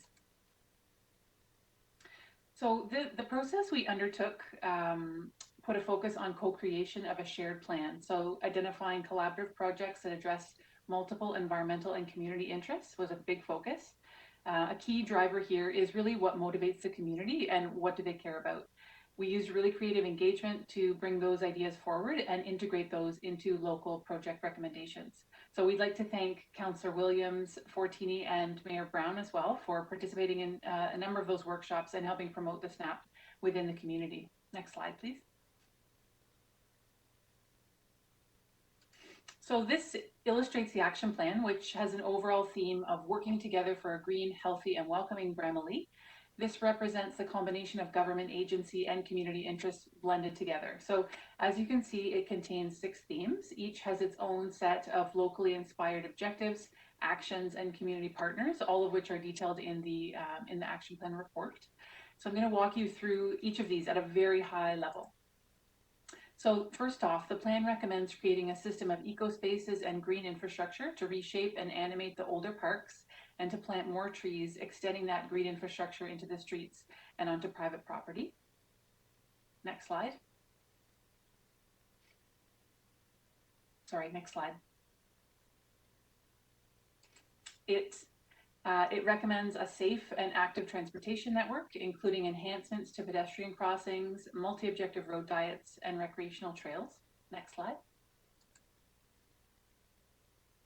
A healthy food system is a key recommendation for urban agriculture on public and private land. So this includes growing food in gardens, in backyards and balconies, sharing produce, and encouraging food literacy education and skills building. Next slide. So the plan supports greenhouse gas reductions and climate resilience through recommendations for targeted residential programming to increase sustainable climate action in older, high-density towers, as well as the low, medium-density homes. Next slide. So the plan calls for collaboration with local institutions and commercial properties, inviting involvement in community-based projects, but also increasing uptake of green initiatives at their own properties. Next slide. So finally, the plan supports community resilience broadly through events and community programming, which strengthen local connections, animate local spaces, and help create that foundation needed for longer-term sustained action. The next slide, please. So this is a priority actions for the next 2 years. It includes really working with the community and partners on some of the more detailed designs specifically for the eco spaces in the E and F section parks, the road diet projects, as well as our continuing work at tower properties. So we'll also be delivering a number of virtual events over this year to build awareness of the action plan, seek further input into these designs, and also encourage action at home. Our next steps, next slide, please. Our next steps include the transition to implementation and getting working groups set up around each of the priority projects. We'll also confirm tracking and monitoring plans and leverage our planned projects to secure further support for implementation. Next slide. So that is the end of our presentation. It's a lot, but we welcome your questions or input. Thank you. Thank you very much, Shannon. I do have a question. Councillor Santos, you're up. Thank you, and through you, Mr. Chair, and thank you for the presentation. The SNAP program in Fletcher's Creek, Councillor Vicente, you and I both know how amazing it is, not just in terms of environmental reasons and thinking global, acting local on climate change, etc., but also in terms of bringing the community together. And what I have found in many discussions with particularly the Fletcher's Creek SNAP is issues around safety come up. Safety on our recreational trails, environmental design, and creating safe spaces for the community. And so I bring that up because I know that the SNAP is mostly focused on environmental initiatives locally in the community. But I bring it up because there is a little bit of a spin-off effect which deals with one of our term of council priorities, which is community safety. And I know that we also have nurturing neighborhood walks and events throughout the city as well, which is also a contribution to the community safety aspect of it. But I don't want to miss out on leveraging the success of many of the SNAP programs, and in particular the Bramley SNAP program, and the potential it has to contribute to the community safety sort of angle as well. And so I flag that for staff to break down some of those silos and the boxes that we put some of these programs in, and make sure that we capture some of the community safety aspects that a program like SNAP would provide for the Bramley area, in addition to Fletcher's Creek as well as County Court. Thank you. Thank you, Councillor. Next, I have Councillor Williams. Hi, thank you through the chair. I just want to say thanks to Stav and Shannon. You guys have been great and so hands-on. The events that we did over at Knightsbridge, and the walks and the discussion, and you just really pulled out a lot of great information from the residents, and I had nothing but positive feedback. And so I just want to say thank you so much to both of you and the team for what you've been doing in this area. It's going to be really great once we start, hitting the ground running, and everybody's getting out more and implementing the changes and the suggestions and all of the feedback and all of that positivity. It's going to be great when we start to implement it. So thank you.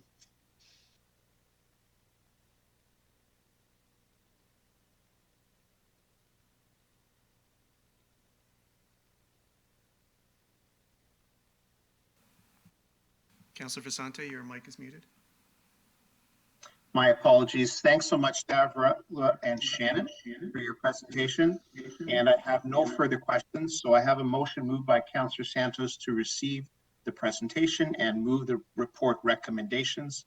All in favor, any opposed? That carries. Next, members committee, we have item 12.2.2, a staff report regarding a request to begin procurement and hiring of a general contractor to complete the addition and renovation at Balmoral Recreation Center. This item was held back by Councillor Medeiros. Councillor, the floor is yours. Thank you. Through the chair, thank you very much. And I know through Councillor Fortini's advocacy and leadership, this project is finally starting to see a light of day. And I know it's something since last term of council he's been really working on to ensure the work there. And my question is more general in nature, not specific to the site. And I do know that we have Jane on. In terms of how we pre-qualify general contractors. So I know we ran into a little bit of I wouldn't say a little bit of a snag, some issues at Gore Meadows with the contractor that went out of business. So when we're looking into it, I know this is sometimes very hard for us to do, but just in terms of us pre-qualifying contractors, I assume that we're going with reputable general GCs who have done this type of work in other municipalities, and they have solid sort of financial standing.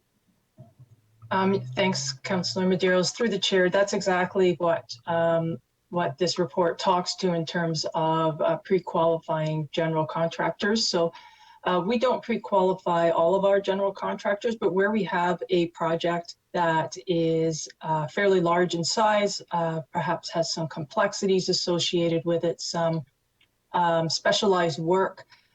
Those are the cases where we would want to make sure that the contractors who are bidding on this job have experience in that type of work, that they have a good relationship with their subcontractors, they have the capacity to deliver, they are in good financial standing.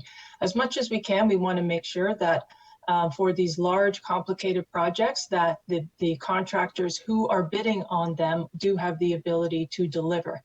We want a good quality project at the end of it. We want a good product. We want to make sure that we're building something that our partners in community services have the ability to be able to deliver services to our residents for a long period of time. But I will point out that our pre-qualifications, they are all public. What it does is, like, we don't have a limit usually on how many contractors that we would pre-qualify, the more the better.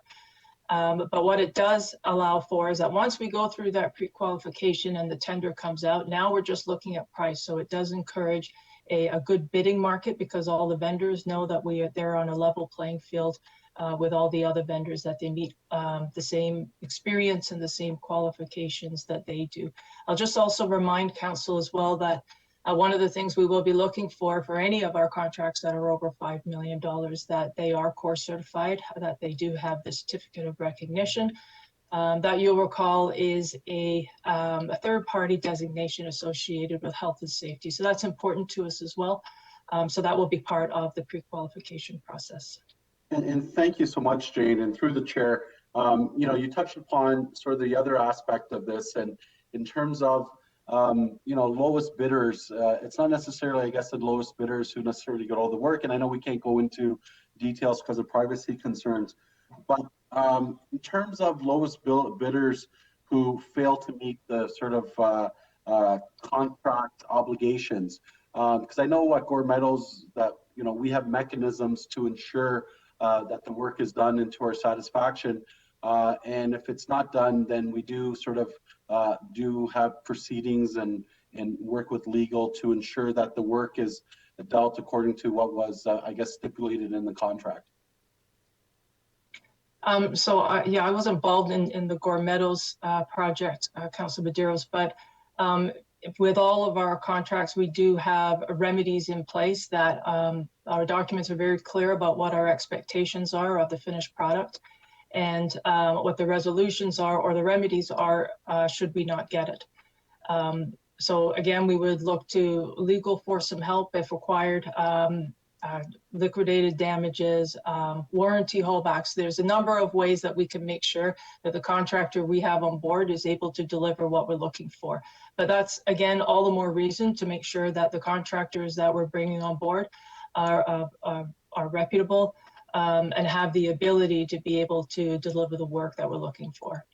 Yeah, and just lastly through the chair, and I thank you so much. When it gets to, we talked about in council in terms of some of the overrunning costs, and we know it's almost impossible sometimes to, there's an unexpected cost, but those sort of change requests seems to be where municipalities a lot of times are at the sort of mercy of contractors, where it's almost like a bait and switch. They provide the lowest price, and then they get you on all the sort of change orders.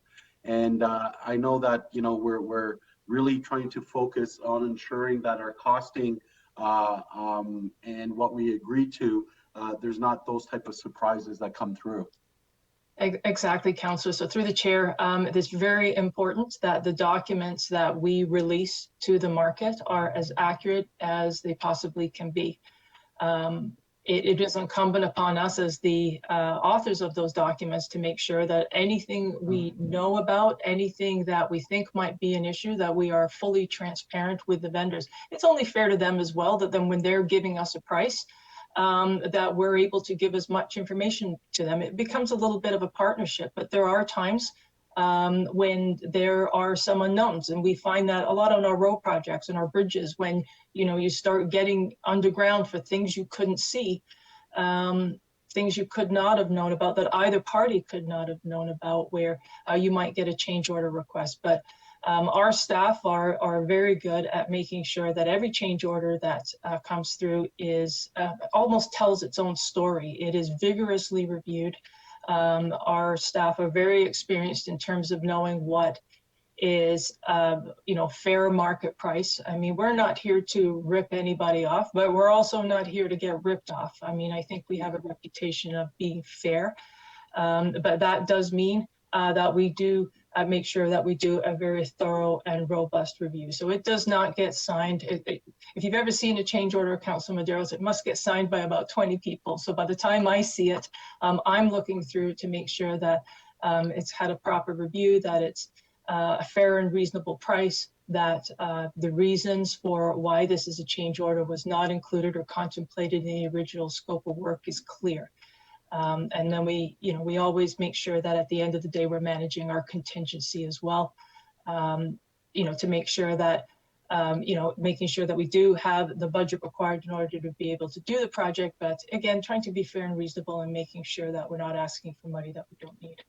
No, that's great. And I thank you very much. And I know this was specific to Balmoral, which, I'm looking forward to. And I know Councillor Fortini has been very excited and very eager to finalize this project. So thank you very much. And I look forward to when it's grand opening. Thank you. Thank you. Thank you, Councillor, and thank you, Jane. I see no further questions. So I have a motion moved by Councillor Maderos to receive the report and approve the report recommendations. All in favor, any opposed? So that carries. Our next item is item 12.2.4, a report regarding a staff report on bylaw 9393 and an administrative update. This was held by Councillor Williams. Councillor Williams, the floor is yours. Yes, thank you through the chair. I was able to get the answers I wanted to know via email, so I have no further questions to ask. Thank you, Councillor. Would you like to move the report? Sure. The report is moved by Councillor Williams. All in favor, any opposed? And that carries. Our next item is item 12.3.1, a new discussion item from Mayor Brown regarding automated speed enforcement. Mayor Brown. Thank you, Chair Vicente. I just wanted to start a conversation, and maybe Paul Morrison can speak to this. I've had some complaints from residents who say, I got a ticket for being 1 kilometer over. And I think it would be helpful for council to know that there is a threshold, that if you're a kilometer over, you're not going to get a ticket.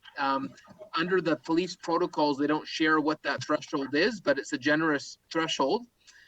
There's also been confusion over if the city makes money off this, and if it's actually having an effect. And I thought Paul Morrison or Jane it would be helpful if you could share some feedback on this, given the high volume of emails I think many of us received on this, and the article that was in the Brampton Guardian just a few weeks ago. So maybe if it's okay, Paul, maybe I'll start, and if you want to jump in if you think I've missed anything. So in regards to the threshold speeds, the threshold speeds are determined through the steering committee associated with ASE Ontario. So those threshold speeds do remain confidential. They've never been made public, but I would just mention, Mr. Mayor, that they're not 1 or 2 kilometers over the speed limit. They are, and I don't know what they are, but they do follow sort of the general rules that the police would use in terms of their speed enforcement. What I think might be happening is that these cameras do every now and then, they will flash or take a picture because they are doing some internal diagnostics within the camera box themselves. So what they will do is the camera will take a picture just to check and make sure that it's, verifying itself that it's still working properly. But that would not result in a ticket to the driver.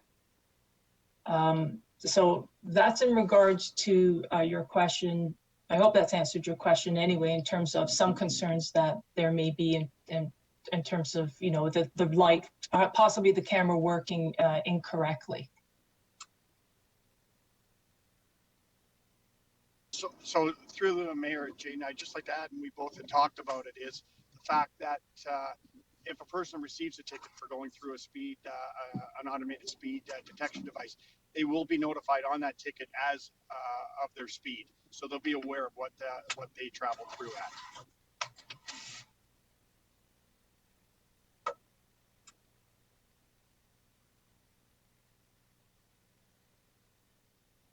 So, Mr. Mayor, if you'd like me to continue in terms of in relation to the revenue that's being made through this, we do have a report that's coming in May that will be able to give an update of where we are so far.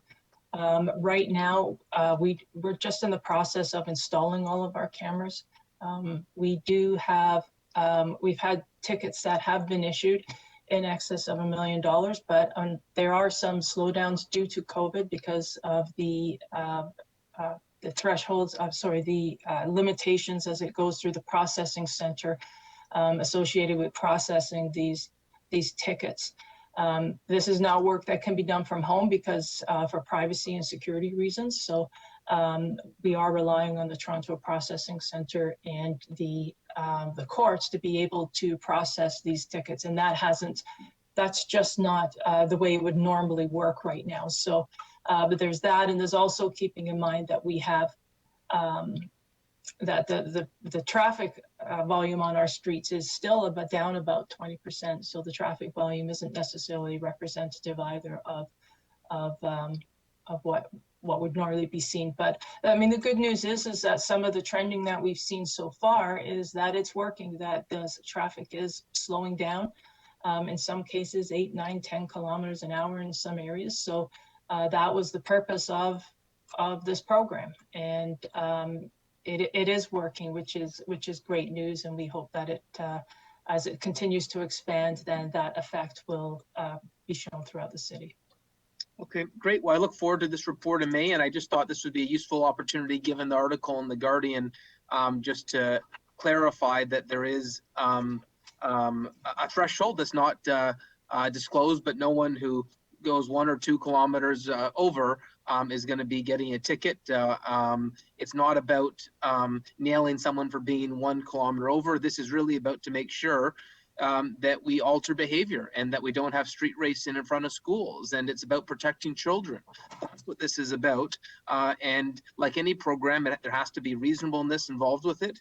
And I'm a big believer, given the fact that the police do not have the resources to be out in front of every school zone in the city, that this is one of the tools that are going to help us stop reckless driving in front of schools. Because if you hit someone's pocketbook, it changes behavior. And so thank you, Jane and Paul and everyone involved with implementing this. I look forward to seeing the report and the success of the program when that report comes out in May. Thank you so much.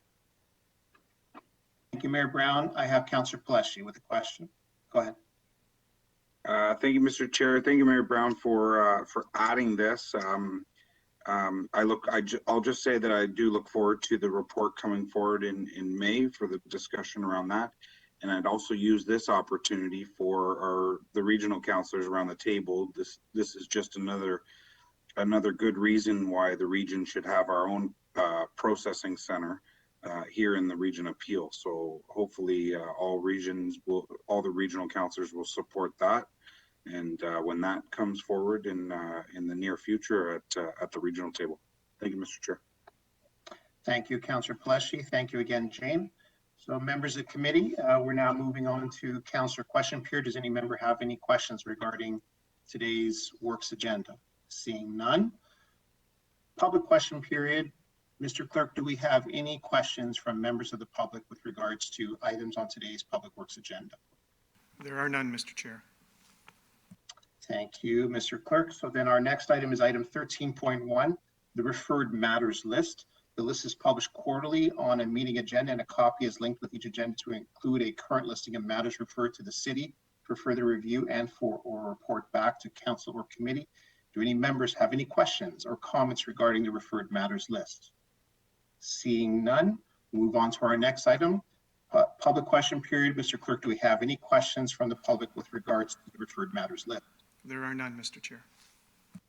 Thank you very much. So our next item is closed session business. We have 2 items that we will be dealing with. Item 15.1, a proposed or pending acquisition or disposition of land by the municipality or local board. and a position plan procedure criteria instruction to be applied to any negotiations carried on or to be carried on or behalf of the municipality or local board. And 15.2, also a proposed or pending acquisition or disposition of land by the municipality or local board and a position plan procedure criteria instruction to be applied to any negotiations carried on or to be carried on by or on behalf of the municipality or local board. I have a motion moved by Councillor Santos for committee to move into closed session. All in favor? Any opposed? And that carries. So we'll now move into closed session. Mr. Clerk, advise on how much time you need. Mr. Chair, 10 minutes would be appropriate, please. Very good. So we'll all meet back at 3 p.m. in closed session. Thank you, Mr. Chair. Members of committee, this committee meeting is now recessed to move into closed session. Members of committee are reminded they can leave this WebEx session and join the separate Teams invite for closed session. And afterwards, members of staff or the public that are watching committee will reconvene in public session to report out from closed session and continue with its business for today's meeting. So this meeting is now recessed.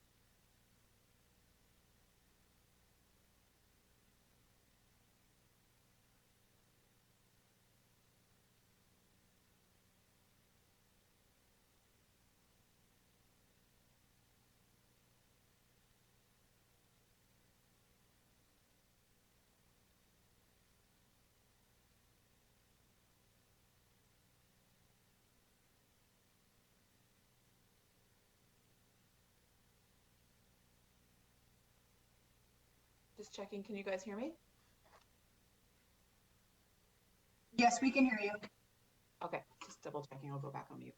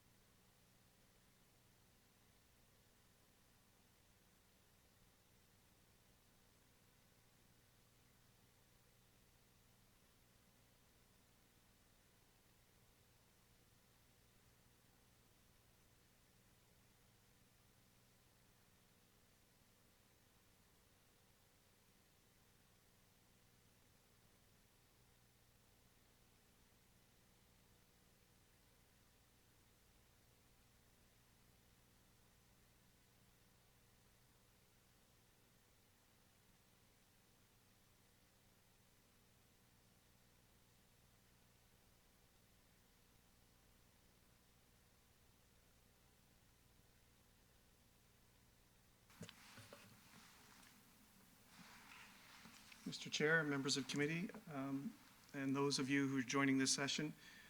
Committee has risen from closed session and agreed to reconvene in public session at 4:20, so that'll just be in 3 minutes.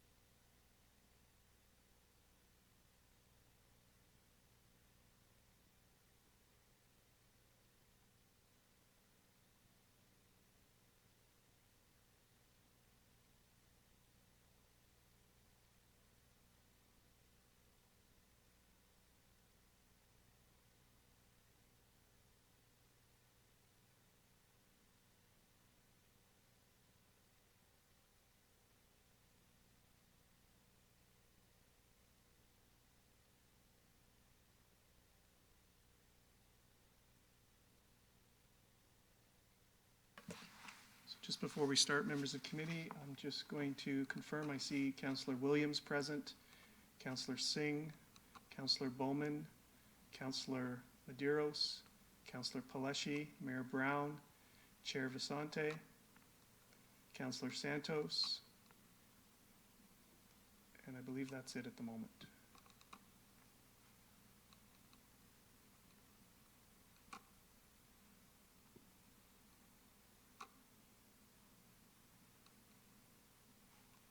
Councillor Williams.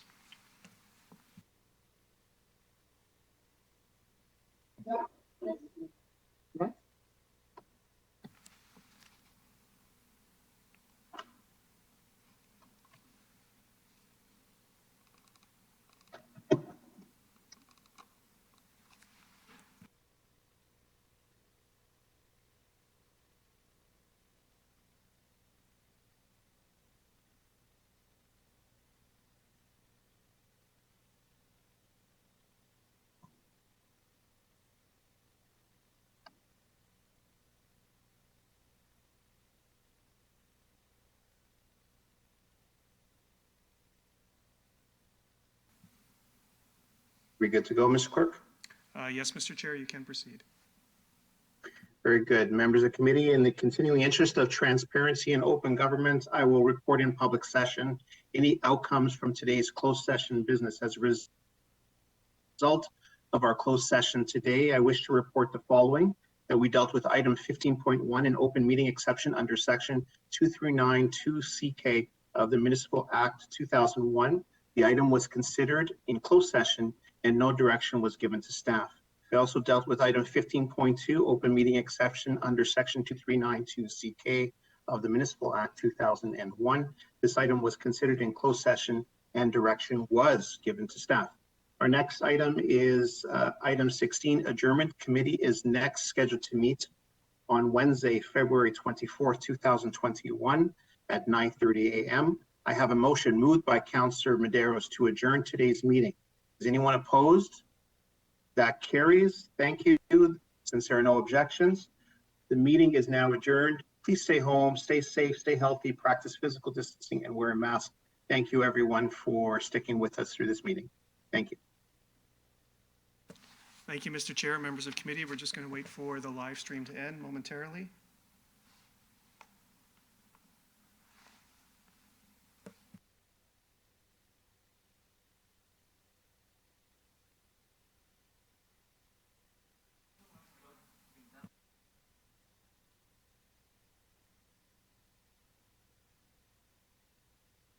Thank you. The stream is down. Enjoy the rest of your day.